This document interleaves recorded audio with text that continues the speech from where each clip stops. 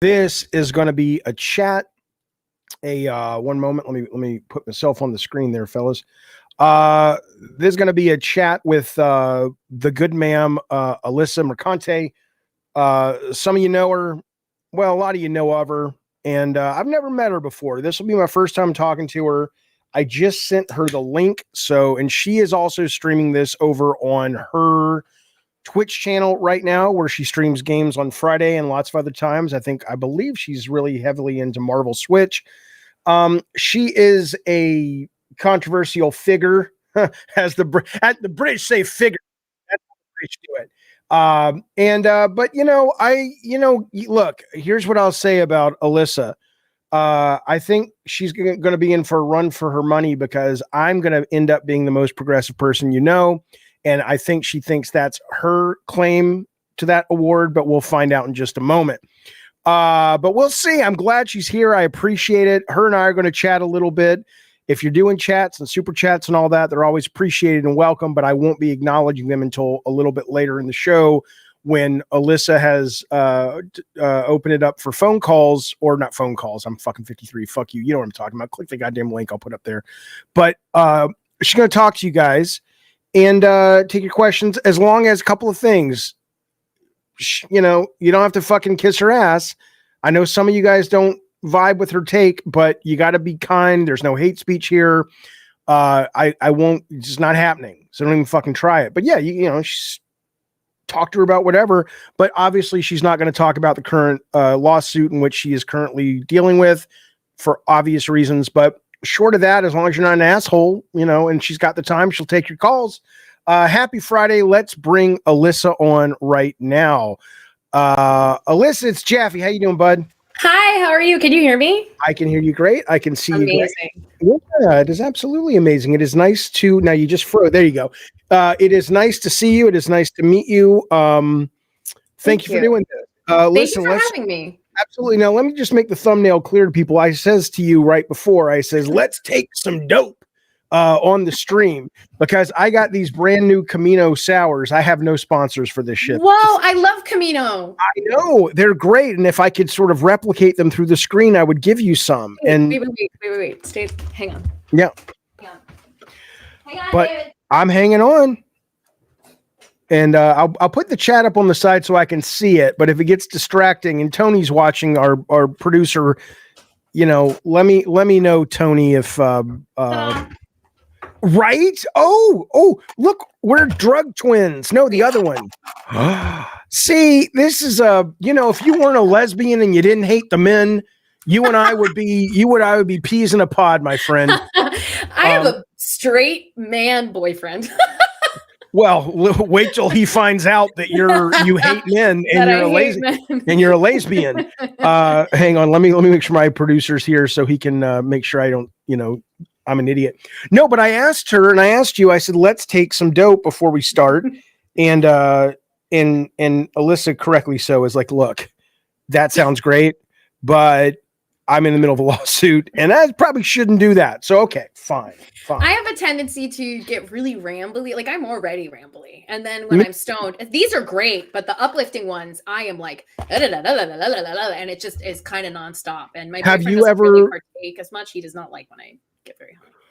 Wait a minute. Okay, a couple of things on this. First off, have you ever taken so much? No, I don't mean mushrooms or any of that. I mean just like weed. I have had hallucinations on weed before. That's how much I've taken. And I asked the doctor and I said, how is that possible? He says, what? You can take, have you ever had any kind of fucking thing like that the weed has just really kicked your ass, or not really?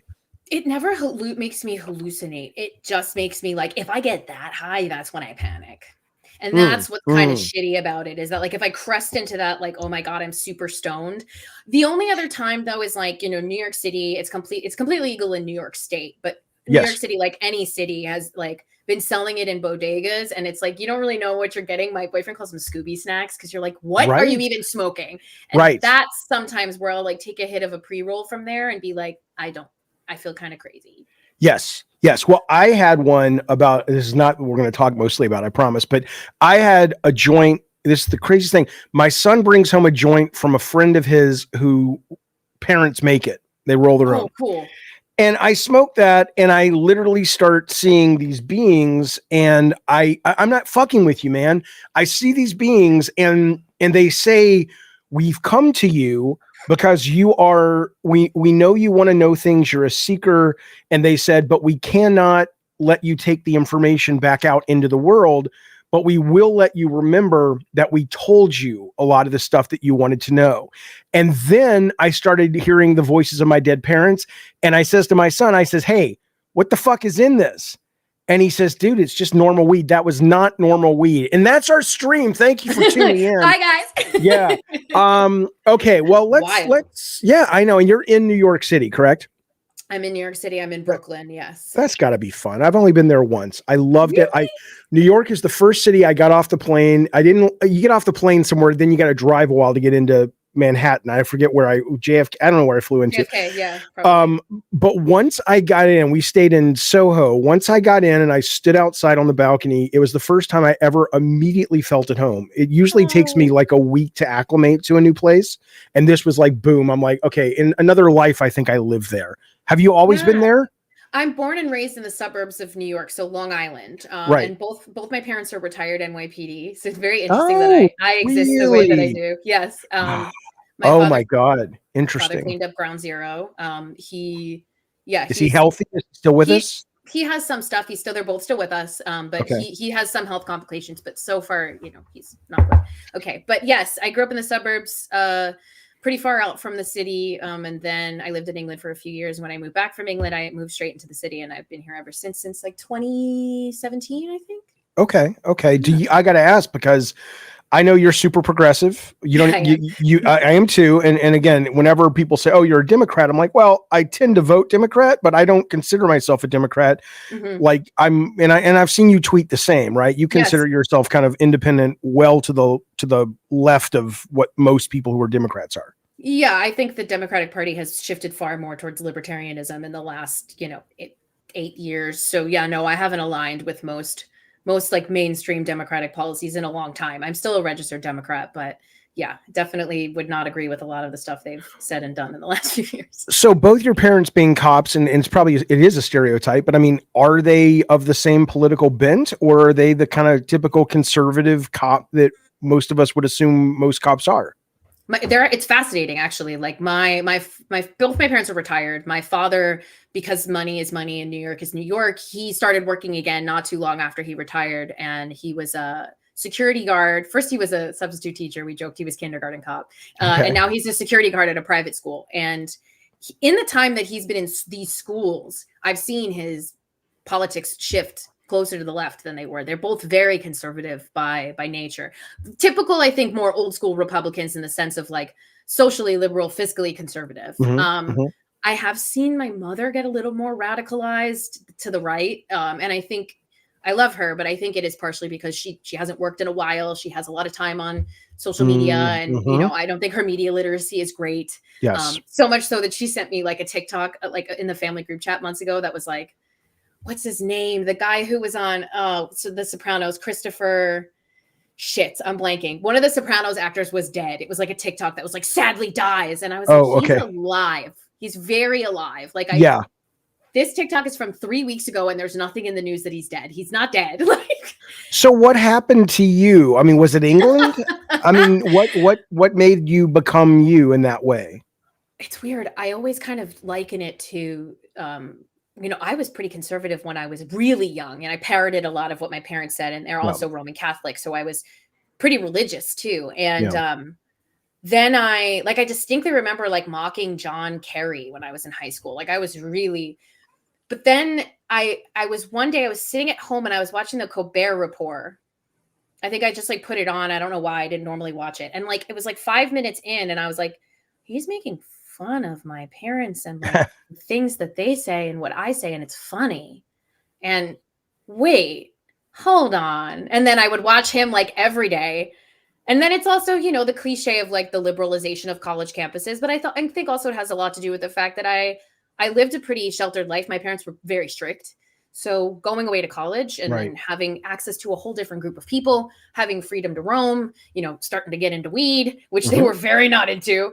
I really just think it started to make me more liberal. And I think also, traveling the world will liberalize you. It will. Yeah. And I mean, you bring up media literacy, which is like one of the things that I don't know anymore, living through, the last 20 years of politics and terrorist attack and all this shit that's going on. I don't know anymore what fight to even fight and what and where it matters. I saw a group of activists in the New York Times the other day talking about how this time around, because we were out there marching the day after the first inauguration and we marched with the gun march and all that. And now you look at it and go, it didn't matter. I mean, it mattered in some level that we can't perceive, but it didn't. He got elected again. And if you assume it was a fair election, which I have no reason to think it wasn't, other than he would if he could, in my opinion, assuming it was a fair election, the country said, well, yeah, but all that said, Jaffe, this is what we want. Right. And so it's kind of like, well, how do you, and so what these guys were saying is, it's like, now when we fight, now what we've learned from that is it's really about winning the individual battles. It's not about the performative stuff, because we didn't think it was just performative, but it turned out to be. So when you mention media literacy, to me, that's almost like the silver bullet in my brain when I really think about a lot of stuff, because there's so much misinformation and kids are not being taught. Well, tell me about, I'll tell you, I'm sure you got 1,000 stories just like I do about that, but it's amazing how many times people will present me something that they are convinced are facts. And then when I will say, well, let's do that. Let's do the work and see, it's crickets. And what do you think? I mean, this is a calculated thing or no? We just kind of got into this place because of social media and no one knew it was coming. I mean, it's probably a twofold thing, right? Like, I think that social media obviously helped media literacy go down aggressively. And I think that the people who were smart enough to identify that that was a thing that was happening probably helped lean into getting more and more things on social media that would, I mean, look, Zuckerberg's pulling fact checkers because he thinks they're too politically leaning in one direction or the other. And it's like, you're pulling fact checkers from Meta when, like, that's where my mom gets most of the most ridiculous misinformation that I think I've ever read. And I will never forget, she called me. I was on a run. It was during the height of COVID in New York. So, like, really the only way I could do anything was to go out on a run. And I was on a run and she called me while I was mid-run, and I, like, pulled my headphones off and I was like, what's up, Mom? And she was like, did you hear that Joe Biden is shipping illegal immigrants who have COVID around the country to spread it? And I was like, what? Oh my God. I'm like, where did you hear that? She Right. was like, I read it on Facebook. And I'm like, oh, that's not who posted it. Like, Dawn from around the corner. Like, right. That's not what's happening. And so I think that letting that stuff fester for as long as it did, whether or not Zuckerberg or Elon or any of them were like, "Wahaha, this will make it worse." They certainly sat there and were like, "Well, this can sit here for a little bit longer." And it's like, if you're not immediately, because they're making their money, right? They're just, So okay, wait. So what did you say to your mom? And did she go? Was that not to be condescending to your mom, but was that a learning moment for her, or was she just like, "Oh, shut up, never mind, it's happened"? I mean, what is the response when you say, here are the facts, that guy's not dead from The Sopranos, and by the way, that's not happening with Biden or homeless people? It's a bit of she glosses over it a lot. I will say though, I'm not the good. We have two siblings in my family. I have a younger sister who's also a school counselor. So she has the patience and the ability to talk to my parents. And she still lives on Long Island. She works in a school there. So she's around them a lot more. They have like a different rapport than I have with them now. For a long time, I was fighting every battle with them, getting in every argument with them. We didn't speak for a little bit during 2020 because we got in a big argument during the protests. And now I'm just in a situation where I really just want us to be okay. And like, I will have an occasional pushback with my parents, but it's much lighter. It's much more of me being like, yeah, Mom, that's what's happening. And then she gets like, okay, well, then forget it. But my sister does do the work. My sister puts in the work. And like I said, my father it's so strange how this stuff works, because before the 2020 election, my mom was like a Bernie bro for a split second. I think a lot of people were that ended up going to Trump. Yeah. She was seeing what Bernie was saying about things, and she was like, wow, that speaks to me in a way. And I think, unfortunately, the the anti-establishment situation just got twisted in the wrong direction. But right. It's really interesting. And you know, I love my parents very much. We disagree on a lot of stuff, but despite how much we disagree on things, and the fact that I have an ACAB shirt that I do not wear on them, you know, they love me and they support me, and I love them and I support them. So they're cool peeps. Okay. I mean the all cops are bastards. I mean, I'd love to hear their take one day, or their take from you, because it's like, of course that's not true. No. But what is true is, if you have a police department and one cop is a bastard and you allow that cop to stay a bastard, then you're all bastards. I mean, I think that's the gist of it, right? I mean, it's also, I mean, is that a conversation you guys have had? Like, what about the rotten apples that make all of us rotten apples, or not really? A little bit. My dad was like kind of recently sort of suggested that he understood that, because he was a cop during the height of broken windows policing, which was a program in New York that was literally like, go into the worst neighborhoods that have broken windows and police the shit out of it. What was the mayor? Was it Koch or something? I think him, and then Giuliani. Giuliani loved that stuff. Yeah. And I think that, you know, obviously in that case, that means they're going to poor neighborhoods, they're going to Black and Latino neighborhoods, and you're disproportionately focusing on people of color and unhoused or low income people. And my dad did kind of say, like, yeah, that was pretty screwed up, wasn't it? And I was like, yeah, it was kind of screwed up. And they were sending you there, and you're going, well, it's just my job. And it's like, yeah, but what they're doing is fucked up. And so I think the positions of power in police forces are the ones upholding these really bad situations. And I think unfortunately, a lot of the cops, I don't want to say, it's not akin to, you know, fascists, but it is very, we were just executing orders. And it's like, well, the orders are really screwed up. Like, let's pull that back a little and think about it. And it's also the militarization of the police, you know, the increasing money going into the police. New York City police shouldn't be in subways arresting homeless people for laying down. They shouldn't be arresting people for jumping the turnstiles. You know, they didn't stop a woman from getting burnt alive. They walked past her.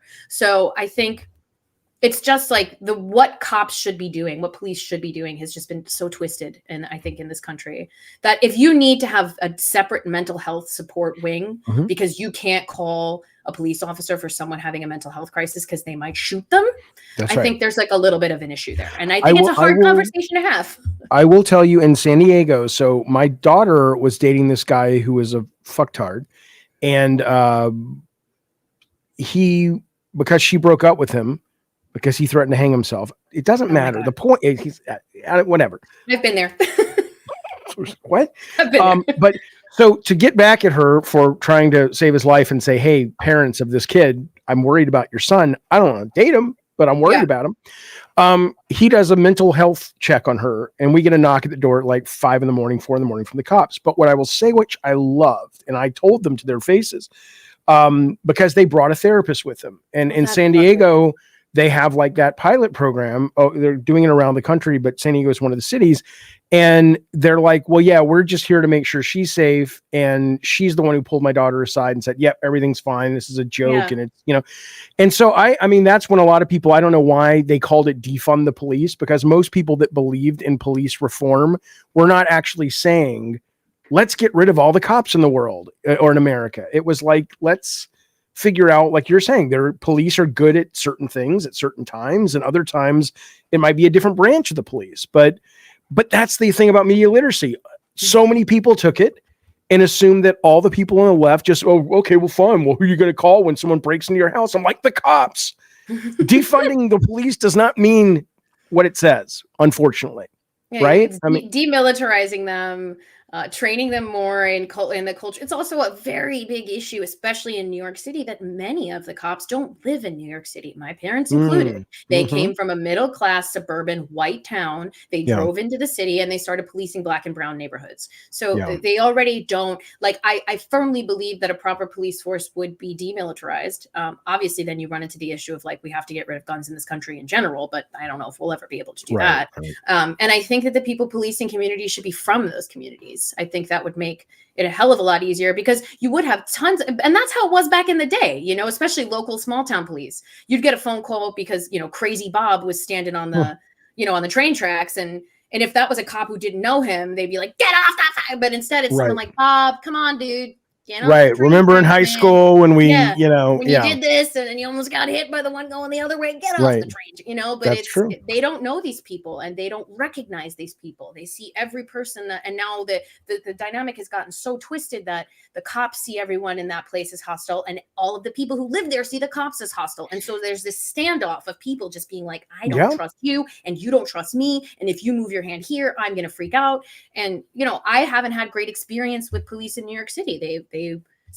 I believe that someone swatted me on New Year's Day, and they came and they were incredibly rude. I mean, it's funny. We talk about getting stoned. I was stoned at 10 o'clock at night on New Year's Day. And all of a sudden Right. a flashlight was like this in my window because I'm And on the you're ground like, floor. "Ooh, And I'm like, is it hello? God?" Yeah. I was like, Yeah. what the hell is that? And they opened Yeah. up the door and it was a cop. And she's like, we got a distress call. And I'm like, for this address or the whole building?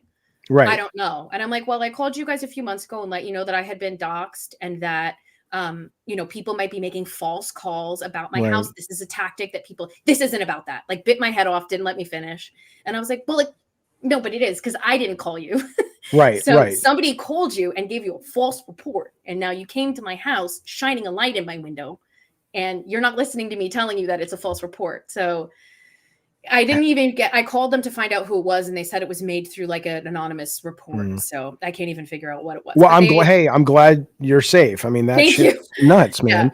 Yeah. Imagine I'm too stoned and then I freaked them out. Like it wasn't great. No, that sounds terrible. But I mean, and you would have thought after the Call of Duty guy got killed, that the people that do the swatting would go, okay, we do want to make these people's lives difficult because we're assholes and we feel we're justified in whether that's true or not, whatever. But let's not. There's a difference between like a pain in the ass prank, like whatever the modern equivalent is of TPing somebody's house with toilet paper, and literally running the risk that you will be in jail because you have kicked off murder.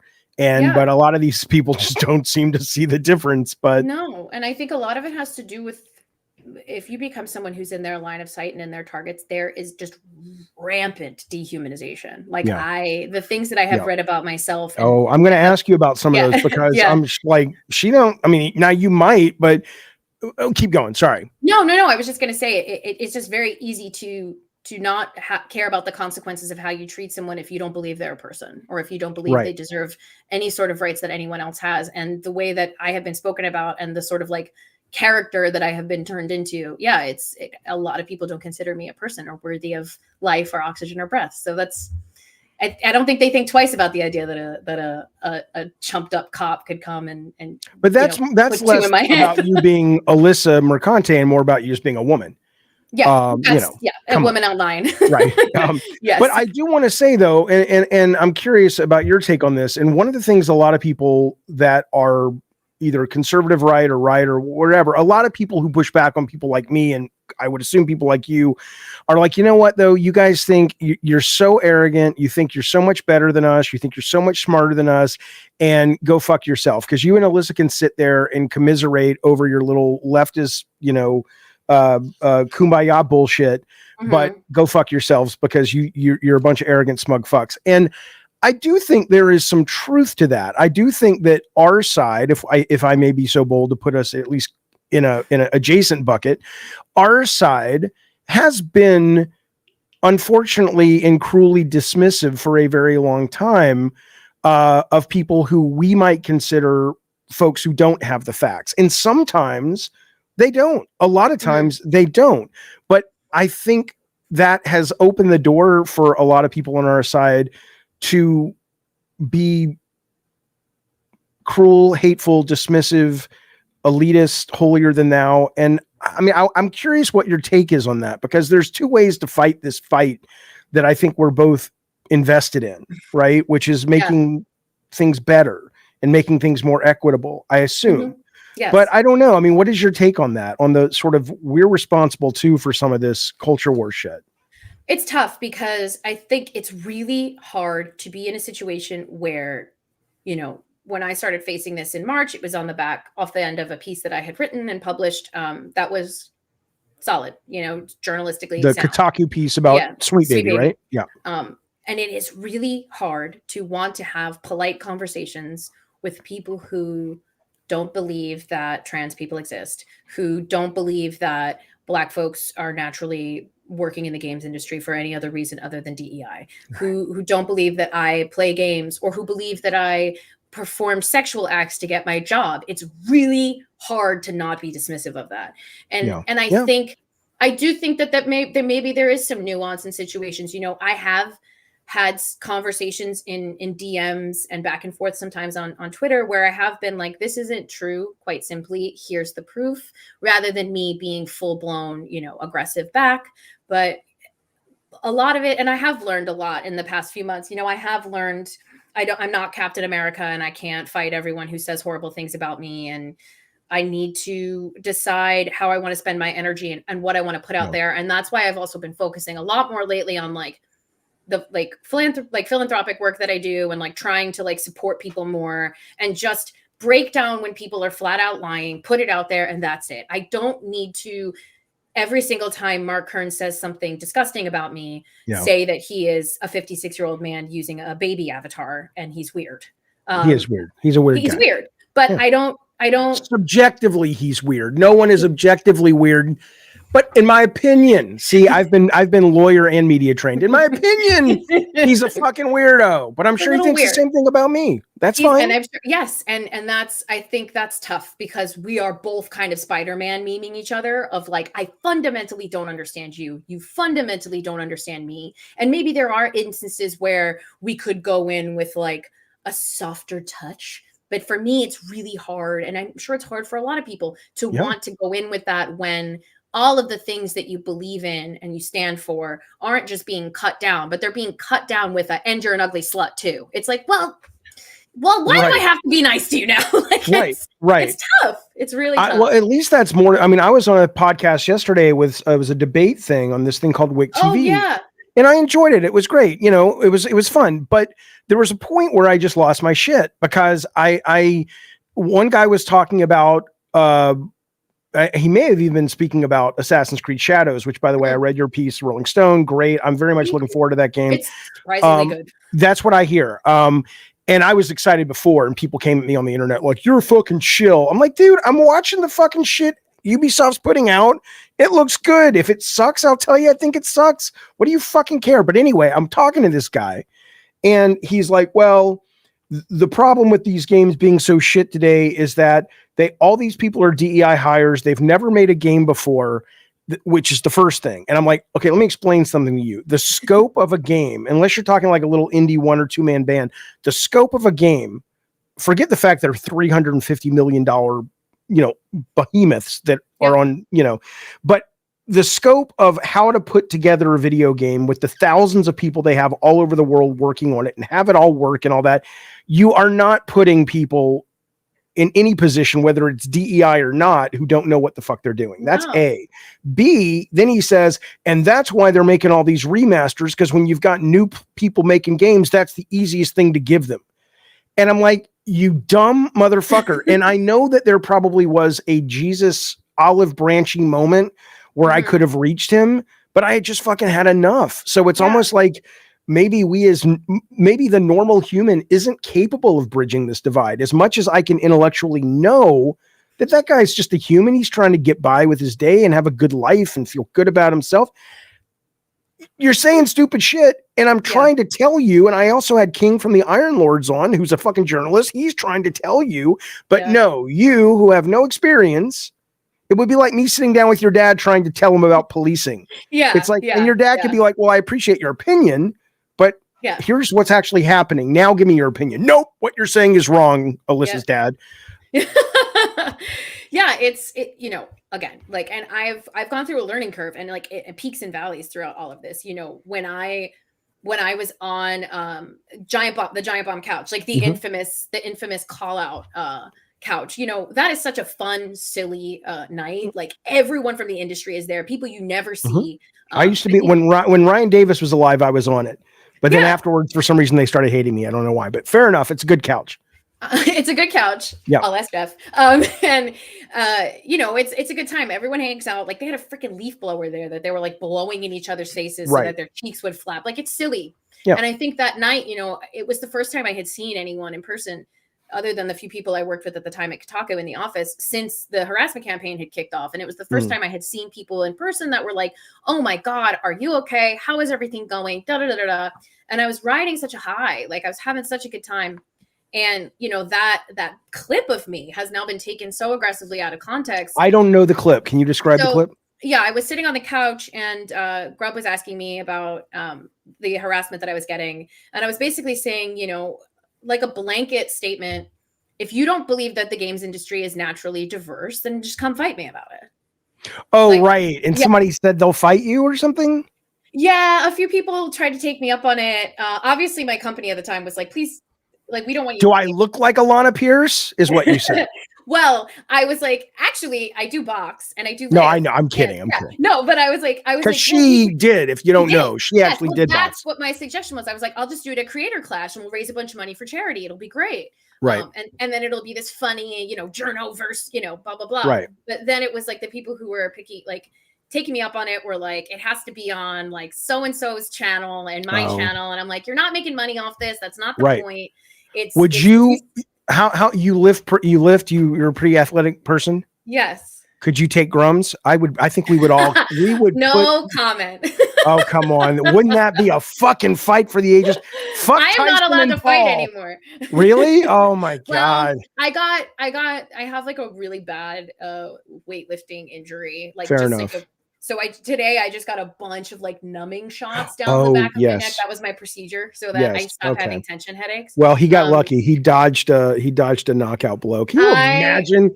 Can you imagine that motherfucker fighting you? What a joy to see you. I'm sure he's imagined it quite a bit for various reasons. Fair enough. I'm sure he has. But yes, I think that was a prime example of me just getting like really frustrated with the conversations that were being had and how dismissive people were of proper reporting, vetted reporting, and how quickly they were like, well, no, that's not what's happening. And no one should be in this industry who's diverse because that's not how it is. And I was like, you know what, if that's really what you think, like, I can't help you because we've proven this. And now you just refuse to listen. And, you know, obviously now it's been clipped and that's like their favorite thing to use of me. And that picture of me is their favorite thing to use of me. And whatever, it is what it is. That is the Long Island soccer player, great hockey fan jumping out. And, you know, sometimes she comes out and I'm just trying to keep her chill. So. Understood. Okay. Damn, fair. Girl. So, the idea of, the you know, when, how do I put this? Well, okay, let me jump to this first. So do you think that you have earned any of your reputation in a way that you go, yeah?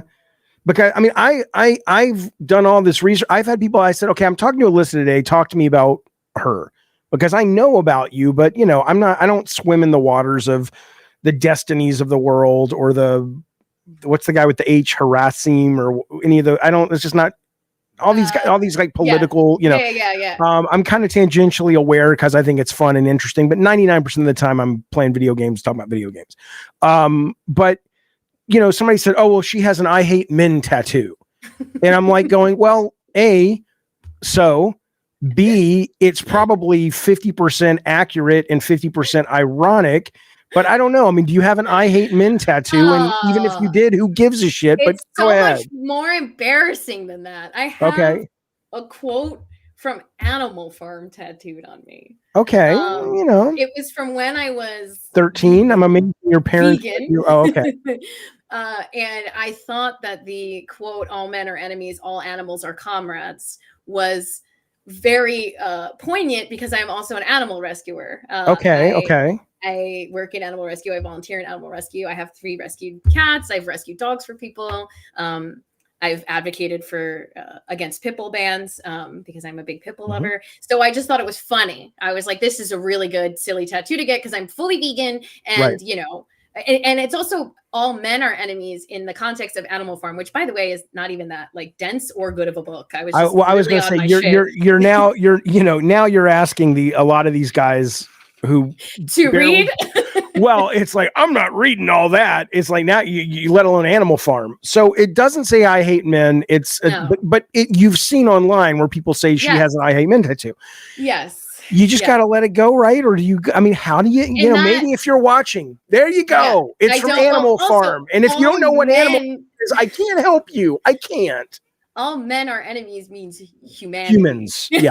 Like, that's right. That's the other thing too, you know, and I just thought it was funny and ironic, and I have it tattooed underneath my butt cheeks on each leg. But yeah, I had posted a picture. I play soccer every weekend. I'd gotten wicked turf burn on a slide tackle, just ripped my whole back of my leg open. And I posted a picture of it, and you could see just the left side of the tattoo. Ah, okay. And so some people were like obsessing over it. And then that's when it kind of spun out that people were saying I was a former stripper and all these like horrific things that have been getting spread. Hey, I got no problem with that. Who cares? You know? It's more that like, what is wrong with these fuckers? Why can't you be a stripper? Why can't you be a sex worker? I think it's just, again, the demonization of sex work is a huge issue. It is. I know horrible. Sex workers. I'm friends with sex workers. As people know, I've gone to sex workers. I've gone to strip clubs. I've gone to plenty of strip clubs. I've thrown bands at strip clubs. I am a huge proponent of that. I also believe that, like, as a woman, men are making money off of you anyway, or they're trying to look for ways to gawk at you anyway. And if you feel comfortable doing this, then do it. The issue that I had and have is that what I did, because I did briefly do cam work, just like digitally stripping, not even really. Like cam girl stuff. Mm-hmm. Yeah, years and years ago when I first graduated from post grad, I probably did it not very long. It kind of gave me the ick. Right. I don't have the personal fortitude to kind of deal with like a lot of men trauma dump in those situations, and I just didn't have it. Okay, wait, speak about that. What, really? Yes. So they'll go on and they'll go on with the assumption of like, hey, I want to get off, but then they just start talking. Yeah, they're lonely. They're very lonely, but it is, for me, I was also in the middle of like a very intense relationship that turned out to be abusive, and I just couldn't deal with both. So I was like, of course, not my thing. And I've openly spoken about it, but it was getting twisted, and it still is twisted to where people believe not only that I was a prostitute, which is very different, but that I have performed sexual acts to get my job or to get money, and none of that is true. So that is damaging in a lot of ways. But I'm even kind of bothered by that. Right. Okay. Let's assume you had. Let's assume I sucked off Shuhei Yoshida to get the directing rights to God of War. Now, I don't want to suck his dick, but if somebody would told me you can direct that game, and that's the only way you're ever going to direct that game, I'd have sucked his dick. But see, if you did that, sure, it would be a joke, but like you would have done it in jest to get whatever. But okay, it's different with a woman. It wouldn't have followed you forever. And I think because I am, that would have, but keep going. Probably because I'm still a professional journalist, and I still want to be taken seriously in these spaces. I think that threading the needle of understanding that I can be a sexual person who freely and happily engages in sexual activities, who isn't ashamed of her body and likes to wear skimpy little clothes. And that does not mean that I have slept with people to get my job in this industry. And it also does not mean that I'm not good at my job. So I think that's what's frustrating, is like, if I was not working in this industry at all and didn't care about any of this stuff, it wouldn't be damaging, but it is damaging. And it could prevent me from getting work. It could prevent me from being taken seriously. Like, do I need to sit in a room with Phil Spencer and have him think that I've done these horrible things? Like I want to be taken seriously for what I do. And I think Phil Spencer? Yeah, I mean, I don't. Although yesterday, though, he earned some of his cred back with that showcase yesterday. That was pretty good. The showcase was great, but you know what I mean. Like, it's very hard to break through in this industry. Games journalism is dying; it's disappearing, and it's very easy to undermine the talent and abilities of a woman by just saying, you know, I gawked about 9,000 my way to that job, and it's like, if I was doing that, I wouldn't have gotten a shitty paying journalism job. Right, exactly. You would have been directing God of War. Like why am I gonna suck my way to the middle? That doesn't make any sense. That's right. You know, and I love Rolling Stone. I'm a kid of the 80s. So I when I got to go to Rolling Stone and that's where she was doing, you work for them now, or they're freelance? I'm freelancing with them and other outlets, So, but when I got to go there to shield not God of War, Twist Metal Black and I got to go into the Rolling Stone offices. That was a big deal for a kid of the 80s. Now people are like Rolling Stone. What is that? You know, I had a subscription to them for years. Yeah, and I even went to the tiny little magazine, which I hated. I love the big fucking, you know. Oh, but yeah. Anyway, yeah, I mean, for me, maybe I hate men more than you do. Then I'm like, if you know, and that's what's so funny. They're always like, you should just fucking hire on qualifications. I'm like, okay, so how about if this is a great game director or designer or whatever, and she did suck dick to get in the door, but she fucking makes a Cracker Jack multiplayer map. What the fuck are you? What is it? It's also just ironic, right? It's like twofold, right? Like, obviously, I don't hate men. I hate people who have hate in their hearts and hate other people. Sure, of course. They just so happen to often be men. White straight men who act like that. But the other thing is, like, there's a lot of issues with sexual misconduct and misbehavior in this industry that come from men. And that's right. There are histories of people behaving in quite terrible ways. And I mean, I reported 2 years ago on the AI deepfake porn that was facing a lot of these Twitch streamers, women Twitch streamers, and how they were disgusted to see that men that they associated with on Twitch were watching porn of them with their face digitally added to porn stars' bodies. And that's stuff that's real and really happening and is really an issue. I think going back to these like schoolyard, well, she must have sucked dick to be there, it's damaging to me, but it also doesn't touch on any of the real issues that are happening in this industry and beyond to women and men. Men get sexually harassed too. So it's like, I think they want to get angry what they want to get angry about. And like, it doesn't matter. It's disingenuous in every sense, in my opinion. Except maybe the fact that they are angry about something. They just don't quite know what it is. And so they're young and they feel disenfranchised. They're frustrated. And in a lot of cases, a lot of these people who are saying these terrible things about me and you and others, they recognize that there is a machine that needs to be fed rage, and that will print out money for them. And so they do it. Yeah. Some of the shit they say. And that's even the thing though about, you know, I lost my train of thought because I keep thinking of shoe now. But yeah, I mean, I think maybe the idea with these, that there is an anger there. And maybe some of it comes from when they hear, like when you say a lot of it comes from white straight men, the hate. And I think there's truth to that. But I think what a lot of people hear, and maybe this is what you mean for them to hear, but I want to ask, is that a lot of people would assume what you mean is that is an inherent flaw in men. But my guess is that is an inherent flaw in humanity, that anyone who is in a power position, sort of systemically, whether it's you are Phil Spencer or you are just a white straight man, and you have, even though yes, your life may be terrible, because they always push back, saying my life shit too. Why am I not getting treatment? It's like, it's not, your life may be shit, but your life identical. But if you are a trans black woman, is going to be worse. It doesn't mean that your back hammers is not valid. So what they hear is, you're just saying men suck. It's like, no, people don't know how to handle power, and people don't know how to handle unregulated greed and capitalism. And we bring out the worst in ourselves. If it was if women were in charge, we'd be probably saying the same thing about women. And in many cases, women are the jailers of the patriarchy. There are women who definitely enjoy all of the bells and whistles that come with, honking the tractor trailer horn for people like Trump or incredibly right-wing YouTube reactionaries.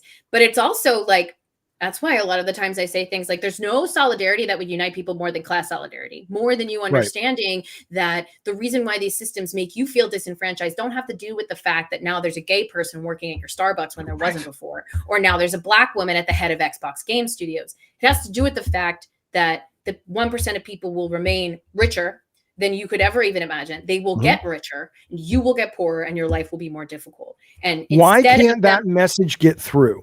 Because it's, how do you break it? You have to completely break their concept of the world. And so, especially in America, this country that sort of built its Napoleon complex, perpetual Napoleon complex. We're young. We broke away from another country. We're the place where you go for capitalism. This is where the richest people go to get richer. This is where the captains of industry started, I think that breaking that entire system down and saying that it's flawed from the ground up, the foundation is rotten. It's too much. It's too. Then what do? How do you break that system and build it up? And you people don't can't like that say concept it because there have to. And I'm not looking at the chat because it would distract me right now. But my guess would be that there are people in the chat hearing you say that and going, "Oh, so you, Alyssa, you, Jaffe, are just really smart and wise, and you're able to rise above the machine."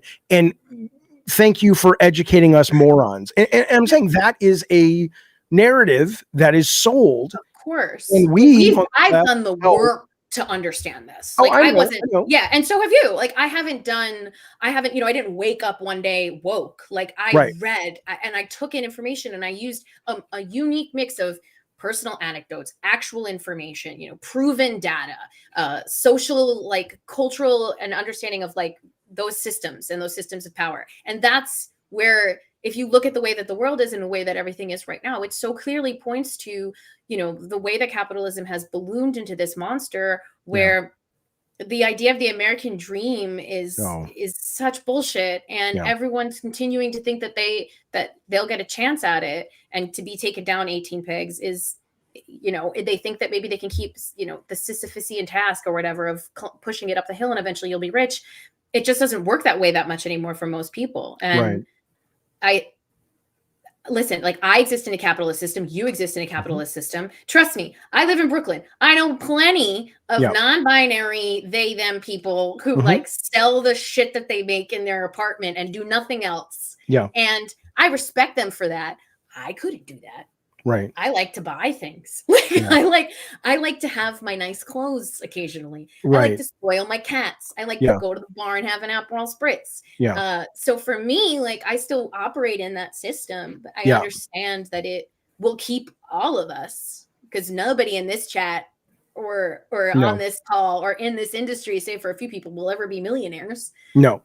And but I think the phrase I heard was to be of the system but not in the system, right? I mean, and I think that makes sense. But it is. I heard a stat the other day, and I'm like, I don't know if I heard it was Bernie Sanders actually, who was doing his video after the inauguration, saying that the top 3 wealthiest people in America have more wealth than the bottom half.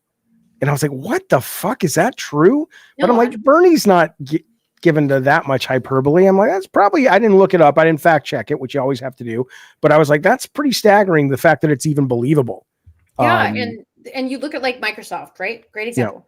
Tons of layoffs. Microsoft hoovering up all of these companies ostensibly to make more games. But like we're sitting here going, hello.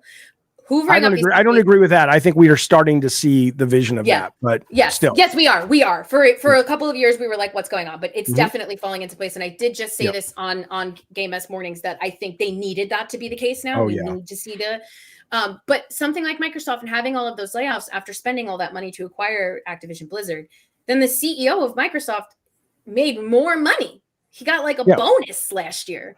And how many people lost their jobs? And how many more millions did that person make? And that should radicalize you. That should upset you, that somebody made more money. Right. And stayed in the upper level of society while, 2,000 people lost their job, or however many people Microsoft fired. And I think maybe don't take the bonus. I don't know. Okay. But it's interesting though, because can you be, and maybe you can't. Maybe it's not meant to be a gotcha question or a clever question. Maybe it's like, well, no, of course you can't. Can you be the best journalist if you are that enraptured with capitalist bounty? Going to the bar, buying nice things for your cats, buying nice clothes? Because fundamentally, if you are in a room with Phil Spencer, what you just asked seems to be a question that needs to be asked to him. Yeah, and I think it's tough in this industry, right? I've experienced it at Kotaku. You can very easily get cut off from contact with these studios. Kotaku and Nintendo have not gotten any, there's been no relationship there for years. And what do you what was the straw that broke? I think this was before my time there. I think there was a piece that somebody wrote about how people were emulating Metroid Prime before it came out. Oh, okay. And that turned people on to go do that, and they got upset. Yeah, okay. yeah. And I think it's been belly up ever since. And then I think there was a report from back when Jason Schreier was still there, I think, about Bethesda, and Bethesda's like for a long time. Little Jason Schreier? I think so. That's what I call him. I don't like him at all. He doesn't like me. You don't like Jason? He's a dick to me. He's a dick. But I appreciate that one person's dick is another person's. I mean, him and I, we haven't interacted that much. He's been supportive. I'm sure he's great to so many people. He and I just are on the wrong foot. Totillo and I were on the wrong foot for a long time because his fucking rag accused me of being a fucking misogynist. And I said, no, sexist. I said something sexist, and I did. And I apologized. I told the reporter, she told me, no, I said, you're right. That was sexist. I'm sorry, but it was not misogynist. Totillo, can you please retract calling me a misogynist? Because no, I'm like, all right, I get along with him now. But anyway, point is, continue. I'm sorry. So yes, Kotaku. No, it's okay. It's just really tough to toe that line, because I think more so than regular journalism, right? And you saw, I think, God, not long after the ceasefire, there was a journalist dragged out of a White House press conference who was asking questions. I did not see that. Physically removed for pushing on questions. I think games journalism is the This was biggest. Today or no, after Biden, or it was recently Trump or Biden? It was during Biden. Oh geez, that's even worse. Drag out White House. I'm trying to find it. I can't.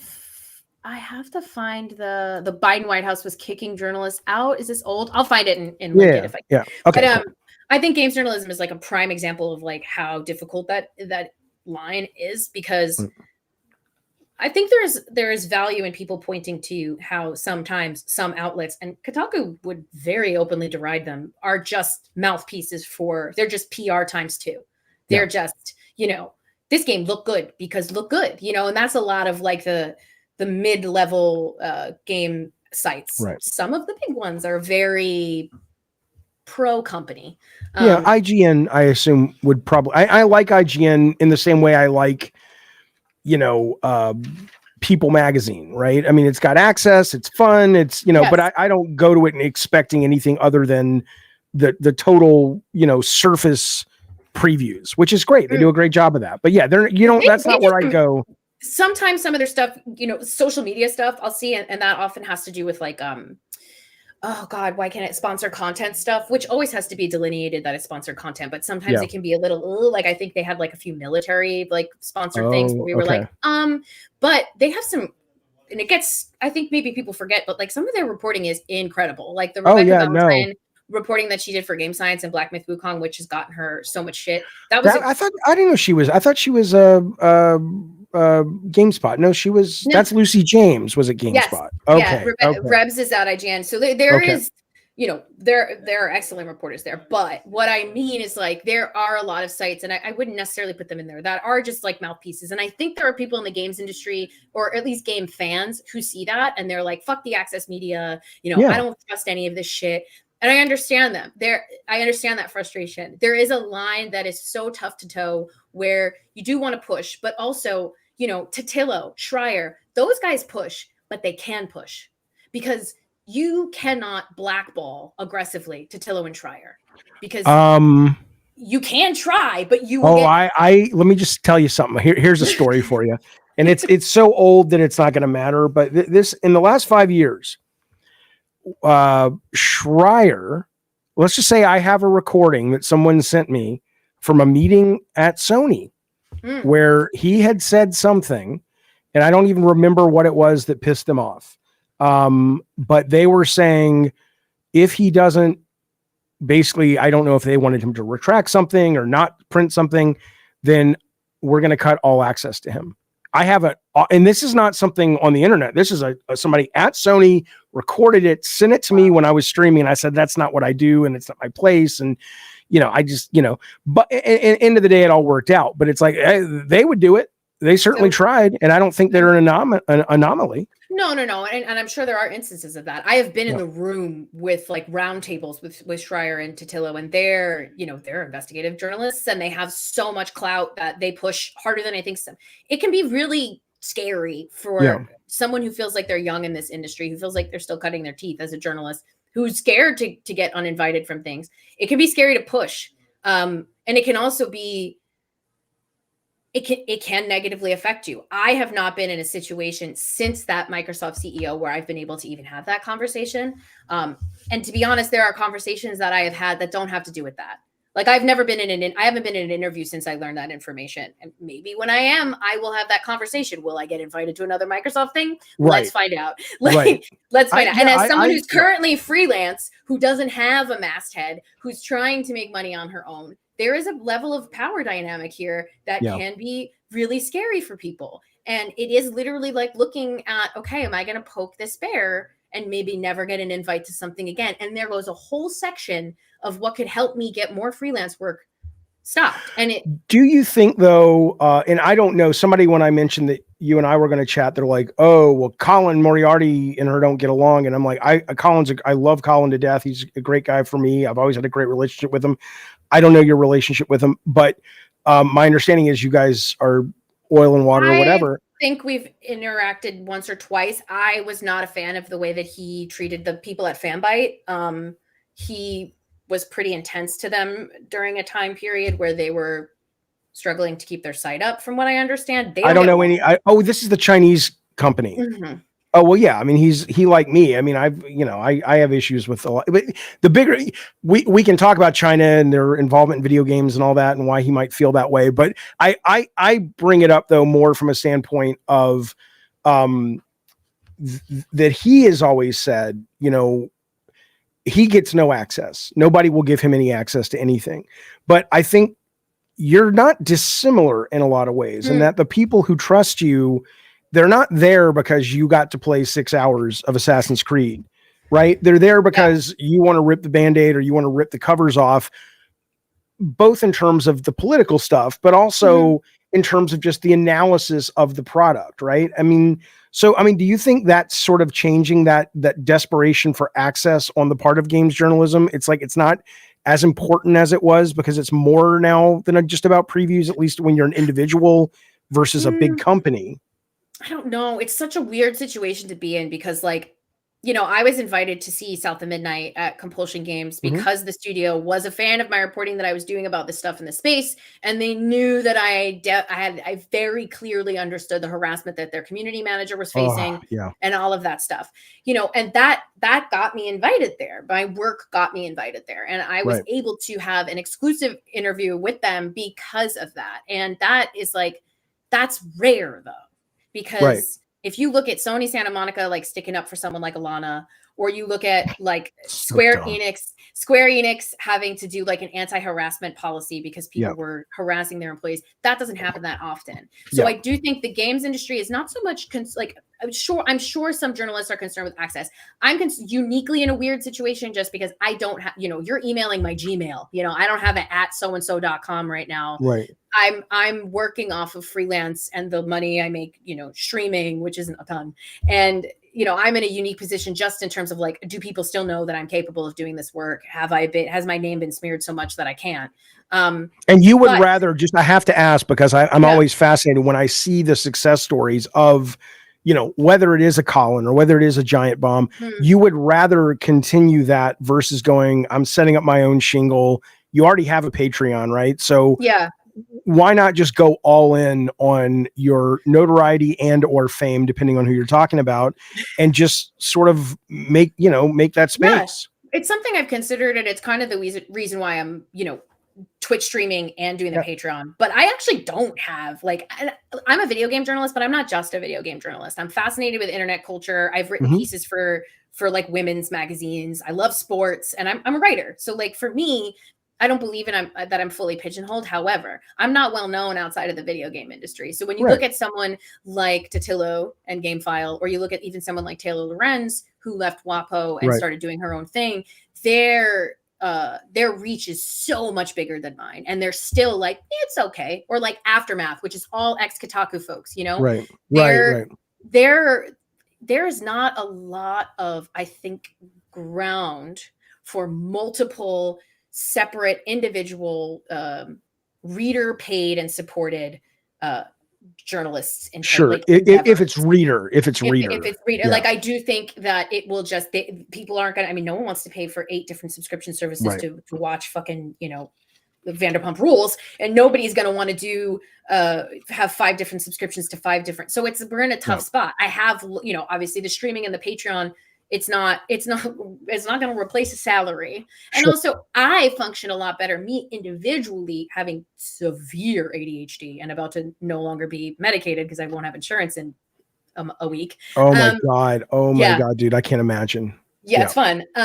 I work better in structure, and I also enjoy mentoring and leading people because I was a senior editor at Kotaku, so I helped design stories. So you like being in the corporate world of the office? Corporate. I would love to have business. Like another. Yeah, I like to have a structure where I work with people as well. I work. Believe it or not, I work well with others. I do. Enjoy. You are not what I thought you were.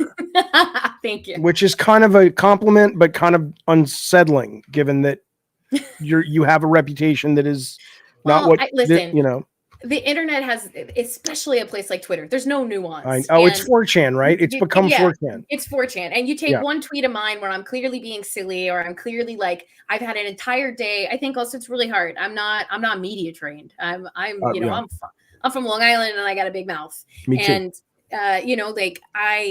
it is really hard to kind of read harassment all day. And once in a while it would happen, especially early on. I would read the worst shit. When this first started, I was getting pictures of bullets and nooses sent to me in my email. I was getting people paying for domain names in my name and in my sister's name, which doxed my parents.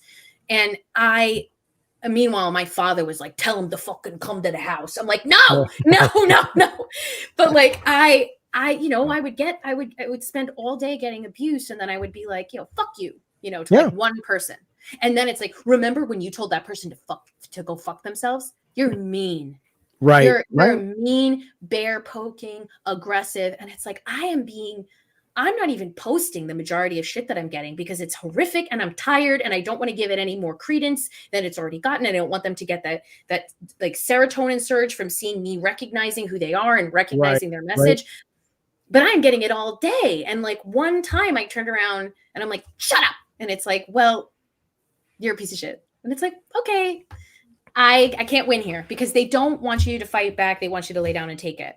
And especially if you're a woman. So and then it goes right back to the people at the top making the money off. They're just like, great, keep hating each other. I love it. The money just fucking rolls in. Let's change the subject to something lighter. Yay. The Jews. Oh my God.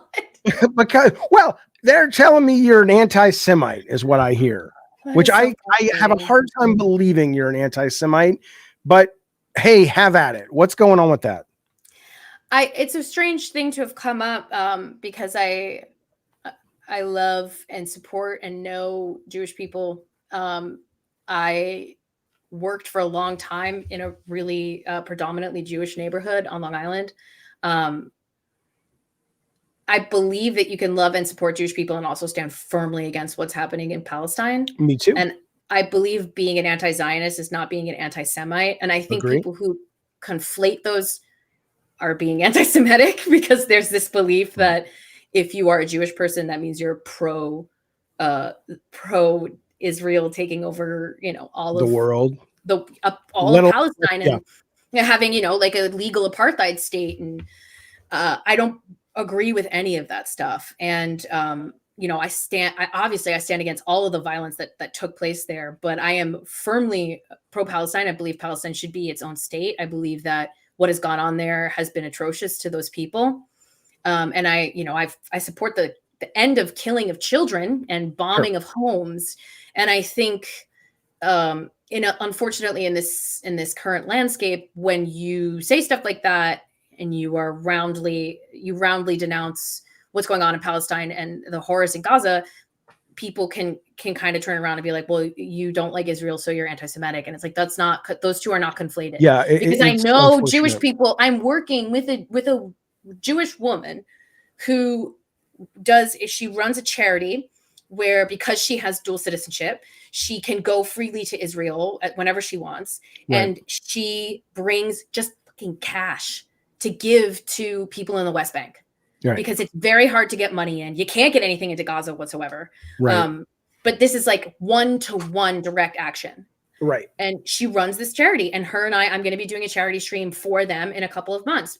Like, she's Jewish and she's against what's happening in Palestine. And so I just think that was a very clear movement against me that was trying to smear me in a new way. But it's so, I don't want to say it's a silly accusation because it's a serious one, but knowing who I am, it's all part of the same shit, right? It's just no one does their research. No one really has any room for nuance, but they have no problem taking the soundbite and running it up the hill as a flag of nobility. There's not even a sound. That's what's so strange. I don't know where it began. I know that people were very frustrated that I reported on the Twitch ban when they banned 4 different Arab streamers after a harassment campaign or a misinformation campaign was happening against them.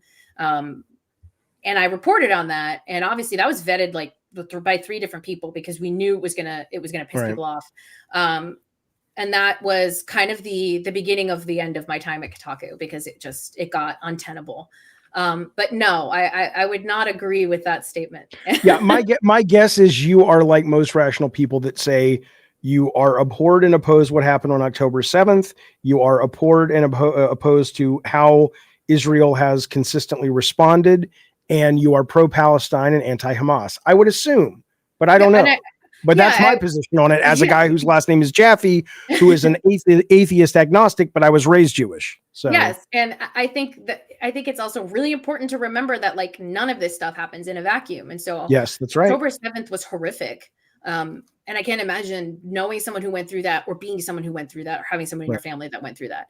October 7th. And then the response to that, everything that Israel did was sort of, oh, well, it was because of October 7th. Well, Israel was already mistreating Palestinian people. Well, and yes, we can go to war against 9/11 and it was awful, horrible, and they should all fucking die. But to act like it's because they're evil comic book characters and they did it because we like explosions and planes and we hate freedom. Unfortunately, if you enact violence against people for long enough and you make them feel disenfranchised enough and you make them feel like they have nothing to do, they are going to turn to the worst things possible to try and change things. And those things will be horrible. They will disturb you. They will be horrific. And that is because they feel like there's nothing else they can do. And that's scary. You never want to be in a situation where you've pushed someone to a point where they commit such horrible shit because they think they can do anything else. Yeah. And the irony is that's where we're getting in this country. The problem with it is that we're doing it against each other and not the actual people that are harming us. Not that I suggest we do it against anyone, but it's probably one of the reasons Luigi is such a challenging figure to think about because of course he murdered somebody. That's terrible. But fuck, how many people did this guy's decision not subconsciously even go, that's collateral damage, but that's the business we're in. I mean, so sorry, people were denied life-saving care because they couldn't afford it. And I've been lucky enough to not experience it directly myself. I've experienced small scales of it with my little sister. My little sister's a type 1 diabetic. And for months, her insurance would not cover insulin replacement for her pump. So she had to use like insulin that she had kept like in fucking storage in case. Which threw off everything because it was individual shots rather than it being in her pump and being like on its own and automatic. She was manually doing it. Her blood sugar was all over the place. And it took years for them to finally approve like a much cleaner, simpler system for her. So her situation was always fucked up. She was up and down. And when you're diabetic like that, it messes with your energy levels and everything like that. And I would just see her, exhausted all the time. And she'd be like, my blood sugar's low. I overshot my insulin, this, that. And it took 2-3 years of her fighting with them to get them to cover like a simple, glucose monitor. And like, why? She's a type 1 diabetic. This is life-saving medication. Like, what do you mean? Right. No, I'm with you. Okay. I'd like to bring in some callers in just a minute. Yes, I just want to bring on 2 quick questions though. Number one is, now that we've had this conversation about the Jews, the I hate Jewish men tattoo, at least could you get rid of the Jewish part of the tattoo? Get that removed? Think about it. Just think about it. You have to answer. Now, the second thing, let's talk about Alana. I'm stunned that this would even, I mean, I barely, I know Alana a little bit, and I certainly know a lot of the Sony Santa Monica people. And if you don't know what's going on with Alana Pierce, I guess there was a bunch of people coming at her online because she wasn't in the credits of God of War Ragnarok, which somebody somewhere seemed to think that she claimed she wrote or was a writer on, which I don't think she did. And they're kind of like, well, you're a fucking lie, you know. And it's like, well, the most obvious conclusion there, if you're not a moron, is yeah, she's probably working on Corey's game that hasn't been announced, and now she's working on a new game. This from the guys who I just followed it today. It's Onion. It's cool. It's a little platforming. She's the narrative director over there, but yeah, and they act like, well, if it was unannounced, then she doesn't owe these people anything. And they act like they expect her to check in when she gets home every night at curfew and go, guys, this is what I was writing. Yeah. It's this unannounced game. That's why I'm not in the credits. Okay. Do you still like me? Am I still acceptable? It's like, what is happening? She's a woman. That Sony Santa Monica has to literally fucking tweet out, oh, she was a writer for us and we really liked her and she's great. Yeah. And they were still like, well, how come she's not in this? Well, how come she's not in that? How come you're not in that? You fucking talentless, contributing zero nothing. How come that, you Twitter fuck? You're not in that. Because no one's either. You're not in that either. And it sucks that she even had to do that. She's been in their line of sights a few times. She's, you know, she pissed them off a few months ago talking about accessibility in Elden Ring and how in terms of accessibility, you are considered disabled if you're a parent. Yes. Because the ability to pause a game is very important to you because, oh no, little Joey just puked all over his jumper. Yeah. Shit. But then, you know, in or Elden little Ring, Joey it's like, is choking, whatever. Yeah. And, you know, and again, nuance. Why is this hard? Because I know why it's hard, because we're taught not to care about nuance, because if we cared about nuance, the powers that be wouldn't be the powers that be. Well, they get Luigi'd more often, probably. Yeah, because people are now saying, oh, yeah, Alana says having kids is a disability. Yeah, she said that in the same way that you said white people. What did you say? White people, you can't be racist against white people, which is technically accurate. Just like it is accurate to say what I say, which I get shit for, which is not very clever. It's everybody says it that is aware of this stuff, which is all white people in America are racist. And that doesn't mean you don't like black people. No. It means that if you're white, you benefit from systemic racism that has built this country. I assume what you were saying was because white people are in a power position, you can be bigoted against white people. You can hate white people if you're a black person or whatever, but you can't by definition be racist, because part of the definition of racist includes an ownership of power and a control over people that are looked at as lesser. Yeah, and that is actually something that I followed that up with, because people were, of course, you know, and I think there's an interesting bifurcation here. There's like people who accidentally misunderstand these conversations, and there's people who willfully misunderstand these conversations. Right. And they do that to, you know, the same thing as people being like, she said disabilities or when you're a parent. That's willfully misunderstanding something. And I think there was a mix of both in that situation. Yeah, I believe that the systems of there are never, black people do not hold the keys to all the major systems of power. So yes, you could have a black person who's like, I fucking hate white people. Yeah.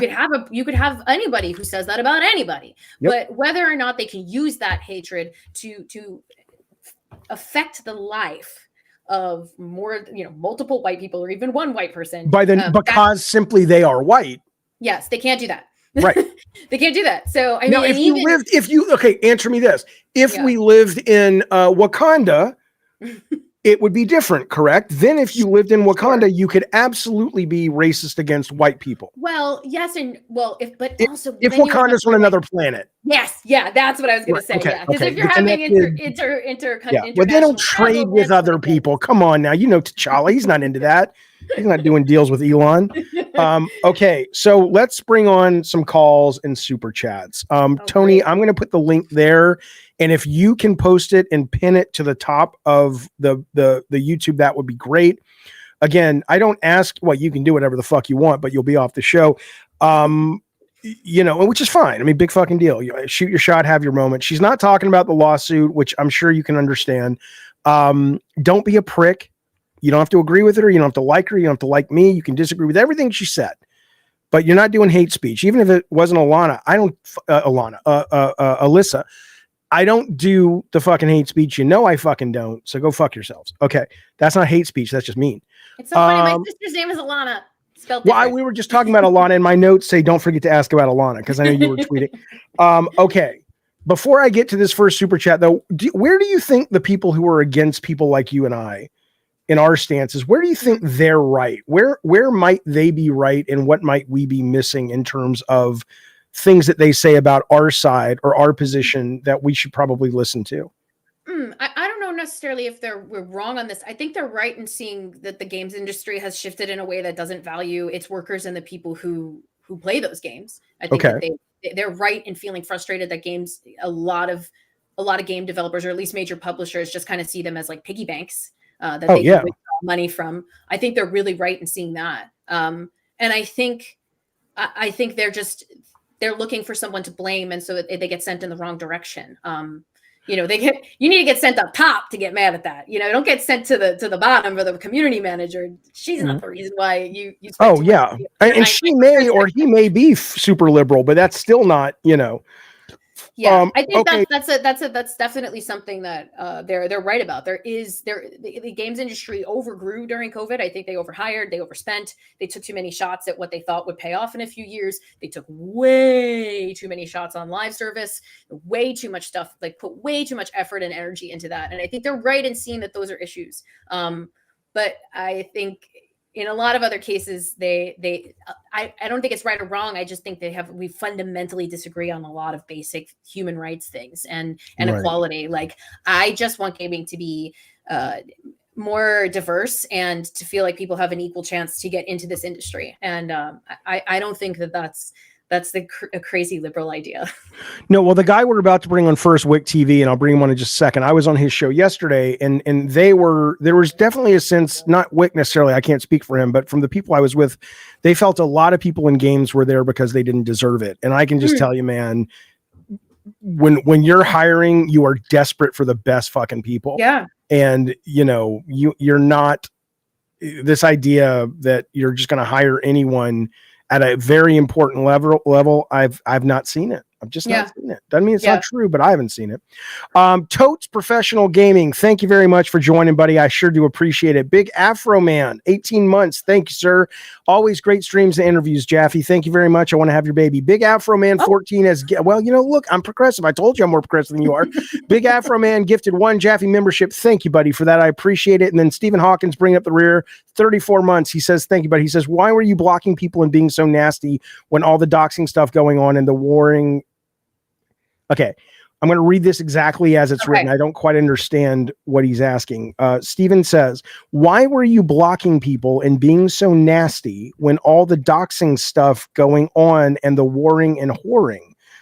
I got banned from you for asking questions. Steven, I appreciate your membership, but I don't think there's a lot in that one question, and I'm sure Alyssa would be happy to answer it, but I don't understand it. Do you know what he's asking? Might need context. Also, throwing whoring in there is sort of showing your hand a little bit. Yeah, I mean, he may be okay with that, but maybe you're okay with it. Yeah, I don't know. Unfortunately, also for a period of time when Twitter was first taken over by Elon, I did install a automatic blue check blocker for anybody who was buying blue checks and like farming engagement.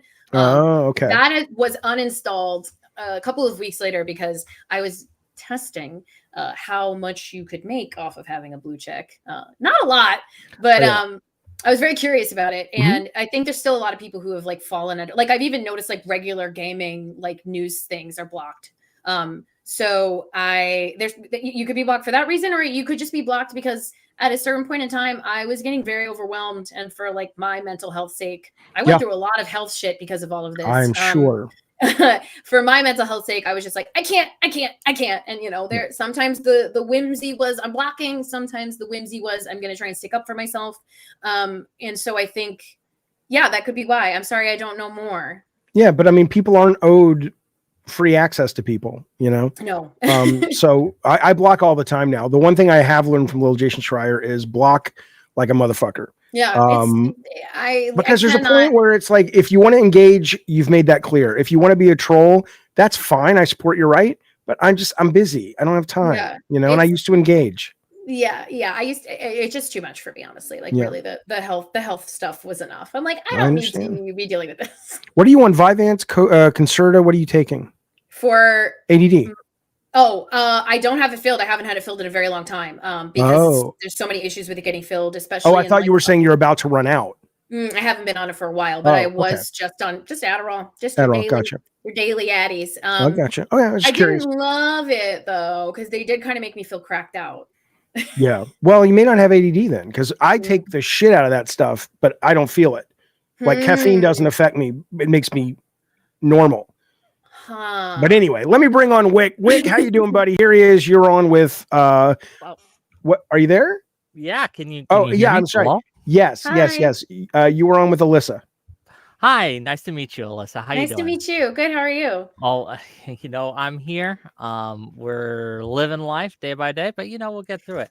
I did have a couple questions for you, if you don't mind. So I've only tangentially followed all the drama surrounding you with Kotaku and the gaming journalism and all these things. I'm fairly familiar with it, but I'm by no means an expert. So if I get something wrong or misrepresent something, please forgive me. It's just what I've heard. It's just what I've seen.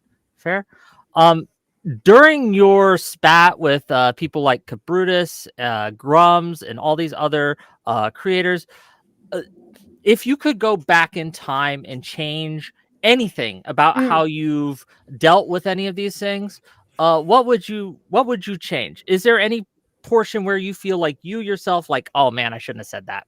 Oh, I shouldn't have done that. I think it's interesting because there's a lot of eyes on the way that you react to harassment. Yes. And or defamation or rumors spreading. There's a lot of eyes on that, especially, I think, you might disagree, but I think especially as a woman in the industry, they really are looking to see how you respond to the way that people talk to you. I was not raised to be somebody who lay down and took it. So I push back a lot. I think what I would change is I wouldn't read everything. For a while, I was like, it was like a car crash and I was reading everything. I was like, I couldn't look away. And I was just taking it in all day, every day for hours at a time. And I did not give myself the break that I should have to stop looking at it, because it was making me prickly in every direction. It was making me prickly with my loved ones. It was making me prickly at work. And it was not a good look for me. Just in my, like, it affected me physically. I don't know. A lot of people told me the other day at the New York Game Awards that I was glowing. And I was like, it's because I left my job. Yeah. But yeah, I think I wouldn't be paying as much attention to it. I really, really wouldn't. And I think it's really hard to have the clarity looking back. You don't have that clarity in the moment. I'm sure there are some times when I didn't need to be like back and forth and back and forth and back and forth, because I don't think it went anywhere in some cases, even though I hoped it would. But I can't think of anything specific. Okay, no, and that's I can interrupt. I'm sorry, Wig. I just want to say, because a lot of people will tell you, oh, well, just don't read the comments. Don't go on social media. I'm like, bitch, nobody's writing about you. Yeah, it's really hard. It's like, why are you searching your name, Jeffy? Because people write shit about me, motherfucker. And I'm curious, if somebody were writing about you, you'd be doing it too.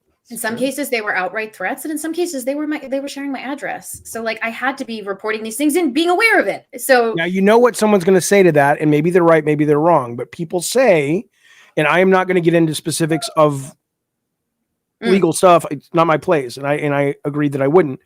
But there is a question about address sharing that people are saying, well, she's kind of a hypocrite, right? Where you know what I'm talking about? Is that can we talk about that or no? Is that I can't speak to it, but I will just say it's publicly available information. That's a public filing. Gotcha. So you didn't delete it. You didn't delete the location for you, but this other person, you made sure people saw that person's location, because that's what people are saying they're upset with you about. That information, I mean, mine has already been made publicly available in many spaces, including in Kiwi Farms. So for me, both of those things have been publicly available information. So why put it out again? I did, especially with how the harassment has been. There was a decision made to make sure that wasn't just right at the top because of what I've been dealing with. Yeah, I can't speak to. I'm just not familiar with that situation. All right, Wick, I'm sorry. I just had to ask. Keep going. It's fine. It's fine. But I guess the reason I'm asking, right? And I understand, like being in the moment, like when you have a mob coming at you, a literal mob of hundreds, perhaps thousands of people. No one's. At least I don't expect anyone to behave perfectly. But you mentioned you were prickly and things like that. So I guess. And maybe you can't think of a specific time, right? But maybe you can. I'll just ask, right? Is there anything where you maybe responded to someone in a prickly manner that in hindsight you look back and you're like, man, that guy was just probably asking a question and I took it wrong because we had 20 different trolls asking me the same thing in a way that was harmful or horrific or things like that, and this guy was just trying to figure things out, and maybe I shouldn't have. And maybe it was his name Wick TV, and he had a beard. Oh no, I don't know if I've even engaged with. No, I don't know. I don't think we have. I'm sure that's happened. I think I think also it's really like I'm not infallible. I'm a human, and I am very, believe it or not, sensitive. I come out very strong, and I come out very, very like I can take this. But after a while, it was very clear that I couldn't. So I'm sure that I responded to people, especially there's also a problem that we have in this situation where there are a lot of people who are prominent figures that are kind of like perpetual question askers, and they play it off as this innocent, like, well, I'm just curious if you da da da. But then if you look at the way that they questions, and the questions are like they're leading, intentionally leading, or they're toying with misinformation already off the cuff, and those are some people who are like big names in this space. So you get a little like, is that what you're doing? And I'm sure there were a few times where I bit someone's head off where I shouldn't. Yeah, one of the reasons I'm asking is because one of the things, just for sake of clarity, this is a criticism I have not just with you, but of the industry in general, the journalist industry in general. And I think I talked with this with Jaffe yesterday. It feels as if that you and your colleagues and the industry in general are painting criticism with such a broad brush. A lot of people are catching strays. So it becomes frustrating as someone who is just trying to figure out what is going on with a situation. It feels dismissive that our criticisms that we feel are valid are just being dismissed by your guys. So I guess my question here for this is, with this criticism, my question for it is, how can we make this better? How can we fix this? How can we get this better? I think that's a valid point. I think though what's really interesting and that maybe is not getting thought about necessarily is that a lot of the reasons why there might be this sort of blanket, well, this is why you guys think this because of this, is because some of the biggest, loudest voices in this space that are pushing back against us on the daily are doing so in incredibly disingenuous and in hateful ways. And they are spreading misinformation, and they are spreading racism and sexism and misogyny and transphobia. And they're doing it under, but we just want to protect video games. We just want good video games. And so the arguments or the questions that they have are coming from very dark places.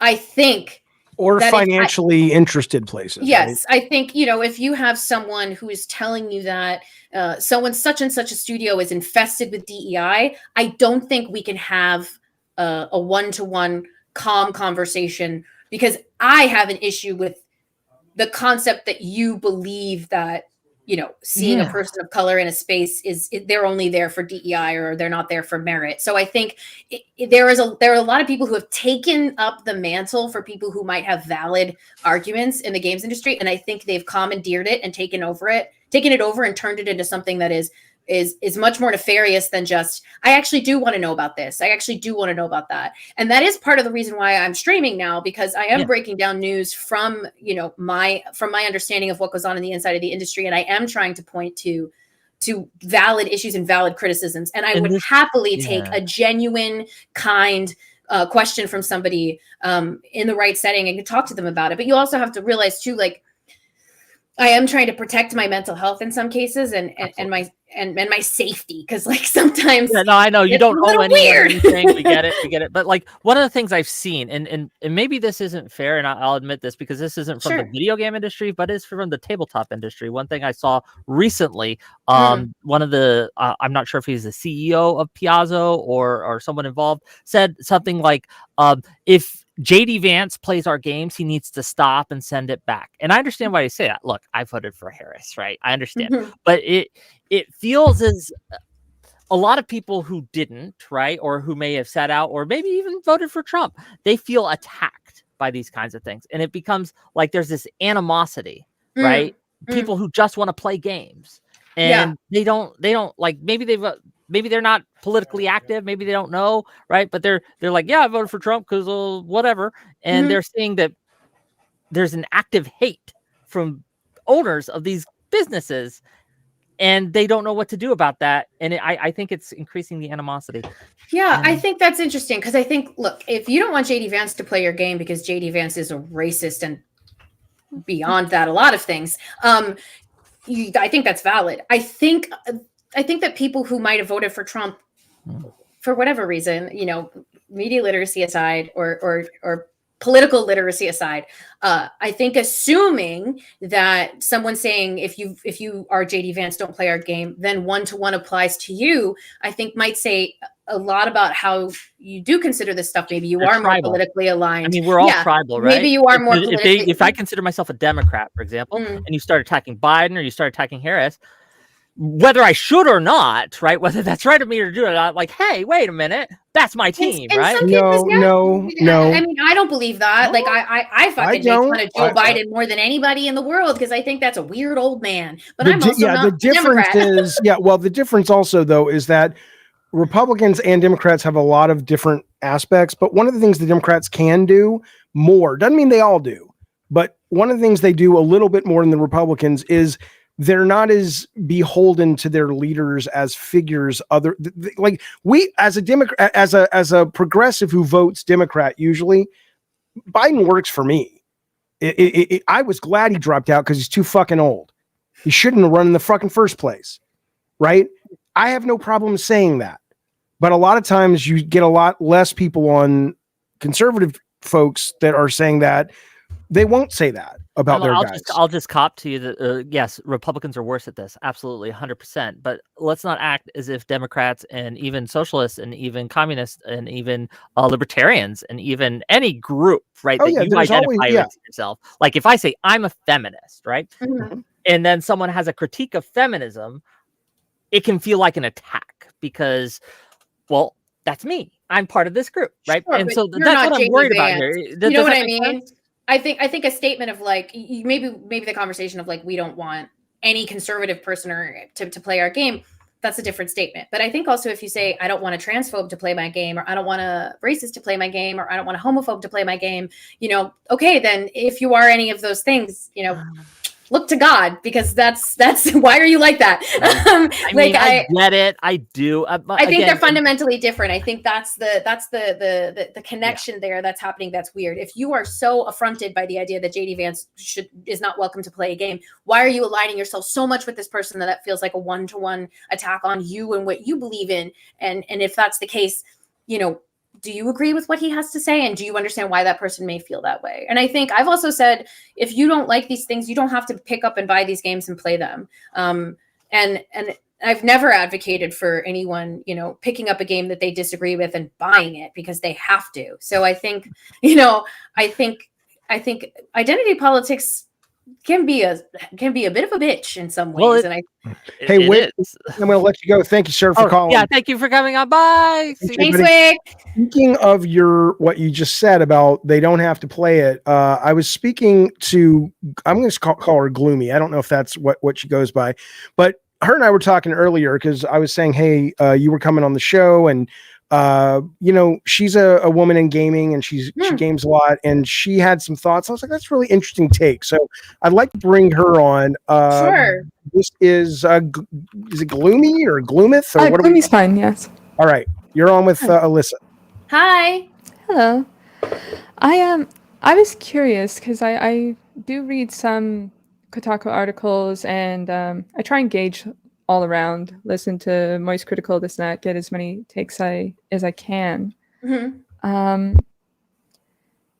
Is there kind of a point that's too far to push for the progressive line? Because as time goes by, the more we try to go for the inclusion, which I think should be done, it's resulting in more animosity for women and minorities to enter these spaces. A number of my friends are no longer playing Apex with me and other competitive games because the comms in the game is just too vitriolic for them. I mean, that's an interesting question, because in a perfect world that shouldn't upset people, you know, that push for, and I fundamentally don't agree with the idea that DEI is something where people, or diversity inclusion in any way is a situation where people are getting jobs that don't deserve it. And like Jeffy was saying earlier, especially in this industry, I think getting a job that you don't deserve it just because you checked a box, that would really fuck up development, and it would slow down a company who, at the end of the day, they just want to print money. They want money. So I think that the reason why DEI was put in place in the first place is because when we were just hiring on merit, there was people being discriminated against, and there was a preference to hiring certain types of people. And so this was put in place to try and rectify that, because there was still instances of companies solely hiring, you know, white men or straight people, for a lot of reasons. I mean, gaming was a predominant boys club for a long time. I think that the pushback is unfortunate, and I think it's being painted in a way that is disingenuous, which is why people rightfully might be frustrated thinking that someone's getting a job over them that doesn't deserve it. But I think that's just not the case. People are not missing out on jobs that deserve it more than a person who's getting it because they're a woman or because they're Black. And I think, as someone who plays online games and knows how bad the comms can be, that sucks. And I don't want that to ever be the case, because I've only ever advocated for and reported on how bad voice chat can be for women and women presenting folks in those spaces. So I think it's like an unfortunate symptom of people just misunderstanding what this movement is, because I don't believe that it's something where people who don't deserve a job have gotten a job. And I think it being portrayed like that could make people mad. And I completely understand that. Do you think that if you knew there was a direct line between you bringing attention to these negative things out there and women online experiencing more harassment, would you dial it back? Or is that kind of the same as telling the woman walking down an alley in a, what were you wearing? Right. Is that kind of the equivalent? And it's like, that's a them problem, not a you problem. Well, I think that's the reason why I haven't dropped out of this, like why I haven't backed out, because in every case when this happened the first time, the first Gamergate, you know, the goal was to get women off the internet, and in some cases it worked. You know, Anita Sarkeesian and Zoe Quinn do not want to be online for a very specific reason. And I didn't want to be that, because I also knew that the moment I disappeared, it was someone else in their line of sights, no matter what. They will move on to another person. You're already seeing that happen with Alana. And I said, I'm just going to take it. I'm going to take it on the chin. If anyone told me that things that I was doing was getting them directly harassed, they were coming to me and saying, someone said, Alyssa Mercante brought me here and I fucking hate you. That would be a conversation that I would need to have with them and that person. But I think I've tried to take it on the chin as much as I can, because I don't want this to be harder on anybody else. That's not the point. Well, I would say I can't speak for the hiring process for any jobs. I'm not going to speak on something I don't know, as I've not hired anybody for that field in any way, shape, or form. But I would say for like the community, it has in the past 6 or 9 months gotten worse in the vitriol of the community, saying like, you don't belong here anymore, we're not letting you in anymore, we don't want you to be a part of this anymore, you've taken too much, we don't want you in. And no matter how high the merit is, like for competitive gaming, your higher ranks still mean nothing now. Before it used to be like I'd go Ricky to gold, I'd keep my mic off and that would be it. But now even in the higher ranks, I have to question if it's worth trying to communicate with teammates without getting vitriol put forward. And I think it is an issue that not every journalist, but a lot of journalists will approach games and go, well, if you hate this, we don't want you anyways, we don't want you to participate. And that's causing a lot of othering and tribalism. So are they going to be able to attack the journalists? No, they're going to be able to attack people in the games that are as close to them as possible. And I think that is an issue. Yeah, and that's again, like I said, I've written about this a lot. Riot is doing a really great job policing chat in Valorant, which can be really, really bad. I played Halo 3 and Halo 2 when I was in my late teens, and the shit that I heard then was some of the worst shit I've ever heard in my life, even now, after everything I've heard. I think if we're saying that we don't want you someplace, or someone saying that we don't want you someplace in the face of hate, I think that's very different than somebody saying they don't want someone there because of who they are. And I think that that's just where this tribalism is like missing. We're missing converse. We're talking about different things. And many people are saying, if you believe that, you know, Black folks or queer folks or women are only in this industry because of DEI hirings, they don't deserve to be there, or that people are making video game characters more ugly or forcibly injecting diversity into games. If you believe that stuff, I can't find a middle ground with you if you believe it that wholeheartedly. And I think if someone's getting mad at that and saying, you know, getting angrier at women and getting angrier at Black folks in games or something like that, I think that's like accidentally proving the point.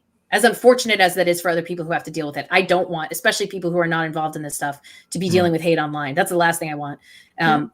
So I'm sorry if that's how it's appeared. I really am. And I would just say that, like, I think it's just symptomatic of what's already happening here, that there is like a rotten core that is getting fed anger. And there are people who are saying they don't want that around, and that's making them angrier. And it sucks. I would say it's less appeared and more what is happening. Because I would say in the past 5 years, everything was much more accepting, comfortable. So Gloom, if you had your way, would you tell Alyssa and people like her to stop reporting on it? I would say that there is a method that is being engaged with that is not beneficial to the community whatsoever, in which a lot of articles will go and just accuse the entirety of the, maybe not the entirety, but a good majority of the male gaming population of being a problem, that they should be excluded, that their opinions are incorrect, and with them not being heard, it is going to cause further vitriol.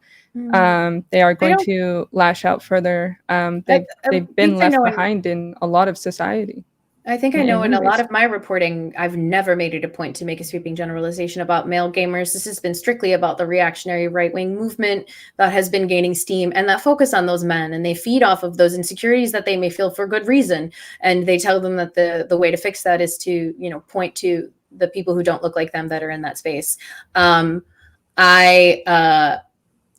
I mean, that could be a bit of a chicken before the egg, because they're not accepted in the spaces of the progressive line of thought. They are told that any attacks on them are not actually attacks. Any things that occur there are not real. What is happening to the exclusion that occurs to them is non-existent. I think inclusion is beneficial, but unfortunately, the methods that are being enacted are more so, we have been oppressed, ergo we shall now engage in the same rhetoric towards you, and that's not going to be beneficial at all. That's why so many people are turning towards MAGA and stuff. Even people in my country of Canada are saying that they support Trump's cultural takes, and that's ridiculous. It's fundamentally ridiculous. Can I ask you, where do you think, and I'm not saying you're wrong, but when you say that the same tactics of we're oppressing, not we, I mean, I'm a white guy, but, you know, the powers that be and the culture wars are oppressing these men that you're talking about because they were oppressing other people. How are those men being oppressed right now? They have no security or any place in society anymore. Can you be specific about what that means? We have given a lot of benefit to women to now pursue careers, to be independent, to you've allowed women to be independent. I didn't know that they didn't know they weren't independent before. Well, we can open a bank account without a husband's signature. Only, what was it, 34 years ago? 1970s, yeah. So we, by you mean legal government or the cultural norms is what I mean by we. Okay, keep going. Sorry. Like, I myself have now been allowed to have these freedoms, and I'm able to engage in these things. But unfortunately, we still have this culture in which men are taught to be very stoic, to hide their feelings, to repress, be a provider. But that job's not on the docket much anymore. There are still some cases that occurs, but it's not the norm. Okay. And we haven't given them the tools to manage that. So now they have these online enclaves where it's not your fault and it's not your problem.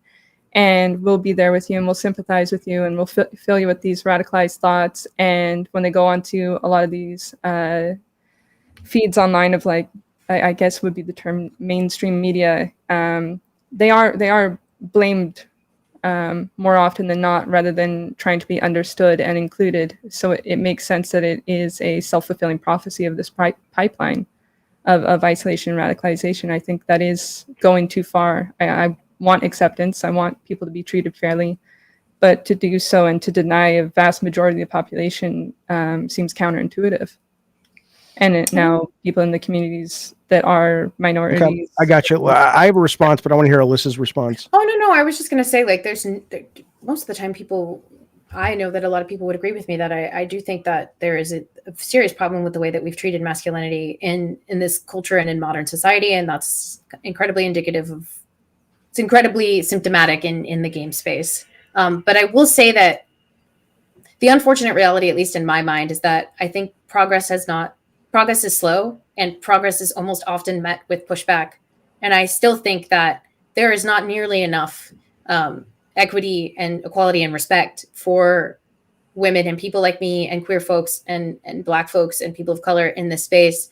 We haven't magically, bridged a gap that's completely closed now. It's still very much there. And I think, unfortunately, it's very hard for us to address this without, I don't want to say people catching strays, but again, if the leaders in this space, the thought leaders who are taking these young men under their wing, who are taking their money, if they're spewing all of this stuff, it's hard not to say that those leaders are doing these things, that they're being transphobic, they're being homophobic, and I don't want them in the space. I want gaming to be more equal, more open for everyone. And I believe that if you're rooted in a place of reactionary kickback to what you see as perceived progress, I think that's a problem. And it's never my intention to make anyone who feels lonely or lost more lonely and more lost. But I will take a firm stand against anyone spreading any type of hate. And unfortunately, it's almost impossible in these cases to split the atom of those two things, because a lot of people are just kind of parroting talking points that they've learned in chat rooms that they found solace in or community in. And I don't know how to completely undo that, except by doing stuff like this, like going and talking to Taylor Lorenz, or continuously pointing out that these young men are being targeted for a reason. They are lonely, they are sad, they do feel lost, they feel rudderless, and these people are taking advantage of them. And I think that's who they should be upset with. Well, and I just want to add, and I agree with that. And I want to add, Gloom, that what you said, that it's like men used to be the providers and they had this opportunity, and it's almost like that's been taken away. That's been lessened because of what I would consider, and I imagine you would, but maybe I'm wrong, a good thing, which is you don't need a woman doesn't need a man now.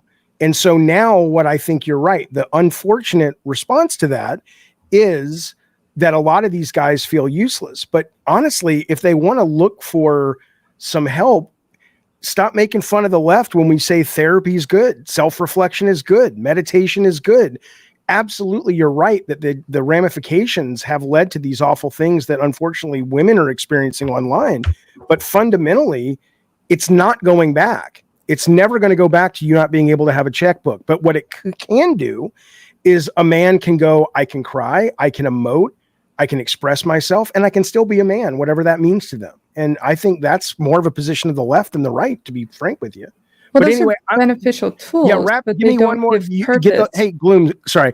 I'm going to give you the last word, and then we're going to move on to the next caller. Thank you so much, Gloom. I appreciate it, buddy. Seriously, I'd love for you to call back in the future. I love your take on this. But please, Gloom, if you would, wrap it up. Yeah, I mean, just to quickly respond to that piece, having the therapy and the group hangouts and that emotional factor is beneficial, but it does not give the sense of purpose, and that's what's causing a lot of the vitriol. Is they've lost that sense of purpose, and it's still being ingrained into them that provider role should be their sense of purpose. Yet we don't have society. Who's ingraining that in these men? It's still in. We still teach children that boys can't hit girls, but girls can hit back, and if she does, then she likes him. We have tons of cases of misrepresentation in emotional abuse of women towards men, they are left alone, and we have not put the tools forward for them to feel included. And I think the more tools people have, Gloom, the better, because I think more people need to. I think people, like, I mean, Alyssa said it better than I do, but if anyone feels alone or lost, or in this world of interconnectedness, it breaks your heart when you really think about it. So I think we're all eating at the same, issue, but I don't know if I agree with some of the things you're saying, but I will talk to you in the future. Hopefully. I love talking to you. Loved having you on. Thank you, bud. Thank you. Right, thank you. All right. I'm keep bring someone on. I'm grabbing another La Croix. Absolutely. Hey, listen now. Oh, okay. I might eat a fucking edible, because I tell you something, by the time that edible kicks in, we'll probably be wrapping up, which means we can game stream, and I'll be high as a fucking kite. But I got to think about it, fellas. I don't know if I'm doing it. I see Steve down there at the bottom scratching his head going, when am I coming on the fucking show? And he's like, I'm not going to smile. Right, I'm not going to crack a joke because I fucking hate Jaffe. I understand. What I was saying, Alyssa, is I might take a goddamn edible the size of an elephant. By the time it kicks in, we'll be wrapping up, so I'm not going to get you in any trouble. But first, let's bring on Dev. Here we go. This is Dev. Dev, good to see you again, buddy. You are on with Alyssa. What's up, bud? Dev, give me just a second. I am adjusting. There we go. I'm in the middle now. Okay. Hi. There you are. What's up, buddy? Hi. Hey, Jaffe. I haven't talked to you in a while, man. How's it going? Well, it's good. I fucked your wife last night, but besides that, Jesus, I gotta go tell her about that. I tell you what, man. She's lost. Anyway, the point is, Dev, what's going on?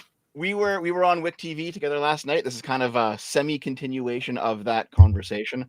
I kind of positioned myself in the middle of that conversation, because there was the two guys, the one guy who really watched my content and really liked me, and he's like, I love you, and then he was like more to the right than I was, but I'm also not as far to the left as you are. I definitely view myself as a moderate. But you were in the middle of two men. Oh yes. That's fine. I'm bisexual. I don't give a shit. Hey. So my butthole's still bleeding. My butthole's got the blood coming out my butthole. Well, you're not using enough lube, then. So That's an option.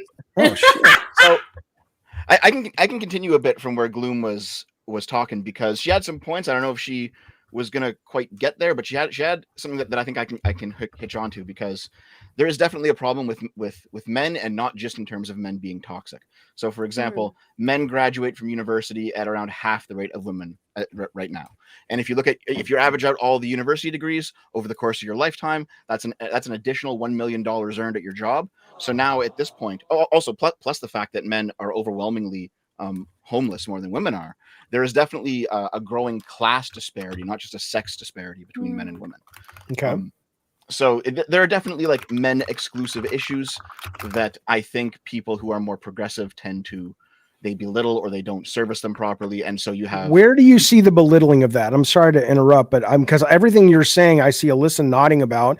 And as much as I disagree with a lot of people on the far right, I saw the movie The Red Pill. I thought there were some good points made in that film about men's health. It doesn't mean that I agree with a lot of it, but some of it, where are you seeing that it's being belittled? To be honest, I haven't really hung out in progressive spaces for over a decade, because I haven't been a progressive in a very long time. So maybe things have changed since my day. Well, you should call back when you actually have up-to-date facts, right? I'll go and hang out with more progressives and talk to you about it. But basically, there is definitely like there are men's issues that aren't jokes, basically. And sure. Yeah. 100%. And I think that's valid, completely valid. I would also I don't know a lot about the college stuff. I'm very curious about that. But also how much of that has to do with men working in industries that don't require college degrees, that tend to be more blue collar jobs. Does that have anything to do with that? I mean, I'm of the belief that we should have women in more blue collar labor 100%. I started doing gardening work over the summer to make extra money. And I was like, my hand's dirty. What is this? I loved it, but I don't know a ton about that. But I think it's, look, I think there are valid issues that are going on with men in this world, especially young men in this world. They're angry, they're rudderless, they don't know where to go. I also think that it's really, really interesting that anybody who has been marginalized or mistreated in a systemic manner for the majority of the history of this country or modern cultural history, right? Any of those people, when they get what seems like a modicum of equality or a modicum of progress, it feels like the response is is incredibly reactionary and incredibly intense. And it is very hard to kind of have a conversation like we're having in good faith of like, oh, but there are real men's issues when there are so many men who the way that their anger presents itself, especially online, is deriding and hating on people who have just started to get a foothold in these spaces, who really are still, you know, the last time I checked, it's still not women running almost every single game studio. You know, when I went to Ubisoft Quebec City for this Assassin's Creed preview, every single game director was a dude, you know, and a white dude. By the way, can you speak to that or not really? Because I know Rolling Stone Legal right? Yes, I mean, this Rolling Stone Legal wanted to vet that. Yes. Yeah, I read it before I read the footnote, and I'm like, this guy sounds great. And then I read the footnote. Can you? Yeah, but that's a prime example, right? So Ubisoft Quebec City is ironically under a ton of scrutiny for, you know, making a game that apparently is, you know, disrespecting Japanese culture and forcing a black man into it, according to some people's arguments. But they are also being run by predominantly white guys, and one of them was accused in 2020, Jonathan Dumont, of fostering an incredibly hostile, harassing workplace. Now, Ubisoft gave me a statement that I shared on Twitter when I asked them about this, because also, Jaffe, if you've ever done these things before, when you do game previews, it is like a fucking marathon that you have to sprint. Like, you don't have a choice. Right. It's all day. If you're in media, you get brought to a studio. You're stuck there all day. You eat when they want you to eat. Yeah. You have shitty coffee. I'm always the asshole that brings my own coffee because it's terrible. Yeah. You know, I heard your accent come out when you said coffee. No, yes, I'm from New York. But like, you know, you have to be around, and bless them, I love them, but a lot of people in the games industry are a little neurodivergent. So you have to be around incredibly socially awkward people. And I'm very like social butterfly. So I feel like I have to bring up the social level by being chatty. It's exhausting. So when I did this preview, I completely forgot about the 2020 allegations. I didn't put his name to his face. And then I went and left and was like, looking up everyone's names and said, oh, fuck, that was the guy. So I think it's like this stuff is still happening. Like they said that, you know, the people who Dumont was, and anyone who had any allegations against them, they were either let go in some cases, or there was, you know, some sort of process whereby they were reintegrated back into the team in a way that made people feel okay. That's the statement that Ubisoft gave me. I don't know exactly what went down, but this stuff is still happening. Women are still being mistreated in this industry. Sure. I mean, Blizzard, I've heard the stories. Yeah, exactly. So I think there are valid conversations to be had. And I have consistently spoken about how I think that these people who are taking heaps and heaps and heaps of money from men online, young men specifically online, who feel rudderless, who feel out of place, they are taking tons of money from them because they see a problem, they're pointing out their symptoms, and they're offering them no solution.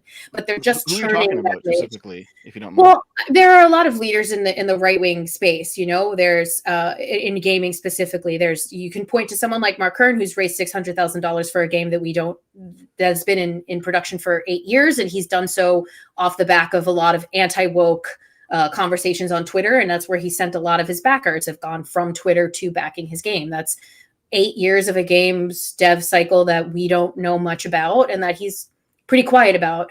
You can go into any of these large like leaders. It's someone like a Hypnotic or I guess an 8-Bit Eric, the side scrollers. They just raised $25,000 a round for the Real Game Awards. And where does that money by the way, go? congratulations on your award last night. I heard I won. Yes. Worst games journalist, landslide victory. So suck it, Reb. Suck it, Paul. That's right. Well, something that you said, because I'm watching the whole stream up to this point. Of course. You said something along the lines of, it's hard to have a polite conversation with people who don't believe that trans people exist or black people work in games for any reason other than DEI. And you know, fair enough. Sometimes you come across somebody who is so vitriolic and so just unable to listen that I get it. And there are definitely some people in that space, because I've been in those spaces as well, who are definitely like that. Yes. However, I can say though that Stuttering Craig is not one of those guys. Like you could have had a reasonable conversation with him. Okay, we're not. I don't know if you can now. Wait, Stuttering Craig is not the lawsuit guy, so that's fair game. Okay, sorry. Yeah, he's fair. He's not. I guess you could say he's not, but the people that he aligns himself with, not only openly and happily say slurs on social media. Some of them have been accused of some pretty terrible things. I'm not going to name names because I'm not silly, but he runs with a very specific group. And listen, my boyfriend is not involved in this space in any way, shape, or form. He has played games. He almost went pro in Overwatch, and he did watch a lot of stuff. Yeah, he's a dork, but he doesn't know anything about this industry. And I was actually shocked he knew what Kotaku was when we first started dating. He watched, somebody sent me that I won last night, and I opened up the clip, and he went, "Is that the Screw Attack guy?" And I was like, "Yeah, that's him." He's like, "I used to watch him when I was a kid. What do you mean he's doing this now?" And I mean, look, you could say that he's not that guy, but in the opening animation for his Game Awards, he has like a horrifically racist cartoon of Hideo Kojima. Like, I did see that. Yeah. Like I mean, maybe he's not as crude and as lewd and as, openly defamatory or harassing as some people, but he still is somebody who is courting those people intentionally, is having people on his show who say the F slur and the R slur left, right, and center. And I don't think that that's someone that I could have had that conversation with, if I'm being honest with you, because I think just because he has a polite face on. And hang on, Devin, let me just briefly back that up. I did have a polite conversation with him. I came on his show with Melanie Mack and with him, and I had a conversation with him about my trans child, my trans son. And it was a very, for the most part, fine conversation. It was nuanced. I walked him through our experience, and I was like, all right, well, he's never going to agree with me, but all right, that was harmless. And at least maybe somebody out there who heard it was like, all right, Jaffe's, whatever. And then it wasn't X months later that he's still out there posting clips about how awful I am and a terrible dad and all this stuff. And I'm like, well, you're full of shit, in my opinion. Because not you, Dev, but him, because I'm like, you don't have to agree with me. You don't have to be my friend or think I'm going to win a Parent of the Year. But anybody who heard that conversation knows we did the best we could. And I think we did wonderfully with all the information and all the resources at our disposal. And it's to paint me then, after he's had that information given to him, as some sort of anything other than that. I'm sorry, it paints him as a guy who he's not a genuine, noble participant in the conversation to me. And so I wrote him off. Well, I mean, I understand that the two of you have had your experiences, but I've only had positive experiences with him. Well, that's good. Despite not politically aligning with him, right? Because I don't like Trump. What's the point, though? Who cares? I mean, I'm not saying who cares about your life, Dev. I'm saying just because I'm sure his mom likes him too, but what's your bigger point, though? Because I'm sure a lot of people vibe with him. That's great. Good for him. I think he would have been a good faith person to have the initial, maybe the initial Sweet Baby Inc. conversation with. I'm sure the bridge is completely burned now. It's not going to happen at this point, but back then I think there was an opportunity there that I think maybe was squandered a little bit. I would disagree with you, just because I think his behavior, even if it wasn't towards me in the first place because he didn't know who I was or we weren't disagreeing openly yet, I think his behavior points to a pattern of someone who, if I'm being quite honest, realized how lucrative it is to behave a certain way online. And I also did not really want to contribute to giving that man any more money. These people are making enough money off of my name and off of my likeness. And I'm not going to give you views. That's why I'm very picky about where I go. It's not about me wanting to, not be challenged in these situations, or else I wouldn't have agreed to do this and take calls. It's more like I'm not going to go on and talk to someone who very clearly wants to make a lot of money off of this drama farming. Yeah. All right, Dev. I appreciate you. I got to talk. I got so many other people waiting. Because I'm so popular. You are one popular. more shot. Let's do this song. Okay, fine. Go ahead, Dev. One more shot. Okay. One question. Go, buddy. I think Wick said something earlier about like painting with a broad brush, and I mean we didn't actually have a chance for me to ask you any of the things that I wanted to ask you because the conversation went off the rails. But so I'd like to talk to you again at some point. We can do it here. Of course. We can do it on Wick's show, a little more long form. Or my Twitch. Yeah, sure, that too. Jaffe, I think you can vouch for Wick. He's a good faith moderator. So. Yeah, Wick is great. Alyssa's great. I just met her today, but she's awesome. She's rubbish at Marvel Rivals, but I have serious disagreements with you. I only play the Punisher. I can't fucking play that game. I love it, but I'm a fucking cloak and dagger. Oh, Cloak and Dagger is amazing. Anyway, sorry. Go ahead, Dev. I'm sorry. Go ahead. So I have written down a list of significant disagreements that I have with you that I want to get into in a bit more long form. Okay, but get into one now. I'm not going to be rude about it or anything. No, they're all too long. Listen, Okay. You heard me talk about Antonio Gramsci last night, right? And how long that took? Oh my Yeah, God. but I mean, yeah, we don't have that. Yeah. We don't have that kind of time. We don't have that kind of time. I know you were a college professor or working in college, but you got to, give us a one sentence. What's the burning question you want Alyssa to answer for you? Because I know you waited a long time. I don't want to. You know, I'll ask you a short one that is more like drama oriented, just kind of for my own shits and giggles. Okay. You mentioned something about people, the whole like "come fight me in real life," bitch, that thing, right? And some people actually did, in fact, say "I'll fight you." I know one of them was Vera Dark, and she said that she would actually do it at Creator Clash. And you mentioned earlier in the stream that none of them offered to do it at Creator Clash, but she did. I mean, she asked to do it with one of those guys. I don't know his name. He runs a boxing thing as well. He makes money Creator off Clash, of it. Yeah. No. It wasn't Creator Clash. I brought up Creator Clash. She wanted me to go on with it's not the quartering, but it's someone whose name is completely escaping me. Keemstar.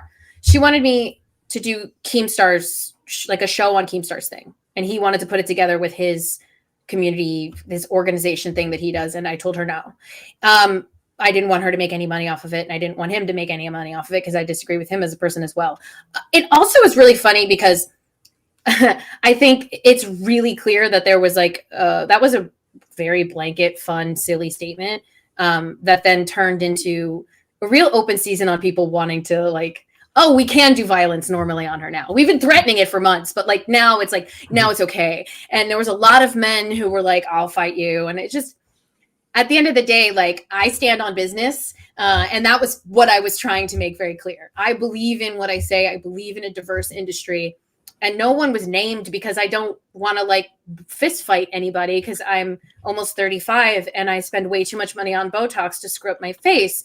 But I think if it was a good faith conversation and if Creator Clash was still a thing, because Creator Clash doesn't happen anymore. I don't think it made them any money and it was really expensive to put on. Then that could have been a thing. But her and I, when we were speaking, she wanted me to do it on a Keemstar thing and I told her no. But I did take boxing class for a long time. So I would be fair enough. Cool. Dev, call back sometime later. I'd love to talk to you again, but we got to move on. Thank you, bud. See you later. Thanks, Dev. Have a good weekend, buddy. Let's bring it now. This man, I'm convinced, fucks chickens. This is Review Tech USA is here to talk. Oh my God. Yeah, you goddamn right. Let's bring on the chicken fucker right now. Hang on. You chicken fucking motherfucker. What's up, pal? What's going on, man? Holy shit, what's up? I actually shout out to my DACA team for letting me know that you had Alyssa on. Alyssa, how are you? It's a pleasure to actually talk to you. It's so funny to hear your voice. Hi. Yeah, we are. It's interesting that you're on this tonight because we're going to be talking about one of your favorite people. My DACA team put together a nice big trail of receipts of his hypocrisy. Okay, but just be clear, we can't get into the lawsuit. You know that, no, right? we can't. But you can say whatever that's you want. I can smile with my beautiful teeth. Okay, fair enough. Beautiful. Okay, I was. That's why I was being vague. But all right, Smash JT, you don't have to say anything. It's interesting because I have a slightly storied history with him before he went and started doing the right-wing cocksucking thing, and he's always been an opportunist. He stands for nothing. He did this with the Intellivision Amico. He called it a scam at first. Tommy took him on a ride in his Ferrari. Magically, all of a sudden, he's an Amico believer. He just did the same thing with side scrollers, where he was saying, "What is Craig smoking?" with the Real Game Awards. Real. Congratulations on your award, by the way. Thank you. I wasn't offered a chance to give an acceptance speech, but hopefully I will in the future. Yeah, you should just go there and say, "Go fuck yourselves." Yeah, I'm not a fan of them either, and they're not fans of me. In the beginning, he said that, so what is Stuttering Craig smoking? All of a sudden, he has an opportunity to go on their podcast and be part of the Game Awards. Video gets unlisted, and he's sitting there making it like the Game Awards. I supported them. I was the highest tier. Even his own audience called him out. It is now unlisted video. He's just a hypocrite. He just wanted, if you know his backstory, he just wanted the clout for the sake of clout, and he finally found it with a group, and that's why. And I heard what he said about your kid, David, and I wanted to. Yeah. Anyway, He's a Well, piece of shit. He's called me a baby killer quite a bit, so. Yeah. Well, I mean, I've done that, but that's different. Fuck them babies, Alyssa. Fucking disabilities. I wanted to finish Elden Ring, goddammit. Don't even get into that. I'm an Elden Ring crackhead. I played way too much of that fucking game. So yeah, these are all really awful people, including the pants pisser. You know who I'm talking about with that too. Great. And it just shows how they just don't really care. And the thing is, the group they're going after, I heard you mention this before, it's like the 20-something lost souls. And I'm one for, you could have an opinion and you shouldn't necessarily be responsible for your audience. But at the same time, I know that these are disillusioned young dudes. Their minds are being poisoned, and it's going to ruin them for the rest of their lives. And these guys are cashing in on it, and I'm just sick of it. And we're talking about that on Lolcow Tech Talk tonight. That's important because, and that's something that I'm pitching a story because I don't want to do it on my Patreon because I don't want it to seem like it's a personal vendetta thing about about the actual financials behind this, because these people are making a lot of money off of this. And like I said, you know, how much money they raised for the Real Game Awards versus how much that production must have cost them, how much money Mercante has raised for a game that we don't know when it's going to come out, how much money these people make in super chats every night, which a lot of the cases, the things that are said in those super chats are horrifically hateful, transphobic. I mean, there was one where they suggested that I needed to be Eiffel Towered between the two of them so that I wouldn't feel this way anymore and be so angry. And that I must flick my bean to the idea of these men, and that I'm wetter than my leaky ceiling over the concept of the man who I am taking to court. And it is disgusting, and they make money off of people donating money to be able to have that read out loud. And it's hundreds and hundreds of dollars a stream, and they stream every night. Tech, please hit me back on what Eiffel Towering is. I don't know. I think I have two men. It's two men, girl in the middle. That's the penis, and that's the penis. Here's the two. No, they're standing up. Okay. So penis is coming like this. And the woman is in here in the middle. Oh, so she's like this. She's the middle of the Eiffel Tower in between two dudes. We used to call that a Mr. Belding from Saved by the Bell. I understand. I'm sorry. Did you see when 8-Bit Eric was thirsty and like talking really sexual about you? Like, I could be a crude fucking dude just like Jaffe. Okay, I'm not knocking that. But it's the way it's done. You guys know what a blumpkin is? Yes. I learned that. I love it. I don't want to do it, but I learned about it. You were talking to someone who, 2 days into my first job in the games industry, got drunk with a bunch of people at the outlet and told them that I wanted Henry Cavill to hold my head in between his thighs like a vice and shave me bald. And I would say, "Thank you, Daddy." And that shit doesn't bother me. If it was consensual and you didn't hate the Jews, I'd fuck the shit out of you. I would. People are gonna clip that. You know that I don't. Clip it. I know you don't. Come on. But that's the thing. Why can't we have fun? Oh, but yeah, fuck them. Fuck them. Because but I'm being jokey, right? Yes. No, I was saying that to Richard, not you. Oh. Richard, I'm not really gonna fuck the shit out of me. Yeah. Dude, I don't care. Oh, let's do it. All right, it takes on a different flavor when those are the same people who are harassing you or calling you a whore or smearing your name, or their chat is full of people who are saying that you look like a trans man, you look like your father hated you, you're full of aborted babies. Like, it's very different than speaking sexually about someone who you have spoken so disgustingly about. And I can't explain it except it just feels like your skin is crawling with bugs, and it is so uncomfortable because I am someone who very much enjoys sex, very much enjoys being a horny little shit. But the hate mixed with the horniness is a specific level of gross for me. It really, I think you and Alana are threats because you happen to be attractive humans, right? And that's not wait a minute. Don't say things. I'm not. That's the worst part of our society. I'm making a blanket statement about just empirically speaking. You have nice symmetry, blah blah blah. You take care of yourself. Alana as well. Who cares? Right? No one's coming on you, whatever. But I didn't think that bothers them so much. If you guys were really unattractive people like Rich and I here, no offense, Rich, come on. You got to own the DeVito, baby. That's us. That's what we got. That's the bag of hammers. But if that was the case, Alyssa, I don't think you guys would be getting half the press you are. No. And that's so, they don't even realize And that. I think that's why I became their worst nightmare, because they found out that I did cam work for like a week and they were like, oh, wait, so not only is she hot and ripped and she likes to have and sex positive, but she also made money off of that and not for me. I can't buy it.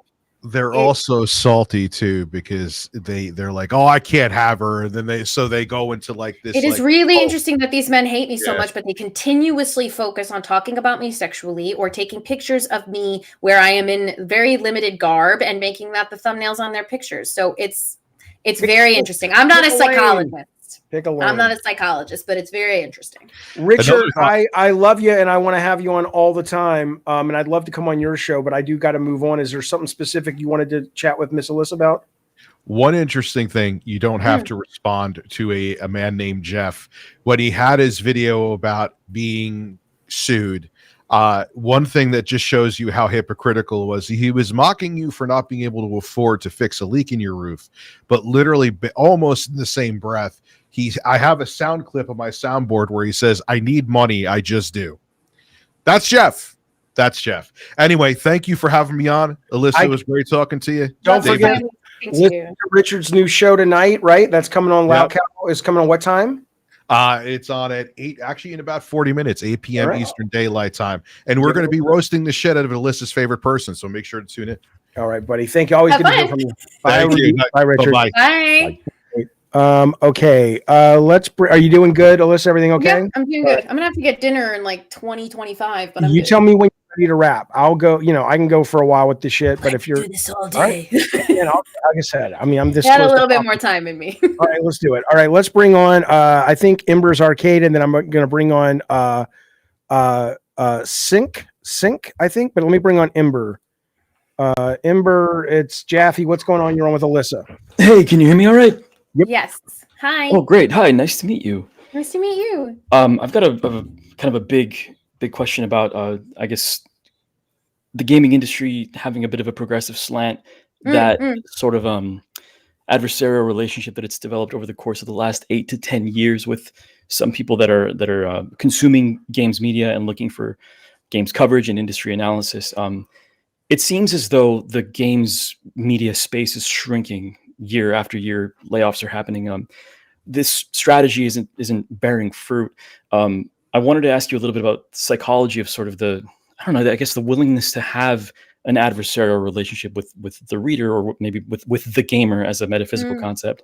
And the fact that seems to be suffocating the media that was once, I think, vibrant in maybe the early or the mid 2010s and the teens. And that seems to be going away as a result of this. And maybe there are other external factors, but from my perspective, as a reader, as a consumer of that content, it seems to have gone away. And there's sort of a bigger question that I want to ask you, but I guess we can begin with that for now.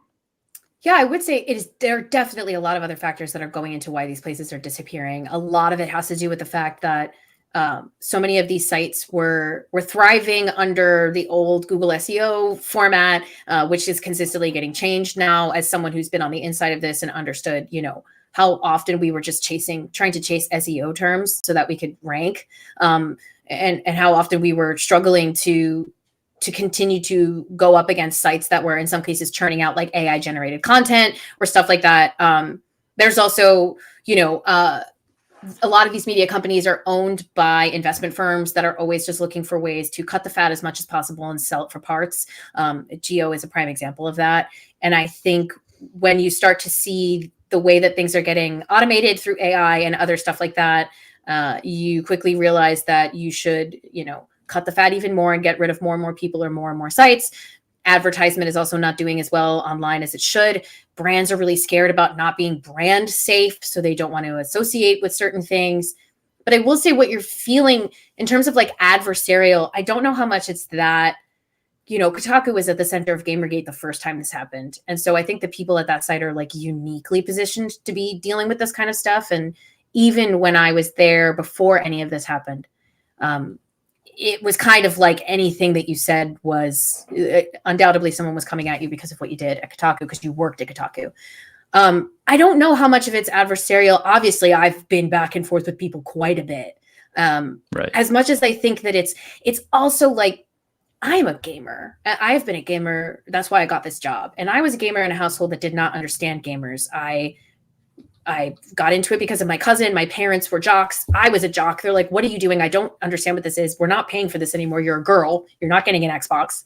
So I bought it with my money from my summer job. But I think that most gamers are not people that I want to write off or someone that I want to alienate or someone that I want to turn away from in society. I think that the loudest people online in certain spaces are people that I wish they would just fucking stop. I wish they would stop attacking people. And I think that's what Kotaku and other sites do, is point to that. That's what that Sweet Baby piece did. That's what, a piece that I wrote that was called This Was Never Anything About Hate. That's what that was focused on.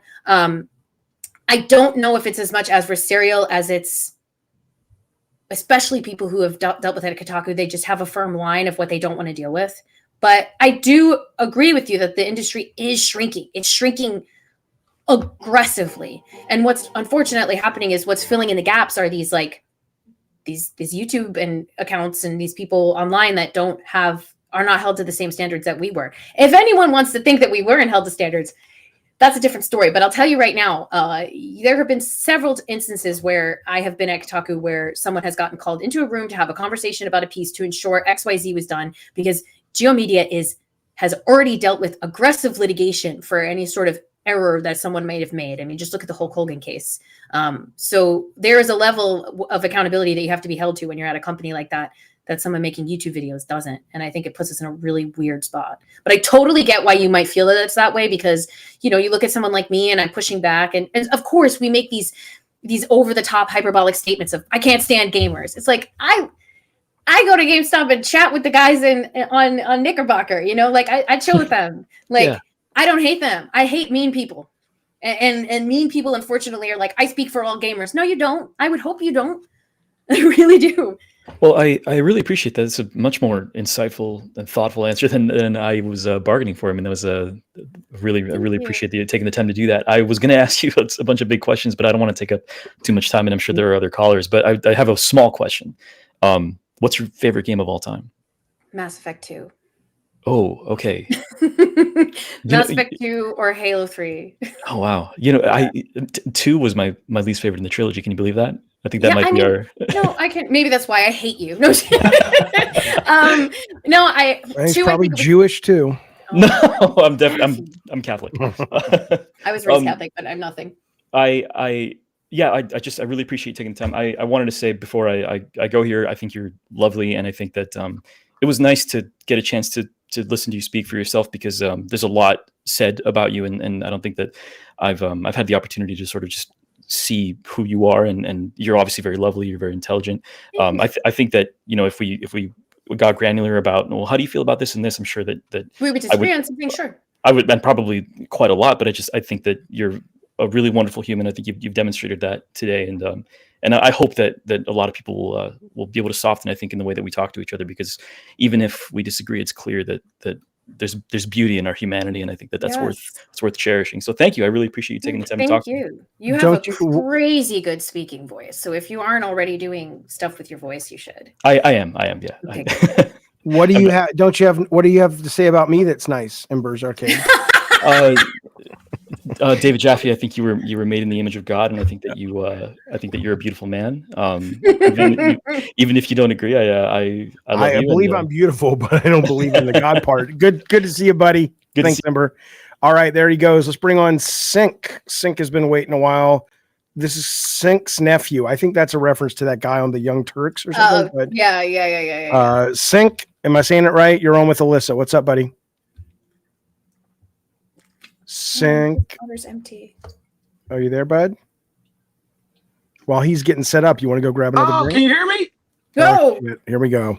This is okay, it's Pete Turtle, baby. I know it's Pete Turtle, baby. Listen, Alyssa, this. Oh my God.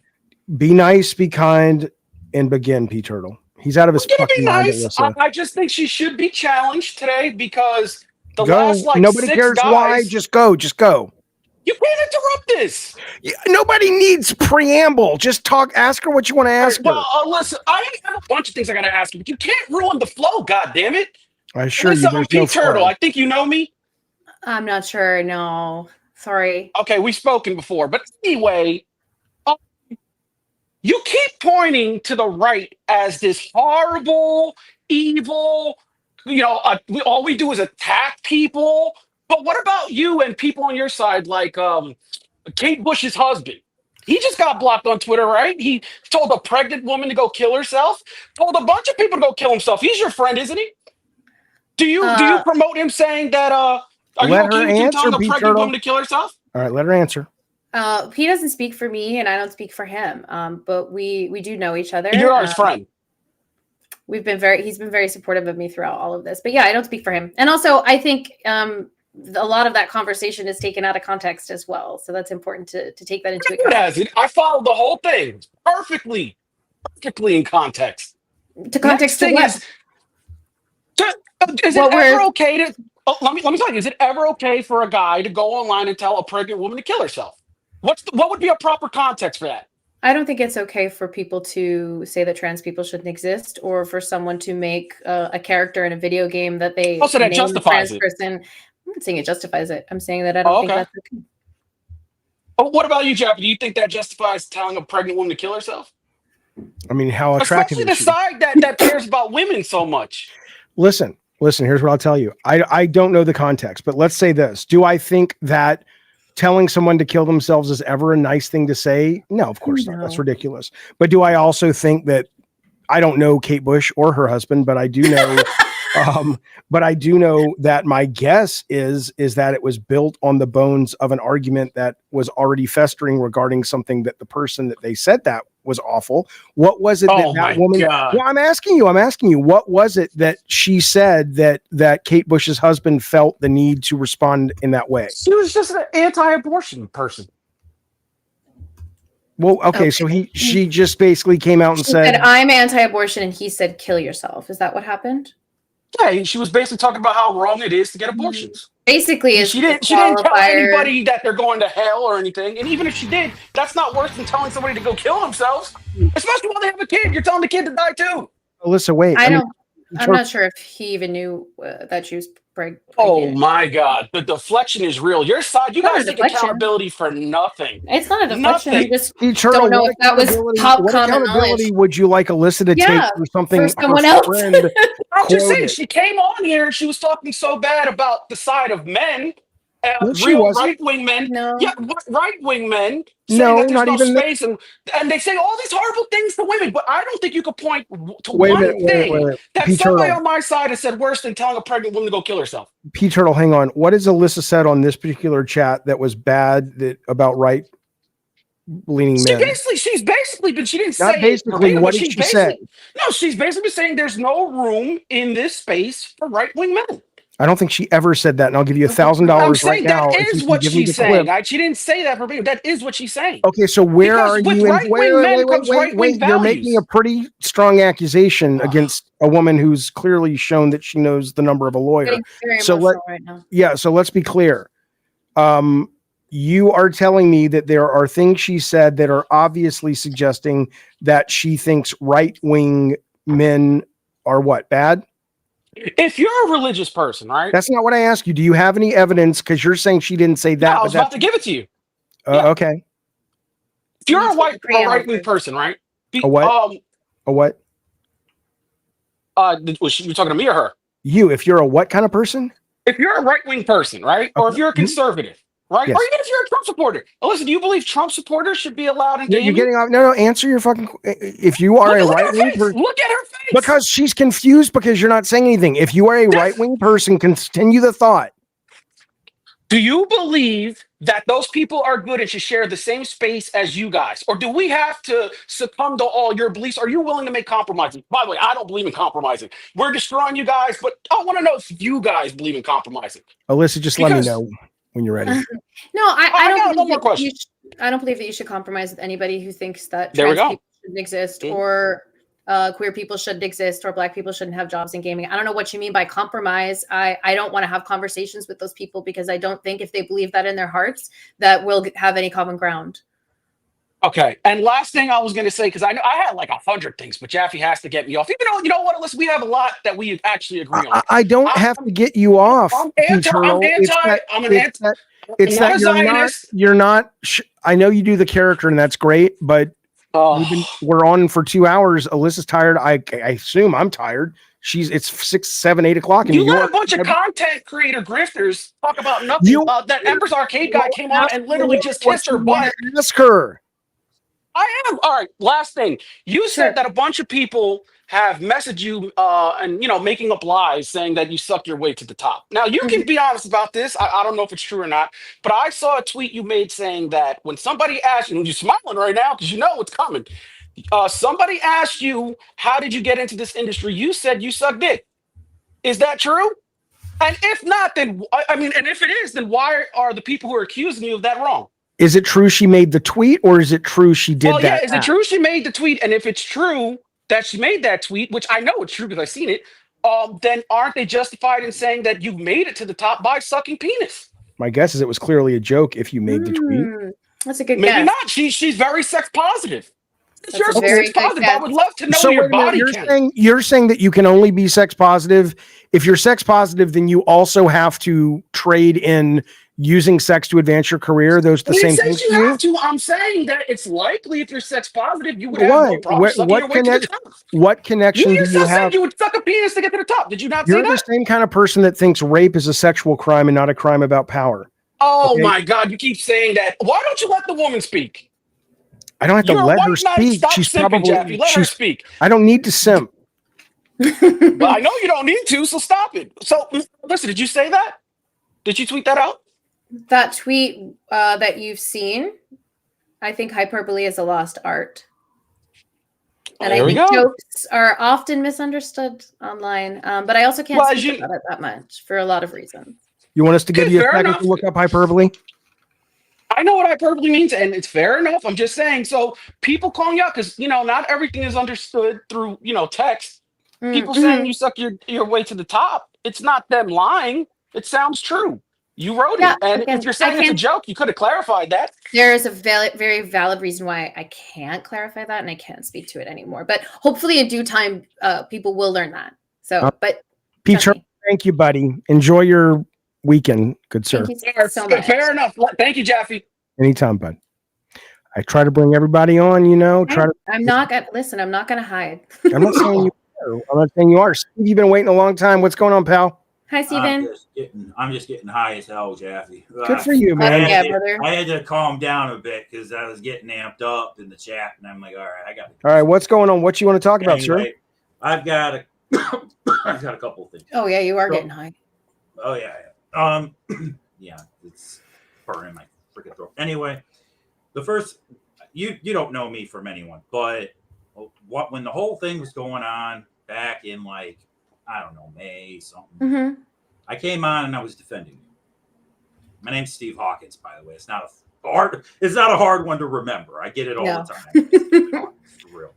But yeah, I came on, I was defending you, and then all these people were coming out and they were all being nasty and shit. And I'm like, there's no point in attacking this woman like this. And I had your back up until you just went crazy, basically. You were going nuts on people. And then I was like, what are you speaking to? What is that?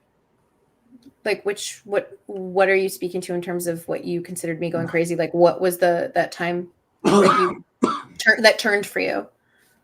It wasn't that so much. It just didn't look good. And I know you're probably pissed and probably upset and fighting back, as you said, but I was defending you. And then people are making all these wild accusations. And I'm like, okay, is that true? Is that not? Do you have proof?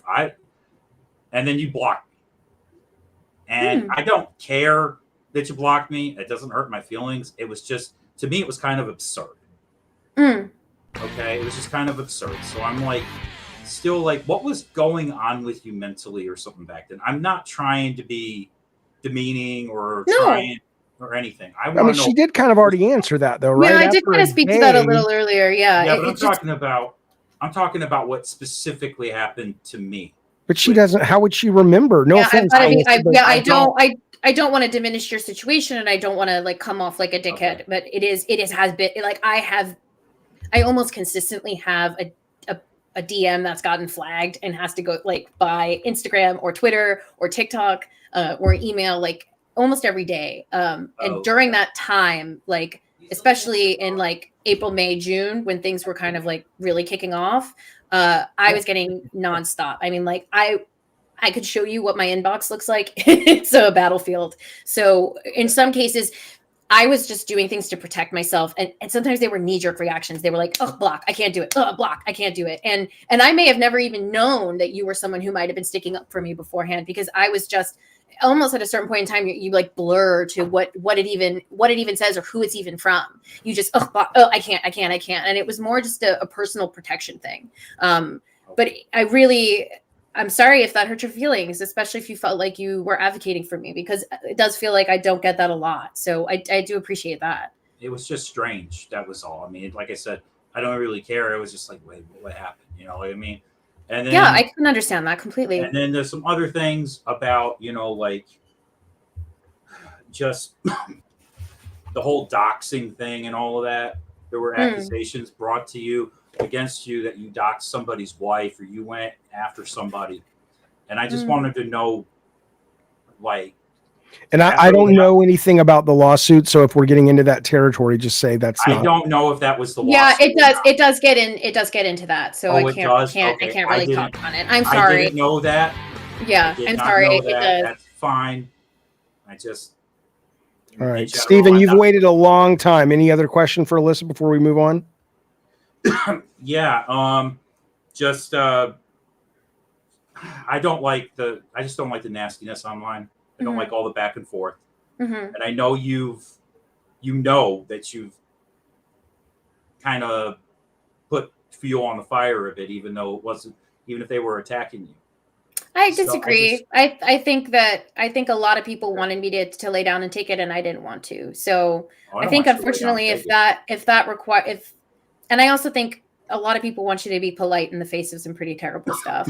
And I'm human, so you would hear only so many times that you are ugly or you're being called trans in either direction, which is really interesting. Or that, your father didn't love you and you're pretending to be this, pretending to be that, and you sucked your way to the top, and you hear all these things all the time, and you get angry and you get frustrated. And I struggle being polite in the face of that. And that is something that I'm working on too, because I don't agree necessarily with the when they go low, we go high. Because sometimes I'm like, come on. But I just think it was also just eating away at me, getting in those arguments all the time. It was just making me miserable. And have you been to therapy over this? I assume you have. Oh my God. Yes. Okay. So, and I'm a very big advocate of therapy, but I'm curious about your therapist. Can you share kind of their take on how to deal with this? Like, do they think that you should respond, you shouldn't, or is it a balance? What do they say? I will say, my therapist said to me in November, I think any other person that has gone through what you've gone through would be in a way worse mental health position than you are. What do you attribute it to? Exercise or what? I guess. No, exercise 100%. 100%. I lift 5 days a week. I ride a motorcycle. That is a huge, incredible way to clear your mind, because you have to be very present when you're on a motorcycle. Right. But you can't be thinking about anything else. And it's physical, and it's beautiful, and it's fun, and it's a little scary. So that was huge. I play soccer every week. I kept myself busy, and I kept myself surrounded by people. And I also told myself at the end of the day, I can put my head on the pillow at night and know that I stood for something that I believe in, that I think a lot of other people believe in. And that in the end, I will be seen in a positive light by people who I respect. And that has helped. But yes, she told me, she helped me set up a mindfulness thing where it blocks my access to social media after a certain period of time, and during certain chunks of the day. But that wasn't put into place until she was like, I think we need to do this, because I told her it was like a car wreck, or it was like Mean Girls, where she's like, I know that everyone got sick of me talking about it, but I couldn't stop talking about it. And I was just constantly looking, like as if the final worst thing that somebody said would just make me fully numb to it. But it didn't work. Right. It didn't work. So yeah, got it. All right, Stephen. Thank you, buddy. I appreciate you waiting. And thanks, Stephen. And if you can, go onto my Twitch or go onto something and DM me your handle. Like, I'll unblock you, dude. I will. And Jaffe, is it okay if I can ask one more question? No, because you're high, and I don't like people who do drugs. Oh, the fuck you don't. Go You're gonna ahead. be fucked up. Quick. Goddamn right, Steven. You're gonna be fucked. Go ahead. Anyway, What's up? What's up? The other thing is just the way you came off back then, and you can. I want to get into your mindset about the way you came off to me, and this is coming from someone who has a sociology degree, a bachelor's. I minored in gender studies and poli-sci, so I know this stuff, right? Mm-hmm. You came off as what some of my professors would have said as a feminazi. You came off that way. I'm not saying that's what you are, and I'm not accusing you of anything. I'm just telling you how I saw it. Mm-hmm. And Is there a question though, or what, Steven? Yeah, I want to know. I just want to. I want to know if she's aware of that, and if that's just something that, like, what's your view on that? I want to know what was going on.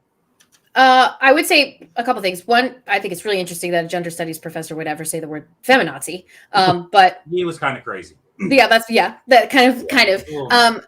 I disagree in terms of how I was coming off. I think, again, there's a lot of stuff and perspective and internalized things that go into play when you read a tweet, or when you're only shown certain aspects of me as a person, or those tweets are the ones that perform the best, or those YouTube thumbnails make me look a certain way, or you see me post my butt or go, like, I have been flattened. My personality has been flattened, and my reactions have been flattened, and it's very hard to understand who I truly am. And so I think that your perspective, and it's probably a mix of a lot of things. It's you got blocked. It's the discourse started to get very intense. It became clear that I had to take action outside of social media, and it may have come off that way to you, and I can understand that. I think that all I was doing was trying to stick up for myself in a way that felt true to me. I mean, would you ask that question? I'm sorry to interrupt, but I'm not to really. A man.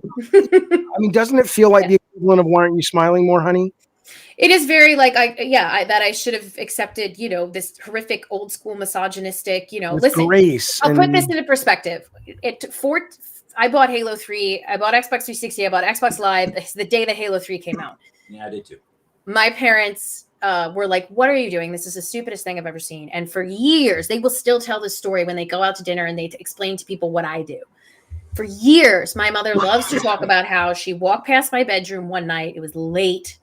It was when I was finally allowed a TV in my bedroom after like the first year of college. What, so you I was didn't like have 18? One at 15 like me? I was not allowed because they knew I would never leave. 19, I think I was. And my mother walked past my bedroom and I was up late at night. I got really stoned in my car, got in the house and was playing Halo. And she said all she heard was me screaming curses and rage. Oh, and then it started going. King today. Yeah. It was me going in and out of. Yeah, I was going in and out of Italian and English. I was in Italian and English and cursing and screaming. And she asked me the next morning what happened, and I said I was in a Halo match, and it was I was trying to break to 50. I was trying to get to the highest you could in Halo. It was getting competitive. I was playing, and a guy on my team said he was going to find me and rape me, and like just out of nowhere. And so I just went fucking ballistic. I was calling him everything under the sun. I was telling him, horrible things about him, about his family, this, that, and the other thing, because I just didn't. I was so upset by it. I was so hurt and I felt disgusted and I was full of rage. And I think, the things that people were saying about me and to me were horrible. And I think I initially stuck up for you, and then I just. Thank you. I think didn't hate you for it. I didn't hate you for it. I got it. But Steve, the thing is, though, I hate the fact, though, that anybody is in a position that they have to explain why they're defending themselves and punching back. Yeah, it is. It does. It's kind of like you didn't do it right. Like I shouldn't even be facing it in the first place. So it's kind of like I'm just talking about from like I'm trying to get to know you. Of course, yeah, and that's also why I want to do that offline on. Well, we're not masturbating here or anything, Jackie. I'm aware. I know what it looks like, but I'm just saying I got to move on. And I'm saying my point is what I take from this, Stephen, besides some of the other stuff that I thought was quite moving and important to mention, and I appreciate it, is this idea, though, of if she was a man or if she was an unattractive woman, you probably wouldn't be asking her the same thing. Yeah, I would. You might, but a lot of people. Maybe. I mean, most people think. I mean, my wife thinks she's ugly. Okay, you might, and I believe that. But I think you would agree that there's a lot of people that would expect a woman, and then a woman who looks a certain way, to be gracious when they're being told to go kill yourself. That's just the way it is. There's always going to be people like and I think there's that's a lot of men who are assholes. I think they're the ones who need the question, in my opinion, if I may. But I was just trying to figure out what was going on in her head. Sure. Gotcha. All right, Stephen. There's one final thing. What do you see, Jobs? All right, fine. One final thing. What do you got? There's nothing wrong with sucking dick for money. I would suck Donald I'd Trump's suck a penis. hobo for $1 billion. I would suck his penis for a fucking, and I hate. How much though? How much though? $1 million. Oh God, tax free. Trump, sign it. I will suck your little mushroom dick or whatever. We can all agree that there's nothing wrong with sucking dicks for money, but I would also there's a limit. Make it there's clear a price. that I've never done it. So nothing wrong with it. It was just a never done it. Yeah, no, I'd suck the fuck out of a hobo for $1 billion now. Hey, Hawkins, thanks, buddy. Okay, I love how a conversation with men ultimately turns into fellatio. It's like I didn't bring it up.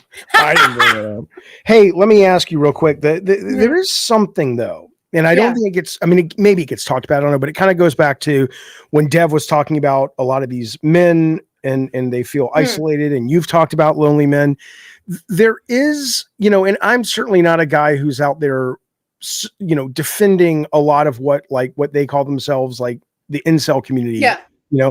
But I do think it's an important conversation for someone way smarter than me to have, I think, which is, in a society that is so marketed and focused on visual, and just in a species that is also focused on that.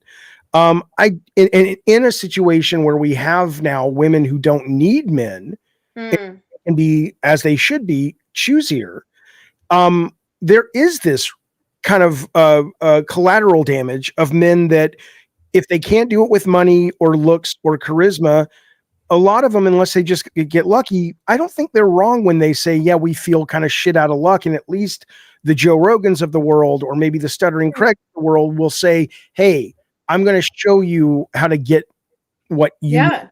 And so I do wonder if it's so easy to minimize and ridicule those types of men for whatever reason. Maybe because it's one of those things that, thank God, I was able to get laid. Right. Yeah. It's kind of like when people talk about pedophiles, it's like, well, we should talk about pedophiles because it's horrible, but it's such a taboo subject that we can't even talk about it and figure out how to fix it, stop it, and protect kids. Yeah.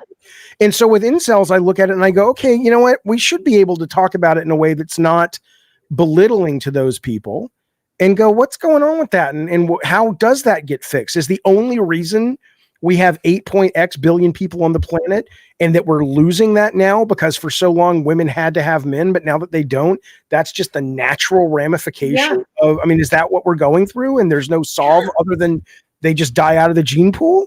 It's, it's so like, I agree that all these conversations have to be had. And then I also think that like people should 100% remember that like the reason why men feel like this are because of a system that men created that then failed them. And then makes money for. Yes. And then makes money off of turning around and going, the system that failed you, that we built, failed you. And now you're angry, but you know who you should be angry at? Her. Yeah. And I think that's a because like, look, you made it so that women couldn't go to work. You said they couldn't go to work. You made it so that, black folks couldn't drink at the same fountain as you. You made it so that gay people couldn't get married. And then all that does is make a straight white man feel incredibly untouchable, important, more important than anyone, because I don't have any limitations on my life. Right. And that's why I also think that progress feels like limitations to them. Yeah. Progress feels like punishment. It is, right? I mean, it is limiting because those things get taken away. But I think it doesn't limit them at all. It just stops limiting other people. And that feels to them like now, the ease of which I moved through this world is not guaranteed. And I'm angry about it. But I do want to and I do have these conversations a lot. Like I spoke at length about how this how Gamergate the first time led to the Trump election, because Steve Bannon himself said we can tap into these angry young men and we can it was use conscious. them. That's the thing. We can use them. And so I would love for these young men to realize that they're being used. And there's also some great examples. I wish I could remember the name. There's like a games harassment hotline. I don't know if it's in place anymore, but it was when I was talking about how women are still getting harassed, and in a lot of cases still roofied at game events. They were a hotline that didn't just give women a chance to call in and say, I have been harassed and I don't know what to do. They also had like a specific classes or like workshops with men who have been accused of these things, who have been put in these situations, to give them space to talk about it, to get them to understand why they did it. And that kind of stuff is like super, super important. And it just doesn't happen enough. And like, if I didn't think that some of the people would come to those things would try and shiv me with like a fucking pen, I would probably try and do it. And maybe I can do it in this capacity more often. Because I don't fault these people for the situations that they've been put in. It's always a pyramid. It's always a few people at the top telling you what you should be angry at and why, a few foot soldiers that spread that message even further, and then anonymous droves of, not foot soldiers, generals who spread that, and then foot soldiers at the bottom who just keep going everywhere and just swing at whatever they're told to swing at. And I don't fault them for being stuck in that position. I just wish they would stop sending me death threats. That would be nice. I hear you, no doubt.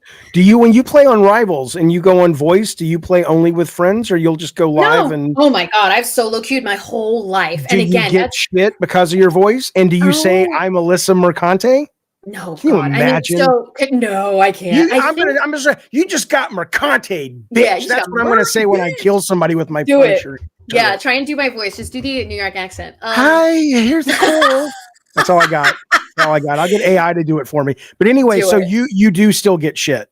Yeah, I mean, I also played. I'm a masochist. I solo queue competitive. Overwatch. I solo queue competitive Apex. I solo queue competitive Rivals. And so it is. I've played soccer my whole life. I'm a defender. I'm a healer. I stay in the back line and I like to communicate. So for me, that game is impossible to be played without communication. Yeah, absolutely. So I'm talking all the time. Right. And sometimes I get shit. A lot of the times on Rivals, I have not.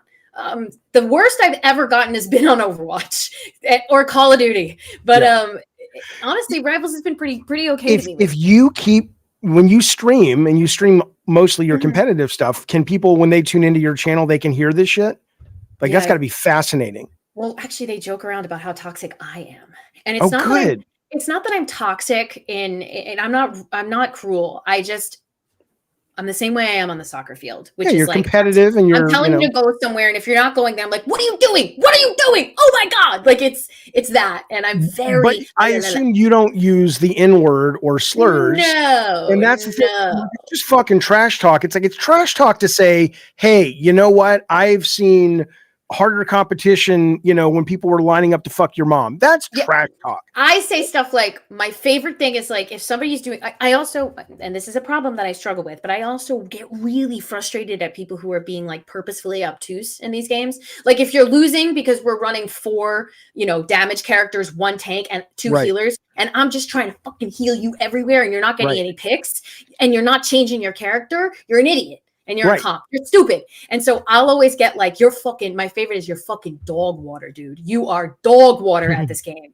That's my favorite. And that's because the accent can come out. It's weird though that a lot of people can do it without the slurs, I guess was my point. But you can absolutely talk shit even without, I don't have to hit your gender, your sex, your sexuality. I don't have to hit any of that shit. I just have to be like, you sound like, 8th grade was like 4 years long for you. That's pretty. I'm gonna use that one. Like 8th grade, worst 4 years of your life. Am I fucking right? Like. All right, I'm gonna watch your stream now. That's good. Airbag. Speaking of 8th grade perpetual airbag. I don't know you. What's up, buddy? How are you? Oh shit, this is my boy actually. Oh, good.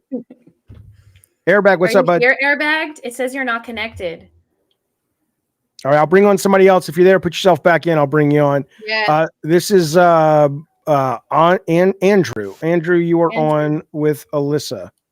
Fix it. Airbag, you fuck. Got him. Andrew, you there? What's going on? I don't know. Let's try Sal. Sal, are you there? Oh, hello. What's up, Jeffy. champ? Hey, man, you're on with Alyssa. Go.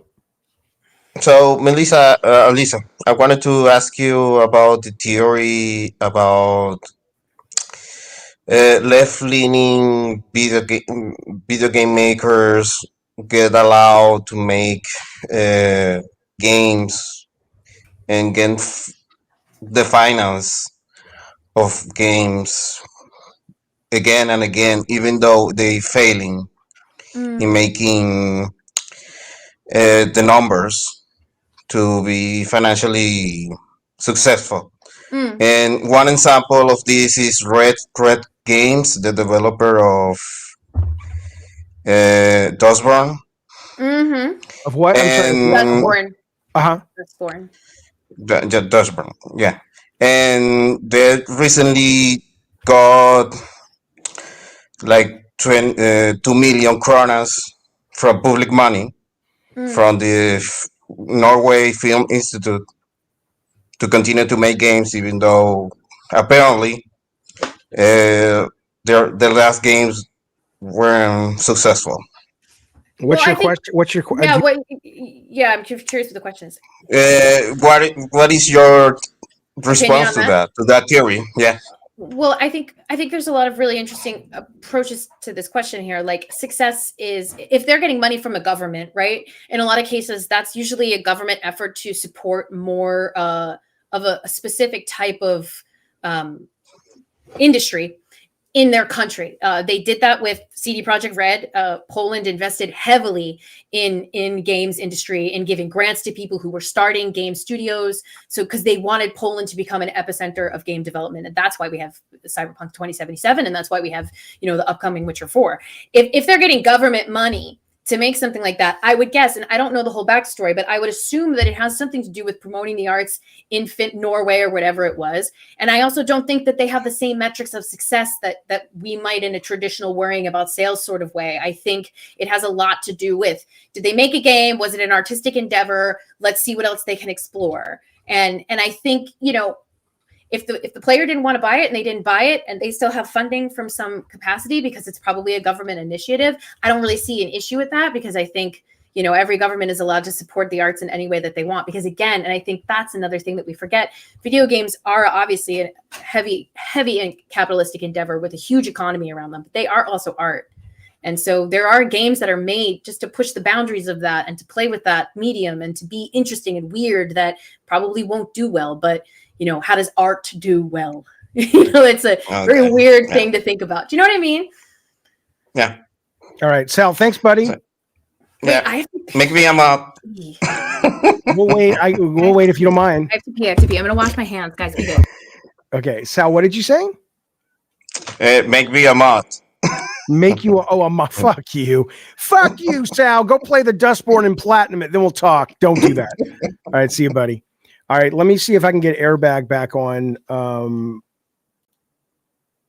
Oh, what's up, man? How's it going? How's it going? It's going great. So it's working now. When Alyssa gets back, we'll put you on. What's going on? Yeah, How's your Friday? It's great. Good. My partner right now is working a 12-hour shift. It's been snowing in Charleston. Super cold. Nice. I love the snow. Yeah, I don't want to take up too much time, but okay. Obviously, there's a bunch of fans in the chat. Hey, how's it going? But there's a bunch of fans of you. Are you fans? yeah. Apparently. Cool. But P Turtle. I just wanted to address the P Turtle thing. Okay. Well, be aware P Turtle is kind of like Tony Clifton. I know. He's been in my mentions. And he mentioned something about, because I'm Kate Bush's husband. That guy. Oh yeah. Hey, how's it going? So there was I guess he said I told a woman to kill herself, or a pregnant woman to kill herself, and why does Alyssa stand for that? All that shit. So I don't know if you're familiar with that Yorch guy that's on Twitter. Have you seen this guy? He's like the dumbest Gamergate guy. He's like, dude, get out of here. Is that Airbag? Gamers, hey, look, this game and this game. He does a lot of false equivalencies. I want to say Yorch is familiar to me, but I don't know why. So he's one of the dumbest guys ever. Just screenshot his tweets. Don't engage with him. Okay. Anyway, there was I guess something happened with Alyssa. Do you remember what the game was or something? Something happened with a game or something like that. And Yorch got into my replies, and he's constantly he basically tries to like farm engagement. That's what he does. Okay. And I ended up just saying, you know what, fuck it. I'm gonna block him, right? And he was sending me his analytics, which is pathetic. Like this is what these guys do, right? Once you start getting in an argument with them, they're like, look at my views, man. Thanks for the views. Look at my analytics. I'm making like $14 a month off of Twitter Blue or whatever. And it's like, it's so pathetic. Like that's what they do. That's what they wanted. That's their whole existence. So he sent me his analytics, which were like sad for a guy who like literally replies to every Gamergate or, you know, anti-woke or woke guy. Right. And is a Grum's dick rider as well. And I basically was just like, bro, just straight up, you know, end your shit, right? Like it's Call of Duty talk, right? Like it's not a death threat. They keep saying it's a death threat. I don't think they know what a death threat is. A death threat is like literally like, I'm going to do this and come to your house, right? Right. Telling somebody to just like off themselves is just like, dude, just get off my fucking timeline. Fuck you. I don't want to hear you. Were you telling Yorch to off himself, or were you telling the pregnant woman? Because Pete Turtle said it was a pregnant woman. No. So I'll get into that. Here's the full story, right? So he said that, and then some guy came into my mentions who was like another antagonizer or whatever. And I was like at work laughing and just replied to him. I was like, bro, fuck off. And I guess somebody found like a Facebook post of mine or something like that and was like, look, this guy is sad that his grandma died. And I'm like, what?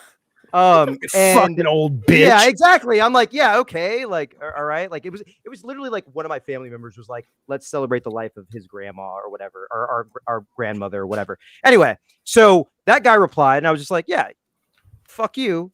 And the girl, the pregnant woman, her account is Coyote Art. I guess that's okay to say. She deleted her account, by the way. Why would it not?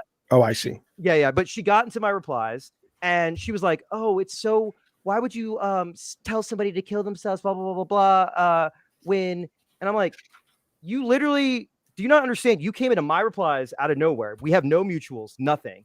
And you came into my replies to defend Yorch and this other guy who were like, hey, let's make fun of this guy's grandma dying, which is like, whatever, who cares? She's 97 years old. Like, and she's dead, am I right? And she's dead. Yeah, exactly. You know, rest in peace, Gma. But anyway, and so she came into the chat or to my replies out of nowhere. Is like, I find it very odd that you would take offense to this, which I really didn't. I was just like, fuck off, kill yourself. And I was like, you can kill yourself too. That's all I said, right? Okay. And then I deleted it because I was like, that's a little too harsh. And how would anybody even know she was a she? Okay, this is the craziest part. I did not go to her profile or anything to be like, let me check if she's pregnant, right? Well, all again, I saw was that her first fucking tweet is about, they're LARPing as a man because they were talking about some dev. And they were being transphobic. So what they do, this is what these guys do. And you probably know this, Jaffe. Like, we may not be like on the same team fully, but like, this is what these guys do. They pearl clutch, right? So they can sit there and be like 41%. Oh, kill yourself. And then as soon as a leftist or a wokey claps back, they're like, oh my God, a woman was, she was pregnant, you bastard. And then here's the thing. I know. Yeah. This woman, we went back because I was like, this is odd. I did my what's that guy's name? Oh, Smash JT. I did my cautionary Google search, and called myself a journalist. And fucking went to her Instagram and then found out she's been lying about being pregnant for like 2 years. Like all this, she wasn't even pregnant. She wasn't even pregnant. Hey, some women have delayed, labor. Sure, for 2 years, that's fine. But the thing is like I did not look at this as like, oh, she's pregnant, do this and I'm gonna win the fight or whatever. I was just like, get out my fucking mentions. Like they talk about, oh, you wouldn't last in a Call of Duty lobby, dude. Telling somebody to kill themselves is not. It's like the lowest tier, right? Anyway, so I just think it's. They all thought that you knew this about her and you had said it because it would be the lowest common denominator, and that's because every accusation in this situation is a confession. Yes. These people who have come after me have gone back and found pictures of me that I'm like, that is like from 2009 on my Facebook. Yes. And I think they think that you having an offhand comment to someone that's definitely off color was like researched, and you thought, what's the worst thing I could say to this woman who's definitely pregnant that I definitely know? I mean, about? I just fired it off. I didn't even have to think. I just fired. That's what it off. I mean. But I And think they all think that you're doing the here- same thing they do, which is you have all the spare time on your hands to click everyone's Let thing. me ask you a question. This is Sure. for Alyssa and Airbag too, but mostly Alyssa. And again, I don't really care. I serve at your pleasure. I'm grateful that you are here and spending so much time with us. But P Turtle wants to call in now because Airbag is talking Oh, about. here we go. Hold on, real quick before he jumps in, because I've already. No, he's not jumping in if Alyssa doesn't want it. I'm not going to do it. You just scream so much. Yeah, your call, Mike. And I'm worried that it'll descend into a screaming match between the two of you because I love you, Airbag, but you bitch love to scream. Okay, so so is the answer no? Let's not. I would say that's a no. And also, I have to go eat soon, so I do want to like let's talk wrap to it a up. bunch. Airbag, real Airbag, quick. Goodbye. Thank you. Okay, thank you so much. You guys rock. Thanks, the other guy said he got fired for taking upskirt photos of minors. By the way, that was the other guy that they tried to. In the argument. Anyway, yes. But Jaffe, thank you. Alyssa, thank you. And yes, follow the parody account Airbag One. Bye. All right, see, buddy.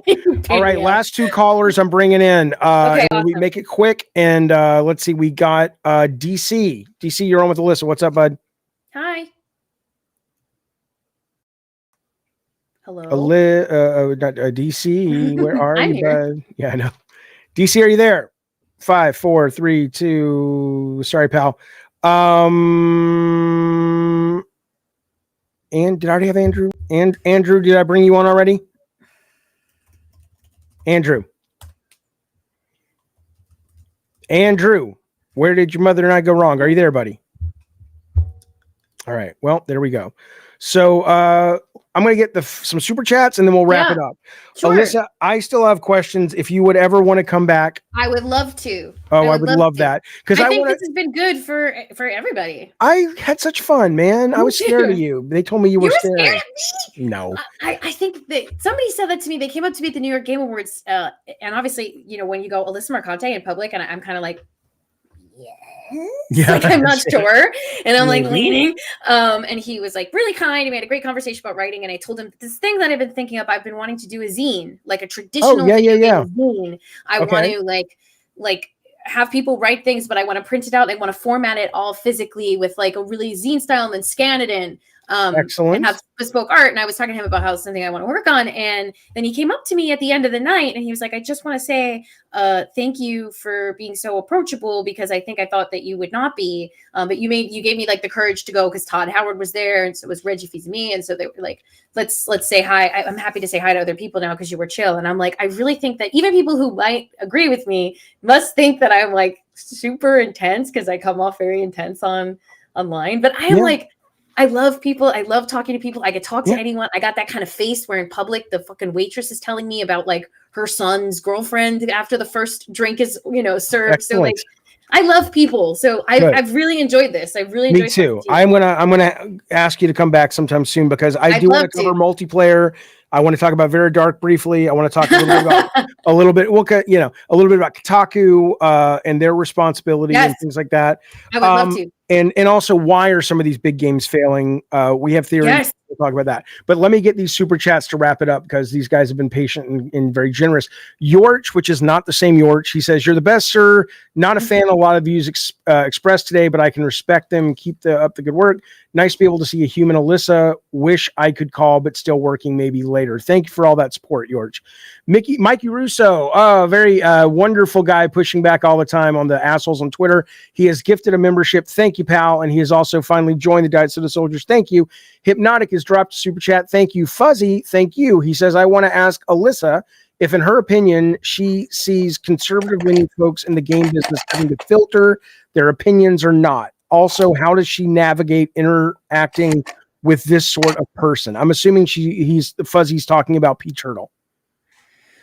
I mean, I don't know about conservative people feeling like they have to lean a certain way in the industry. If you looked at my Ubisoft piece, towards the end of it, one of the associate game directors, Simon Lemay-Comtois, Quebecois, he was talking about how everyone was getting angry about the existence of Yasuke in the game, and he was like, I just really I want people to know why he's in it. He's in it for a reason. Now he's in it for a reason. The story makes sense. The gameplay makes sense. And then at the end, he was like, you know, and me and in his like Quebecois accent, he's like, me and the other guy who's like another dude who's an associate game director that works on combat, we're not exactly the wokiest people in the world. Like he was like very like, we're not even like these like super big proponents of DEI that were like, yes, it must be a black man and a Japanese woman in the lead, and that will bring equality. Right. We can do it, you know, like he said that, given that one of the guys was accused of all kinds of horrible shit. So I think there's still a ton of conservative leaning people, or just not as aggressively lefty leaning people in the video game industry, especially leading in the video game industry, because you kind of inherently have to be conservative leaning to be a billionaire or a millionaire in these situations, or at least somewhat. And in terms of interacting with them, I don't know exactly who you're speaking to. You're speaking to conservative people in the industry. I talk to them all the time. Well, I think he's asking, how do you navigate interacting? Oh, no, you're right.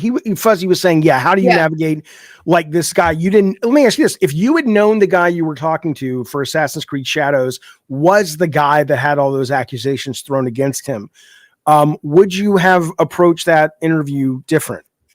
I definitely would have asked him because that's my number one area of reporting is culture and the culture surrounding games when they're played and how they're made. I'm very fascinated in that world. And I definitely would have asked him about it.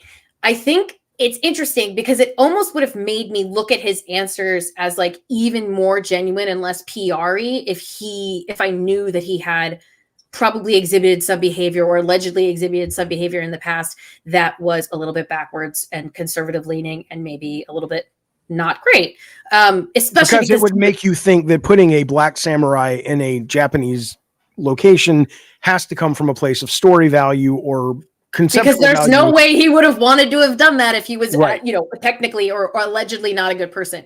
So I actually think it's good that I forgot, even though I would have liked to have asked him personally. Although, to be honest with you, in all these situations, there is a PR person in the room with you, and a lot of the times you push that. Of course you did. A lot of the times, you push that question and they might be like, we're not going to answer that. Yeah. And so I don't know if that would even come across, but I'm glad that I didn't know until after, because I was taking everything he was saying at complete face value. And then I was kind of weirdly surprised that both him and that other guy, definitely aren't the leftiest left people in the world. And they really have just made that. Yeah. And they've made this game on merit. Like they made it because they wanted to make it, and it makes sense this way, and the story is right this way, and nothing's being forced. And I think that's like accidentally even more proving what we've been trying to do. It's a very weird thing to say. You'd think PR would be like, that's kind of a great talking point, but it's horrible, but you should say it. Ames, I will get your super chats after Alyssa leaves tonight that are specifically about God of War, but thank you. I'll get back to him. Mikey Russo, it seems like he cares he was blocked. He's talking about Steve. Yes. Sorry. And then he also super chatted, and I'll just give you the vocals. Let it go, let it go. So that's also from Mikey. Thank you, pal. George gives us a sticker. Thank you, pal. I appreciate it. Total package member for 25 months. Thanks, man. Isn't Alyssa the one that's wholly obsessed with Smash JT, throwing accusations on him with little or no proof? Well, I think that's going to be a court's job or a jury's job to decide. But I don't know. Is all we want to say about that? But thank you for the membership total package. But that is the guy we're talking about. Yes, that is the person who I have taken legal action against. Okay. Goodrich Games, thank you, buddy. This is Dave Goodrich, one of my fellow designers in the game biz. He says, here's money for entertainment while I work. Thank you, sir. I didn't know you could play streams while you were being a gigolo, but that's excellent, sir. Yeah, he's awesome. Listen, here's I'm just going to tell you now to your face. Mm-hmm. In about 2 weeks, I'm reaching out again. I'm not going to be a regular guy who bugs you every fucking 5 minutes, but I need a part 2. Yeah, of course. We spent so much time, and I think we had to kind of lay this, because there's so much that precedes you coming on a show. But now I really want to now address games and your take on games and the end. So I will reach out in 2 weeks. I would love to. Good. Excellent. Last one, Jonathan. Thank you, buddy. 50 months. This was a great episode. It was nice to see the side of Alyssa and see her real personality without someone else's perspective influencing it. Obviously, you don't need to know how to find her, but you can find her on Twitter. Of course, you can find her on Twitch. She's on Twitch right now, I think. I am on Twitch right now. So all you Twitch people who think I'm an asshole, because look, Jeff Grubb blocked me. And I'm like, why the fuck would Jeff? And you know why I was told he blocked me? He thought, because he said I was a right right-wing guy because I have a membership tier called the Diet Soda Soldiers, and I said some just jerky thing like, hey, sign up and join the army. And Jeff Grubb was like, oh yeah, we know the kind of army you're talking about, Jaffe. And like, what? What are you talking about? There's no way. I don't believe it. it. Liberal person, the most progressive person any of you motherfuckers know. God damn it. Anyway, Alyssa, have a great weekend. Stay warm. I know you're saying it's fucking freezing out there. It's fucking brick. It's fucking brick. Give us your real. Enough of this fake vocal fry shit. Give us the real Alyssa to say goodbye. The way that I talk is exactly like this. And also I'm about to partake so I can enjoy. Are you going to stream while you're doing that? No, I'm tired. You're not. Okay, so you're not going to Rivals after this. I'm going to Rivals, but not on stream. I'm lazy and I like to sit on my couch. They don't have cross progression and my rank is better in there. So okay, but do you actually consciously change your voice to move the accent? When I do interviews in like nicer ones, when I was on like the CBC. No, I mean like like ones that would be in places where not everybody knows who the fuck you are. Ones with Christians, I understand. Continue. Yeah. I want you to talk about sucking hobo dick for oh my god, $1 billion. You know, to the hobo. I do kind of. I elevate and change my voice a little bit just because I have a kind of crass voice. Like my accent is pretty aggressive, and it gets worse the more tired I get, drunk I get, or high I get, or if I talk to my mother on the phone for 5 minutes. Understood. I mean, literally, if like allow me for one moment. Oh yeah, please call her. I would love to ask her about Facebook. She left a message. Oh, let's hear. Wait, is it speaker? It's very hard to hear. Hang on. Is she on speaker? Oh, here we go. I got it. That's so cruel. It's your mother. I have been watching for the last, I got sucked into iMemories. I just have to tell you, I have been pissing my pants. You are one fucking funny kid. That's all I'm going to say. Didn't realize how freaking funny you are. That's nice. Oh, she just left me that while I was on with you. So she wasn't watching this though. What's No, iMemories is great. I can't recommend it enough. I'm not fucking sponsored by them or anything. It's just so cool. It's it's a digitization of your physical home videos. Oh, is this with the Apple thing? No, no. It's just like like you send it out to this company. You send all your physical media to this company. They scan it into their cloud-based software, and then you can bring it up whenever you want. What's with it called login. again? iMemories. Like it's not Apple related. I don't know how they haven't gotten mad at that, but it's lowercase iMemories. And I did it for me and my sister did it for my dad years ago because it was expensive. Oh, and that's wonderful. So now we have all these family home videos that they could just, and especially my mother. Hello, I'd rather her watch that than Facebook videos of like deep fakes of like Joe Biden eating a baby. Well, so from now on, all I'm going to do when I watch Family Guy is when I see Lois, I'm thinking of your mom. So. Yeah, my mother is a very interesting woman. I understand. Listen, Alyssa's mother, if you're watching, you've done a good job. I like the cut of your jib. I think you should get in the ring with Vera Dark, though. She punched the shit out of that ginger fuck. All right, Alyssa, thank you, buddy. Have a great rest of your weekend. Thank you so much. Everyone be well. All right, and I'm going to stay on for a little bit with you guys. Thanks, Alyssa. Okay, let me get these two super chats real quick that were God of War related. Ames, thank you, buddy. He says, what would Kratos say about this? He probably wouldn't say shit. Here's how I wrote Kratos. Kratos would basically be looking at this and going, and I'm not even fucking with you. He would say, can I use this scenario to further my goal? That's all he was ever about when I wrote him. That's why he killed civilians to get red orbs. I love that. I love the fact that it was just like, hey, kill motherfuckers all day long if it will let you stay alive, which will then let you get closer and closer to getting what's it called? The fucking box. Pandora's box. So no, that's what we would say. Curious, were you ever approached for the new God of War? No, not at all. Not at all. All right. I don't know, Tony, what do you want to do? Should I bring on these people and I'll bring them on. Let's see what the fuck you guys want to say. Why not for a few minutes, but I'm going to wrap it up though. It's been a long day. Steve, you're back on if you want to stay on. Turtle, you're on. Yeah, I do. Andrew, you're on. DC2 is on. Show is on. Kenny.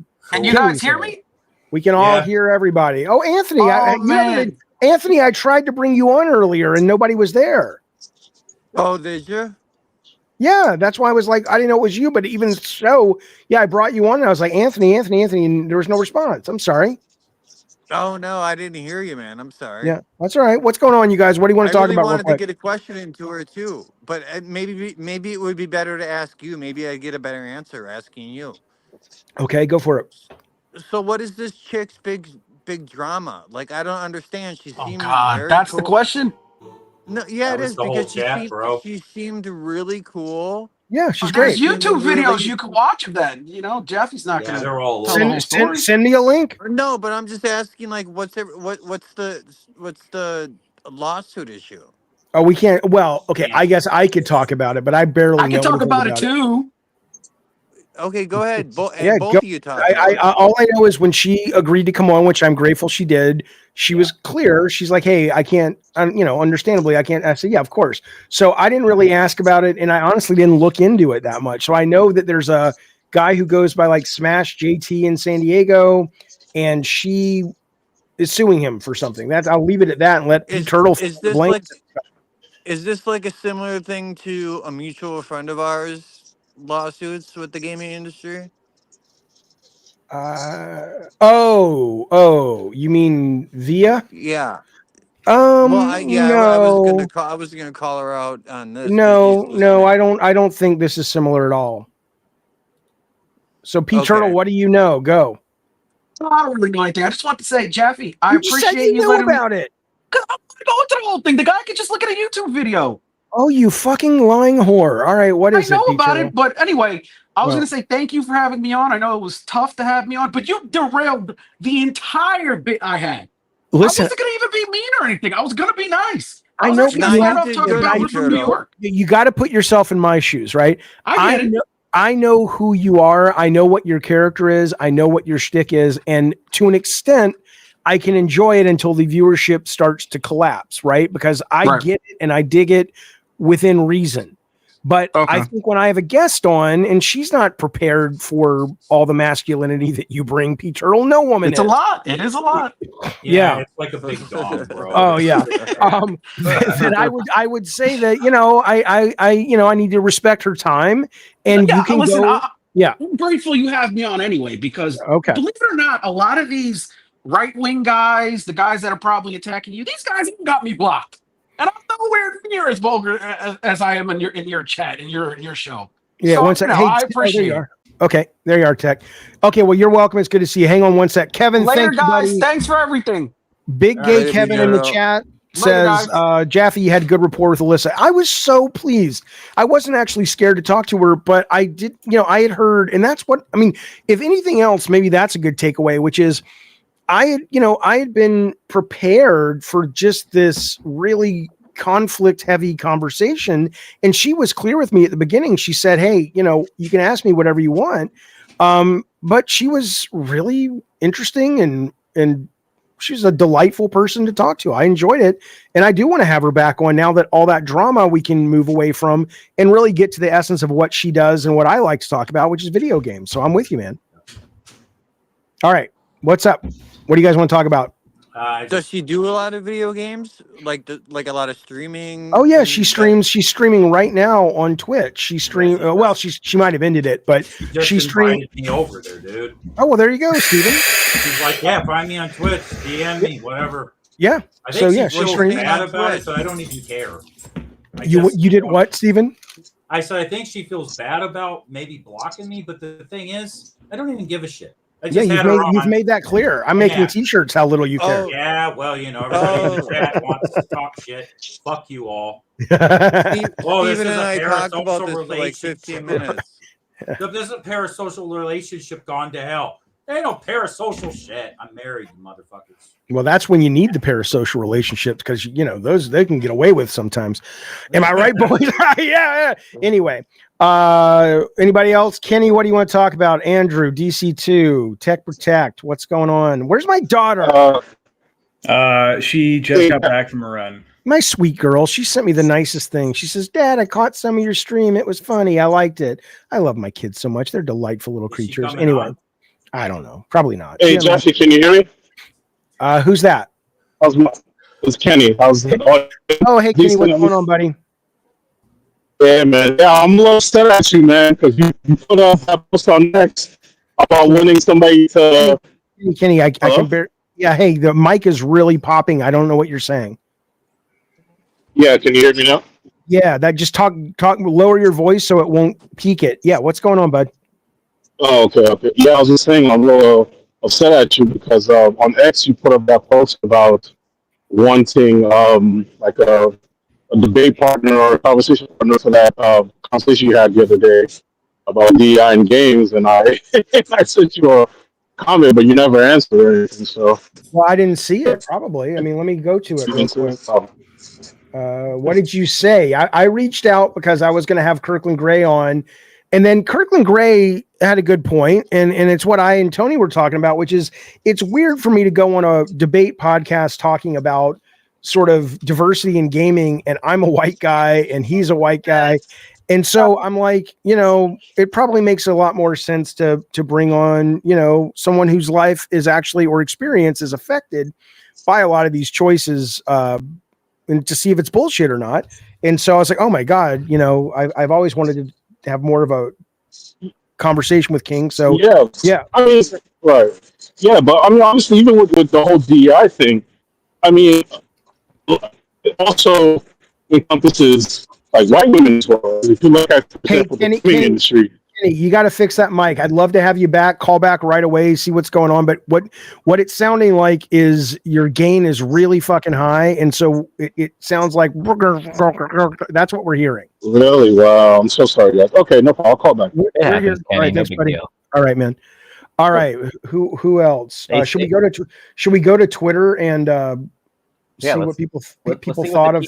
Let's see what the kids are saying on Let's see Twitter. what the people thought of the conversation. Oh my God, dude, your Twitter comments are the worst. Oh, I'm sure they always are. They always are. Let's Wait, see Steven, so did Alyssa unblock you yet? I don't know, and I don't care. I mean, like I didn't even care to begin with. I just had her on, and I'm like, I think we need to get to the bottom of this. I'll take things that are full of shit for 500. Steven, didn't you and I talk about this for like 15 minutes in chat? We talked about different things. You were talking about. I just told you it was I know. We talked about different Steven, things, but we talked about this too. Yeah, but it was just absurd to me. Funny. That's all it was with the whole thing that happened. She don't remember it, but I knew that she would, and I was just like the whole thing is I'm trying to. Hang on, am I sharing my screen, Tony? What do you see on YouTube? It's just you six, like Brady Bunch. 4 of us. Yeah. Here's Four the of story. you. I'm You don't seeing see- on Cam. 6 male nerdies. You're seeing. of us on Oh, YouTube. oh, here we go. There we go. All right. Okay. Oh fuck! Oh my God! It's Alyssa. Uh-oh, hypnotic. Alyssa Mercante and Jaffe meltdown live. Oh, What? really? Yeah. Oh my we're God! Isn't that Oh my great? God, you guys melted down. We're melting down, baby. You know what though? It's always these people on Twitter that have like a cartoon profile that make. Oh, they never want to show themselves. Yeah, They never want to show themselves. And why don't they call in? I don't. Well, he has called in before, and it was a very unpleasant conversation. I do not like this guy. I will not have him back on the show. Yeah. Wow, Dev on a call with Jaffe and Alyssa, retweeted by Gene Park. Oh, that's nice. Yeah, there you go. There you go. Yeah, these people are just trying to hate on you or something. Oh, well, that's the business model, man. That's how it works. Yeah. Dude, Jaffe, I admire you're kind of like, because you've been in the business and public eye I admire like you can kind of just take it like sort of like not nonchalantly kind of, but kind of nonchalantly, like you sound. Take what? Just like this kind of stuff. I mean, it must be kind of weird seeing people talk about you on the internet, like that's kind of a crazy thing. Not really, because when I started, I wanted that, right? Oh. I wanted to be well known. I thought it would be fun to be a famous game designer. Right. And there were some good, neat things about it. I have no regrets, but because that was just sort of what I started doing, now it's just normal, Yeah. So I think the biggest thing that I learned recently is just, that I have talked about this before on the show, the clip from What We Do in the Shadows, where the sort of energy vampire is trolling people. And I'm like, you know what? 95% of these people are just trolling. And the other 5%, if they really want to have a conversation, they can reach out on DM and we'll have a conversation. Right. So it doesn't really bother me, frankly, but it used to. There were times. Don't you think that if people, like both of us have gotten to points in the entertainment industry where we have people who kind of cater to us and such, don't you think that if more regular people, Gina and I talk about this all the time. If more regular people who are not in the entertainment industry could understand that after a while, that doesn't mean anything to you. Yeah, but it's hard. I get it. I get it. But it's kind of like, it's the great Kanye West line where he says having money is not everything, but not having it is. It's one of those things that until you experience it, everybody that tells you it's not that big of a deal sounds like they're lying or just aw-shucksing it. And it's like, because the response is like, oh, trust me, having $1 billion isn't all it's cracked up to be. And I'm like, you know what? I'll be the judge of that. But I get it. Yeah. I mean, well, I'm not even talking about money. I'm just talking about the general respect level given to you by the general population. And I won't go into what Gina thinks about it, but when I talk to her about it, I think I always say everybody's wrong. Dude, we don't deserve any more respect than anybody else. As a matter of fact, I think other people deserve more respect because they work a whole lot fucking harder. I don't agree with I don't agree with that. I think that's bullshit, and I think that's performative. I think we all deserve respect as humans. We're all trying to get through the day. Yeah, we've all got our bag of hammers, and we're just people. So I won't go there with you, good Sir Anthony, but I agree with you on the first part. Okay. He just has a type of sense of humor, kind of like I do. Probably not nearly as bad, but like when people say shit about me, I just laugh it off, man. Life's too short. Well, yeah, but people probably don't say shit about you as often as they say it about me, and certainly not as much as they say it about I don't know, dude. I was terribly fucking bullied as a child. You wouldn't believe it, but I mean, I used to have to beat the hell out of kids. I could. That was fuck. I mean, it didn't bother you though, did it? Oh yeah, it bothered me until I know. I got about 10th grade and started. This is true. It's weird. Start fighting back. Flexing myself. I'd get in the mirror and I'd flex and I'd be like butt naked and say, "You're a sexy man." And it helped. It helped with my confidence, but so did football and being in wrestling. And was it weird that you one morning discovered your mother outside your door masturbating when you were doing that? And your dad? My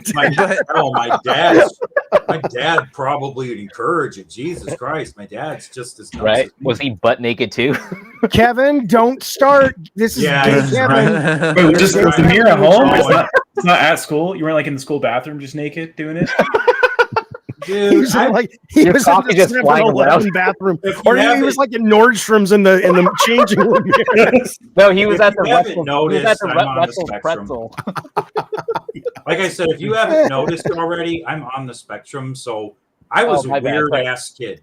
We're just joking. Good for you. Do you want an award? Hey, well, let's want an award. No, but let's be clear. Thank you for saying that, because I know people on the spectrum, and a lot of times I'll be doing these jokey, sarcastic things, and once we establish, okay, got it. This isn't landing for you that way. Yeah. Total respect, and I appreciate you saying that. Doesn't mean I'm going to stop doing the jokey, stupid shit.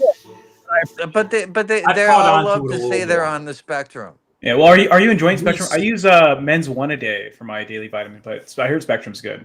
I just say it to people because a lot of times, like I was reading the chat and people were just like, "Why the hell is he saying that?" And it's like, and then somebody finally got it and said, "Wow, Alyssa really knows how to deal with autistic people," and I kind of laughed about that. Yeah, no, I hate that. Again, I think we thought you were high.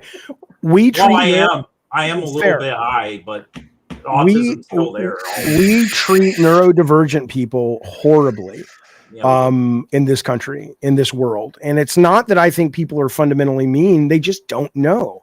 Most people's experience with autistic people starts and stops with Rain Man and the Good Doctor.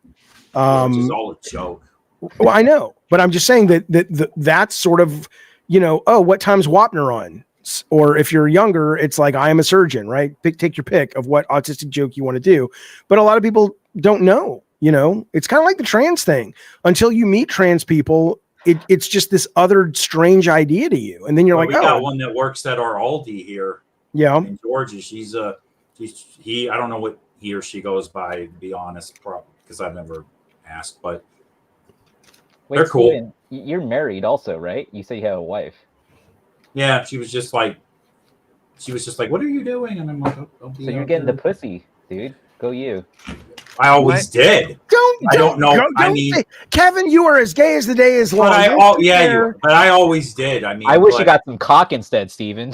No, maybe maybe one day. I mean, but who knows? Who knows? Don't knock it till you try it. Gabby, you should do a gay I've been drunk dating a few game. times. But Witch in the chat, though, Witch X, you have to understand, though, Steve is autistic because Witch X says, we got one, quoting you like it's some diseased person.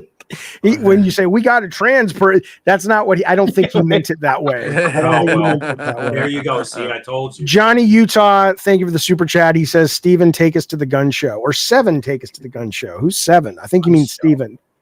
Why is he wearing a fucking tank I think top? because he wants to see your gun. Yeah, because, I'm not.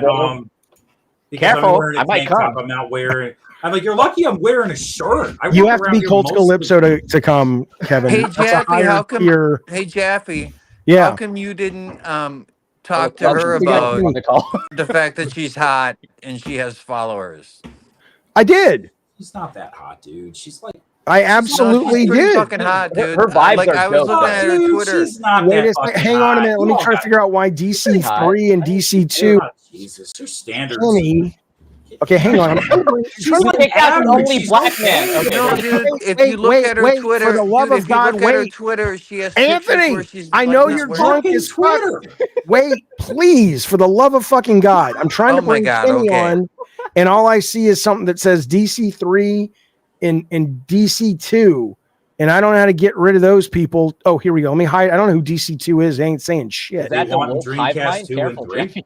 Now let me bring Kenny on. Let me get rid of DC3. Kenny, there you are, buddy. How are you? Where did Hey, Tech I'm doing Tech well. go? Tech, what the Is the fuck? audio better now? Yeah, that's much better. How are you, sir? Better than all of us. Yeah, I'm here. Doing well, man. It's unfortunate that I missed the conversation. I didn't even know you were having this talk with Alyssa today. So I literally just hopped on my phone while I was heading to the market, and I was like, "Oh crap, you guys it are was live." great. Yeah, it was a My great. phone died. I thought it was a really good conversation. I was so grateful she showed up for us. Yeah. Jaffe was elated during the Yeah. whole call. Elated? I know Yeah. what that means, Yeah, but I you don't know were. what does elated mean in relation to an interview call. Like you were It means excited. you're thrilled to be excited, having yeah. her. Hi, happy. Oh yeah, no, she was a great guest. Didn't you think? Jaffe, Yeah. I think you got a chance there, bro. You know what I mean? Dude, I'm old enough to be her corrupt police she's- father. Dude, Jaffe, that After doesn't 30, matter. women's age all blurs together, Jaffe. After if he 30. wants pussy, he'll just go to Vegas and get a hooker. He's done it before. There are no hookers He's in got Vegas. the money. Yes, there are. Not in Vegas, promise. Nevada. There we go. Nevada. And they wonder why Go women. there and- yeah. Jaffe knows where to Wonder go. why women stay away from us. I had a guy call in once who said, and this was a really interesting conversation. And honestly, I don't think he's wrong about what he said. And this is what Alyssa was saying about if women, sex work in most places should be legal and women should be able to make money off of it and monetize I it. agree. But this guy called in, and I forget what his name was. He used to call in a lot. And he said, he says, I used to be so scared to talk to women and I was so nervous around women. And then I went down to Mexico and I went to Hong Kong. well, yeah, in his case it was Mexico. And he said these women were 9s and 10s. And I'm not, and he said, I spent a lot of money and I spent a week there. And after a week, I was just like, oh my God, these are just people. They're gorgeous. They're beautiful. They have pretty privilege, but they also have all the problems the rest of us do. And from then on, he said, I can get women all the time now. Not like every woman, but in terms of his confidence showed up. And I do think there is value to that. If that's what you need, I think I don't know. I don't think that should be shamed or belittled. I think some people need that. I think it's okay, especially if it's a sex worker, because some people get forced into it. But if you go to a sex worker that's like they chose to do it and they like their job and they make good money, I agree with you, Jaffe. It's there is this stigma against sex work that's like kind of puritanical and taboo. That's kind of That's stupid. I mean, but wouldn't you say we have that already? I mean, when you think about OnlyFans. OnlyFans. Yeah, technically we have that already. No, it's not technically. You're doing it wrong if you think it's the same thing. Well, it's not like that, but you know what I mean. It's taboo. Sure. A lot of these women that are on there for the right price, right? They will meet up with you somewhere. Oh, I did not know that. I didn't know they have that. They'll meet up with you for the right price. OnlyFans though is really like gay porn, right? And then anything that's like a visitation that's outside of. I'm sorry. Did you just say OnlyFans is what? OnlyFans is more just like pornography, right? But Yeah. if you meet up with someone in person, that's kind of just outside of OnlyFans. It's outside of the terms and conditions. You Yeah. get banned from the platform. You can't. Yeah, Of course, Yeah. of course. They probably So what? communicate, but then the meetup is. I don't think that's an OnlyFans thing, but they Yeah, do not communicate OnlyFans. there. No, they use I'm a not saying- third-party app. They use a third-party app. To set Really, up the Anthony? meetup. What's it called? Josh, I agree, by the way, because it sounded like Kevin said gay porn. That's what Josh said. And that's why I was like, what did you say on OnlyFans, Kevin? And I was like, did he say gay porn? I'm like, no, I can't keep extending the bit. But then Josh is like, no, I heard him say the same fucking thing. So, you know, I think that's a Freudian slip on your guys' part now. Freudian slips don't happen because you hear something. It's what you say. There's not like a Freudian hearing. I mean, you know what I mean. No, I really don't know what you mean. Kevin, you don't get a get out of jail free card. Every time you come into the chat, you're like, who's cocking my sucking today, boys? So sorry. Hey, $1 million, give it to me. And there's nothing wrong with that. You know, I'm totally all, supportive of anything and everything as long as it's consensual, but don't pretend that you're not all about the cock. Yeah. Would you ever have a cock measuring contest on your show? No. Everyone webcams on. No. 6 dudes, including you. Let me give you. That's what dudes. That's what all way to get dudes do, demonetized. no matter what. But no. Sorry. No, go ahead. No, I'm done. Here's what I'll tell you. And again, I hope that my daughter's not watching the show. She is. God damn it! Oh, thank God. Here's what I'll tell. Here's what I'll tell you. All it took for me was I was a sophomore in college, and this girl saw my dick, and she said, "Wow, that's surprisingly large." As in, she was like, "I didn't expect that," and then I was like, "I'm good for life. I'm good for life."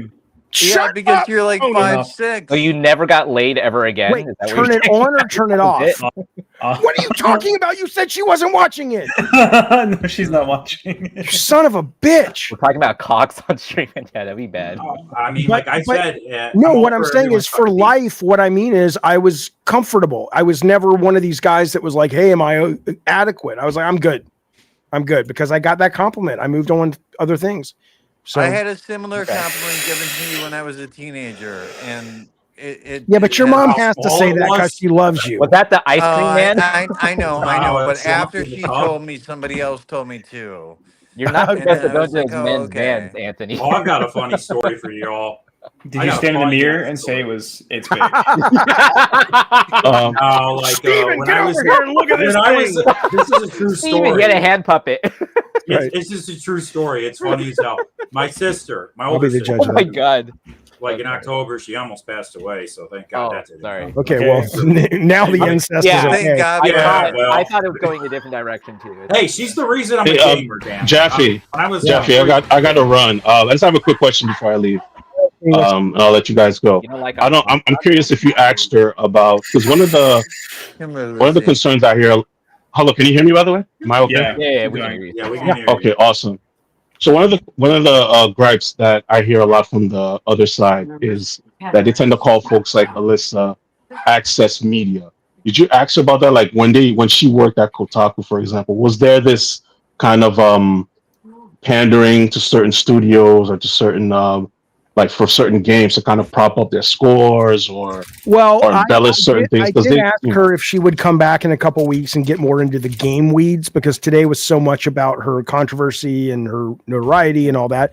And she said she would. But the one thing she did say about that was not so much access to Kotaku, but talking about, because she is still a freelance journalist, right? And she said that she is still having to consistently do that dance of going, I need to be able to be honest with my readers, and that's always my number one goal. But I also have to be aware that if I'm going to be in a meeting with Phil Spencer and I say, you laid off all these people, and this is me just making something up, but it was something like this. I think she was talking more about the CEO of Microsoft, not Phil. But you laid off all these people, but you just got like a $32 million raise or whatever. She's like, I would ask him that, because my number one priority is the readers and in fairness and equality in my reporting. And so, but we didn't get into much more than that. Like, hey, when you were at Kotaku, was there anything that you wanted to say, and Kotaku said you can't say it because we'll lose. She did say Nintendo had written off Kotaku well before she got there because they ran a story on the Metroid Prime emulator, and Nintendo was pissed that that led to people would go and discover they could do it themselves. And so they pretty much ripped Kotaku off, and they've never gotten back to them. Wow. That's messed up. And the last thing I want, I think. Wait, hang on, Anthony. Hang on, Anthony. Copy. Anthony, hang on. Kenny's got to go, so hang on. the last thing I want to bring up for, especially if the Hypnotics and the Smashers are watching, is and I left a comment on your X page when you brought up the wanting to have a co-host for the debate, because I've tried ad nauseum at this point to interact with these guys, and they pretty much all block me at this point. They don't want to engage because they don't want to. In my opinion, these guys don't want to engage in an honest and open debate and hold their premises to scrutiny. You know, they just want to just make their videos. They're making tons of money off of it, and kudos to them, right? We're in, this is the economy that we're in right now. So if you're able to make a living off of this, that's fine. But I mean, I think just like Ben, just like Ben said to Peter, right? With what's the thing with something comes great responsibility, right? So I really wish these guys would practice that. And I'll just leave with this, right? Because these guys are always saying woke. So they love to use this, right? Were you saying that you wanted to come on the stream with me? The one you had, the previous one. Like, remember, right, the one when you put the post up about, you're looking for somebody. I left you a comment about joining you. And I understand. The next time I do something like that where it makes sense, I'd love to have you. Absolutely. Please, because I would love to engage with these guys and really hold their premises to scrutiny. And for all the folks, those guys were not those guys. Wick TV, right. I don't necessarily agree with all of his positions or Dev or any of those guys, but none of them were those guys that you're talking about. But still, of course, I'll give you a shout. And I'll leave. If they're watching this is what I'll say to these guys. The term woke originated, especially during the Matrix era. Erykah Badu, I don't know if anybody's familiar with that artist. She's the one that coined that term. Woke pretty much just meant to be aware of the system, right? To be aware of the machinations of empire. It doesn't just encompass racism. It's more classism. Intersection. The little guy versus the big guy. It's intersection. So not to see that's. It was a positive term that came out of the African American community that has been co-opted, like many things, by white society, and now they have wanted to redefine it. Right? That's what I'm assuming. Says the white guy interrupting the black man, educating us on what came out of the African American society. But I'm a white guy, so that's my privilege. It's not just. I wouldn't just say those white per se, but just extremists, right? Because I'm a strong believer there's extremists on both sides. You have your extremists on the right, and you have extremists on the left. So definitely the extremists on the right definitely co-opted that word. And it's unfortunate to see that, right? Something that I grew up, when the Matrix was like the hot thing. Everybody was like, "Oh, are you woke? Are you woke?" And now all these years later, fast forward, and it's like this pejorative now. So it's really disheartening. So F those guys is pretty much what I'm saying. Yeah, fuck them. Fuck them. And also, what was the big Erykah Badu hit that she had on, like, her biggest hit from that first album? I liked that album. You don't know, Jeffy. I had the album. I do know, but I don't remember it. It's been a long time. Her and Macy Gray, right? I mean, they exploded really bright for 2 albums. And they went Neo Soul era. Yeah. But she's the one that coined it, and it came around at like 1999, 2000s, especially with the first Matrix film. When that was kind of like the hot thing to say. You're unplugged from the Matrix, from the system, so to speak. So now to see these guys now, the Hypnotics and the Grumses, it's woke, anti-woke, non-binary. It's just, it's so, all this, this. You wouldn't. They wouldn't survive a day in the fucking Matrix. They would be eating that steak with Cypher is what they'd be doing. It's true. It's so funny as someone who lived all right, Kenny, I'll talk to you later, bud. Bye, Kenny. To hear what people are saying. What do you mean? Anthony hit us, yeah. Because like when the Matrix came out, like the only hit it had at the music industry was people like EDM, and so that was about it. But he's like saying that people like had a whole dialect like according to it and everything. Yeah. And like that was all online because that wasn't in the popular culture at all. I would say it entered the culture though. A lot of people talking red pill, blue pill, woke, you know, all that stuff did start to seep into the culture, which I think is brilliant. I think it's wonderful. Yeah. But that was way later. But it was years later before you heard the red pill, blue pill broke or woke. I'm sorry. That's due to social media spreading, and also due to the fact that, you know, like I think the word liberal just became like not strong enough, so they have to go woke or come up with some new term or try to redefine something because, oh, you're a liberal doesn't hit. Yeah, it doesn't hit like it used to. Yeah. Yeah. Too many syllables. Yeah. All right, fellas. Well, look, thanks for hanging out. It's 6 o'clock. It feels later to me. I'm going to get some food. I'm going to chat with you, Anthony, real quick. Can I call you in a minute? Which Anthony? Me? Tech? No, Tech Protect. Other Anthony. Oh yes, I am also Anthony now. By the way, it's all right. Tony Anthony. And then I'll probably stream a little bit tonight. I don't think we have any plans, but we might. Otherwise, I'll see you guys tomorrow if you're around. You should play Ninja Gaiden Black. I have that ready to go. Jaffy, Hey, do you want to do courage. some Call of Duty? Probably. Okay, Let me see after I get off of here, I'll call Gina and get her on board too. But wait though, because I'm not. I mean, do that if you want, but I'm not entirely sure I can commit to that. I need to check around. I'll let Discord know in about 10 minutes. Okay, you know what you should go do, Jaffe, is go play Lion King on Super Nintendo and beat it. Ooh. No way. Let me tell you something. I beat it. Aladdin game. I beat the damn game. It was good hard for you. It shouldn't have been hard. I pitched that game and Mickey Mania, and they gave us Mickey Mania, but they took pitched Lion King. Yeah, they us at Sony ImageSoft, and let me tell you more.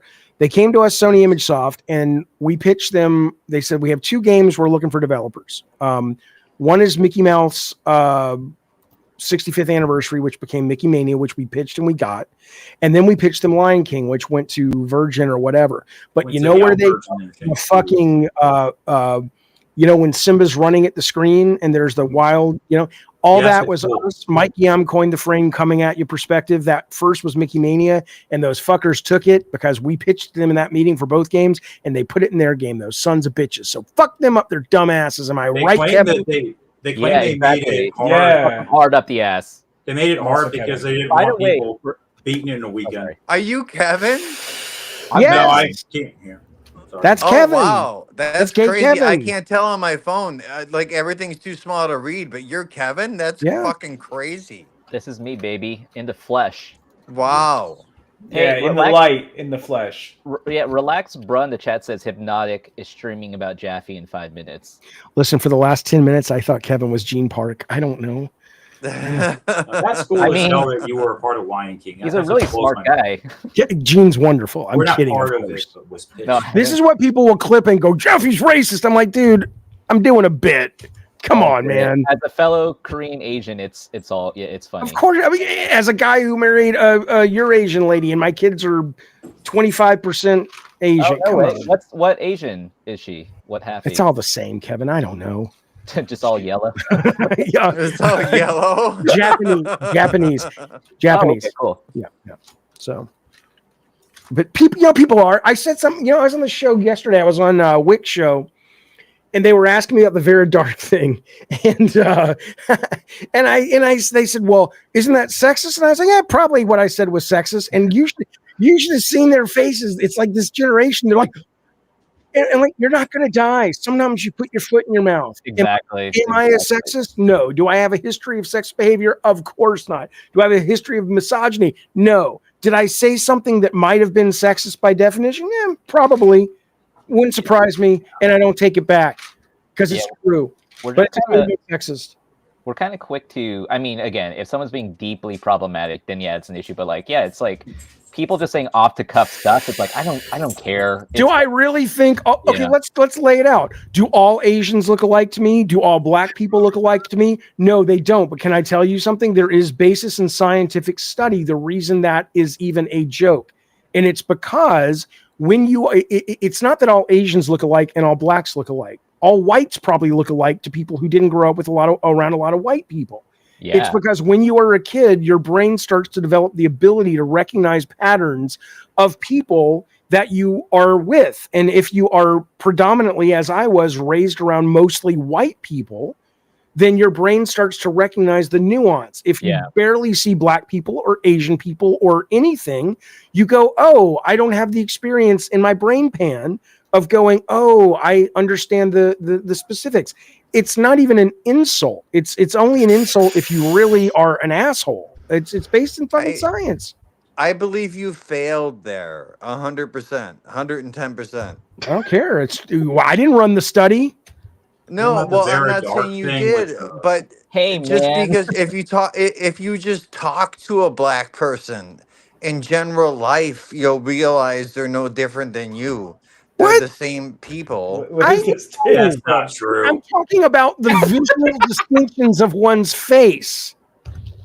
Yeah, Anthony and David Jaffe looks very talking similar about to the you. socialization. Anthony, you're a little too drunk to get on the stage. But what did Prince say to you when you were too drunk to go on stage? Was he like, hey, brother, how did he talk? Did you do Prince's voice? It always sounded like this to me. Like, hey. He'd say, hey, man, what's up? I want some pussy. And then would he say, but how would he tell you were too drunk to go on He stage? would never tell me that because I could always play exceptionally well. Even But when he you would were never drunk? tell me that. Yeah, even if I was drunk. Yeah. Tell me if I sound like Prince sounded. Hey, let's play Darling Nikki, and then we're gonna close it out with Purple Rain, you guys. Is that it? That would be good, dude. I would say, can I double the solo with you? Because No, the but was solo's I fucking close to his? awesome. Did I sound close to how he actually sounded in real life? No, not at all. God Wait, damn did you it, play man. with didn't Prince go for on real, about- Anthony? Oh yeah, he played with Prince for what, 20 years? Shit, not racist, Pumpkin Man. It's racist because I did an imitation of Prince. Okay, I thought you Fuck were in the you. Hells Angels. Maybe. No, 27 years. Okay. Yeah. He's the guy who gave him the drugs at the end. I'm kidding on that. That's a joke. No, That's by the way, though, He that loved if the he, puss. had he asked me for the drugs, Hopefully he would said, still "Fuck be you." alive. Yeah, because you would have said no. No, because I would have given him the drugs I had, which weren't tainted. There you go. Fair. Anthony, Fair. did you ever put it in his butt when he was, or in their butt? Like, God, I'm so high. No, like a girl. You get back to you, and you put it in the Why butt. would 'cause you know, even? I Prince get is high not a lot, getting- but I never think Prince about is not Prince's getting butt. I'm sorry. Prince is not I getting the butt. I He's never gonna get the had pussy. joint sexual encounters with Prince. Prince is like the most Damn, that masculine sucks. person I've ever met in my entire life. Yeah, How he loved Prince- the pussy. That's why you How get the Prince ass. got the women he got. I mean, yes, he was a rock star and super rich. So I guess I'll shut up now. But the point is, what came first? His charisma, and then that helped him build his fame and fortune, or was he famous and fortune? It was his charisma. His charisma. He was so fucking masculine, dude. Like you even me, who's like A straight feels man. ultra masculine. Like I backed down at it, man. Like it was unfucking believable how masculine he Yeah, was. you were gay as hell compared to him. Do you think Prince would have Everybody been? was. But There you Prince go. would have been threatened by me, though, probably. Yeah, Jeffy, you said you have a huge dick, so No, I'm not even talking about. I'm just saying he would have recognized, recognized his A game is all I'm saying. He would have said, yeah. Let's put it this way: Muhammad Ali insulted him, and he laughed and insulted him back. Okay. Well, So I don't think he would. yeah, but that's because by that time Muhammad Ali saw like 5 versions of Prince and didn't know which one to hit.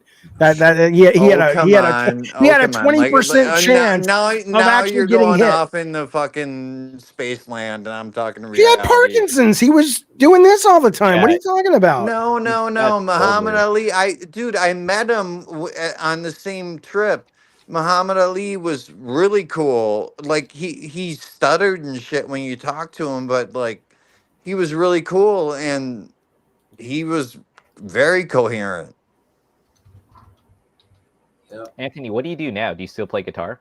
Yes, there's a whole stack of them back there. That's cool. Here you go. I see somebody in the chat saying, Jaffe said he can't tell the difference in black people's faces because he didn't grow up around them. The New York Times, the science behind they all look alike to me. There's truth to it. Go read the fucking science. It's not, if you say they all look alike to me, whether it's black people, Asian people, white people, and you are saying it because you're being cruel and you are generalizing a group of people, that is racist and that's wrong. Yeah. But this is talking about a scientific study that the New York Times covered explaining why sometimes people who grow up with people who are out of their race and don't meet people in that race until much later when their brains are developed, that's why they have that statement. There's tons of studies about that. I don't Just know do why some fucking research. These fucking you're morons. if you're socialized in a white community, yeah, you're gonna Right. you're gonna want to be around white people because that's what I you're didn't say that. No. That's not what I know, I'm saying. but I'm saying that there is studies that show that. Okay, well, But that's if okay, you're maybe, but that's not at all what I'm talking about. But I mean, as far as facial recognition and everything, and you could spot seeing an patterns, Irish, an Italian, yeah, a Greek, and I'm like, oh, they're all the same. Yeah, you're right, and that's I don't think you would be being racist. I'm like, oh, you probably didn't grow up with a lot of white people around you. no, it's like when I see black people, I'm like, you know, the joke is like you would get somebody's name wrong, and they'd be like, oh yeah, that's right, because all black people look the same, don't we? And I'm like almost wanting to say, to me, yeah, kind of. And I'm not being racist. Were you naked in your mirror doing this? I mean, what? I had these images now, Stephen I don't Hawking. know. My sister made. I was to tell you the joke earlier, and it went bye bye. But you know, my older sister was telling me about how the funniest shit. She tells everybody this about me and my brother, butt ass naked in the tub, and that I made my little brother cry because he had a bigger penis than me. And I was like, there's something wrong with your penis. It's too big. Yeah, I think there's something wrong when you're in 10th grade taking a bath with your like 4-year-old brother, but that's maybe I'm a weird guy. We're only 2 years below, buddy. But yeah, like no, like Tony she's like, text like, yeah, well, there's another one that's not being monetized. Check. Steven, when you would look It was at a good run, bitch. naked in the mirror, would you like get a boner and jack off to yourself? Are you talking to me or Steven? Steven. Boners? No, nothing like that. Why not? I waited for the TV in my room. I was gonna say something to Alyssa, but I'm like, nah, it's a little too crude. Which that's restraint, damn it. That's right, Bukaki. Where are you, Bukaki? Why don't you crawl out from under the house and get in? Yeah, I'm in your fungin all the time. Apparently, we're being what are those guys? I don't even care. I don't care. The hypnotic. Fuck you. Hey, you fuckers. I don't give a shit. Yeah, I guess they're thinking about you, huh? Yeah, fuck you, Hypnotic. Want to see my penis? Yeah, fuck Hypnotic. No, I don't like Hypnotic, and I don't want you to show them your penis. Hey, they can see my butthole. I don't care. Yeah, but I do. I know you do. Yeah, you can just turn your head, you avert your eyes. It's like the Ark of the Covenant. Don't look at it, Marion. Keep your eyes shut. It's gonna blow. It's like a Sarlacc pit. It's gonna fucking blow all over the. You will be digested in Stephen Hawking's butthole for 1,000 years, Boba Fett. No. All right. Well, this has been fun. Scorpus says, I put a mirror in front of my fridge to add to the shame. That's so sad. Oh, and I will say this also before we get the hell off of here is, I do think I had Alyssa pegged wrong. I said that in the chat somewhere in the Discord that I wanted to get on here today. I think a lot of people do. And I think if you watch that interview, I think a lot of people were like, I just had her pegged pretty cool. I mean, nice lady. Most of these like internet, like I do this too. I'm guilty of it because we're very confident behind our keyboard, but when you see the person face to face, you're completely different. I mean, I think most. I'm still a dick. It don't matter. Okay. I'm still an asshole. I mean, I had to get a little bit stoned because I was getting too damn amped up in my anxiety, and I'm like, I don't want to be coming off like P Turtle did or something. So I'm like, I need to calm the hell down. But I was really trying to see if I pegged her wrong or not. How often do you change your wife's batteries? Does it last a long time, or can you plug her in now with the new model? Oh my god, that's rough. Plug her in, baby. There you go. All right, fellas, I gotta eat. I'm gonna call Tech Protect real quick, and then I'm gonna eat, and then I might be back on. I'll let Anthony know if I'm gonna jump on Call of Duty. Jaffe, it's DC2. I'm trying to join with Steam Deck. Yeah, it's not. Let me try one more time, but I don't think it's working for you, bud. Are you there, DC2? Oh, Anthony jumped off. Anthony, He jumped off. DC2, are you there? DC2 is here, whoever that is. That's Dreamcast too. He wants the Dreamcast too. Yeah. We'll figure it out next time, guys. I'm going to wrap it. Thank you, guys. Tony, thanks for running it. And Alyssa, thank you very much. It's been fun. Thank you, guys. It was fun. Maybe I'll see you tonight. If not, I'll see you soon. All right. Bye, you guys. All right. Bye. Bye.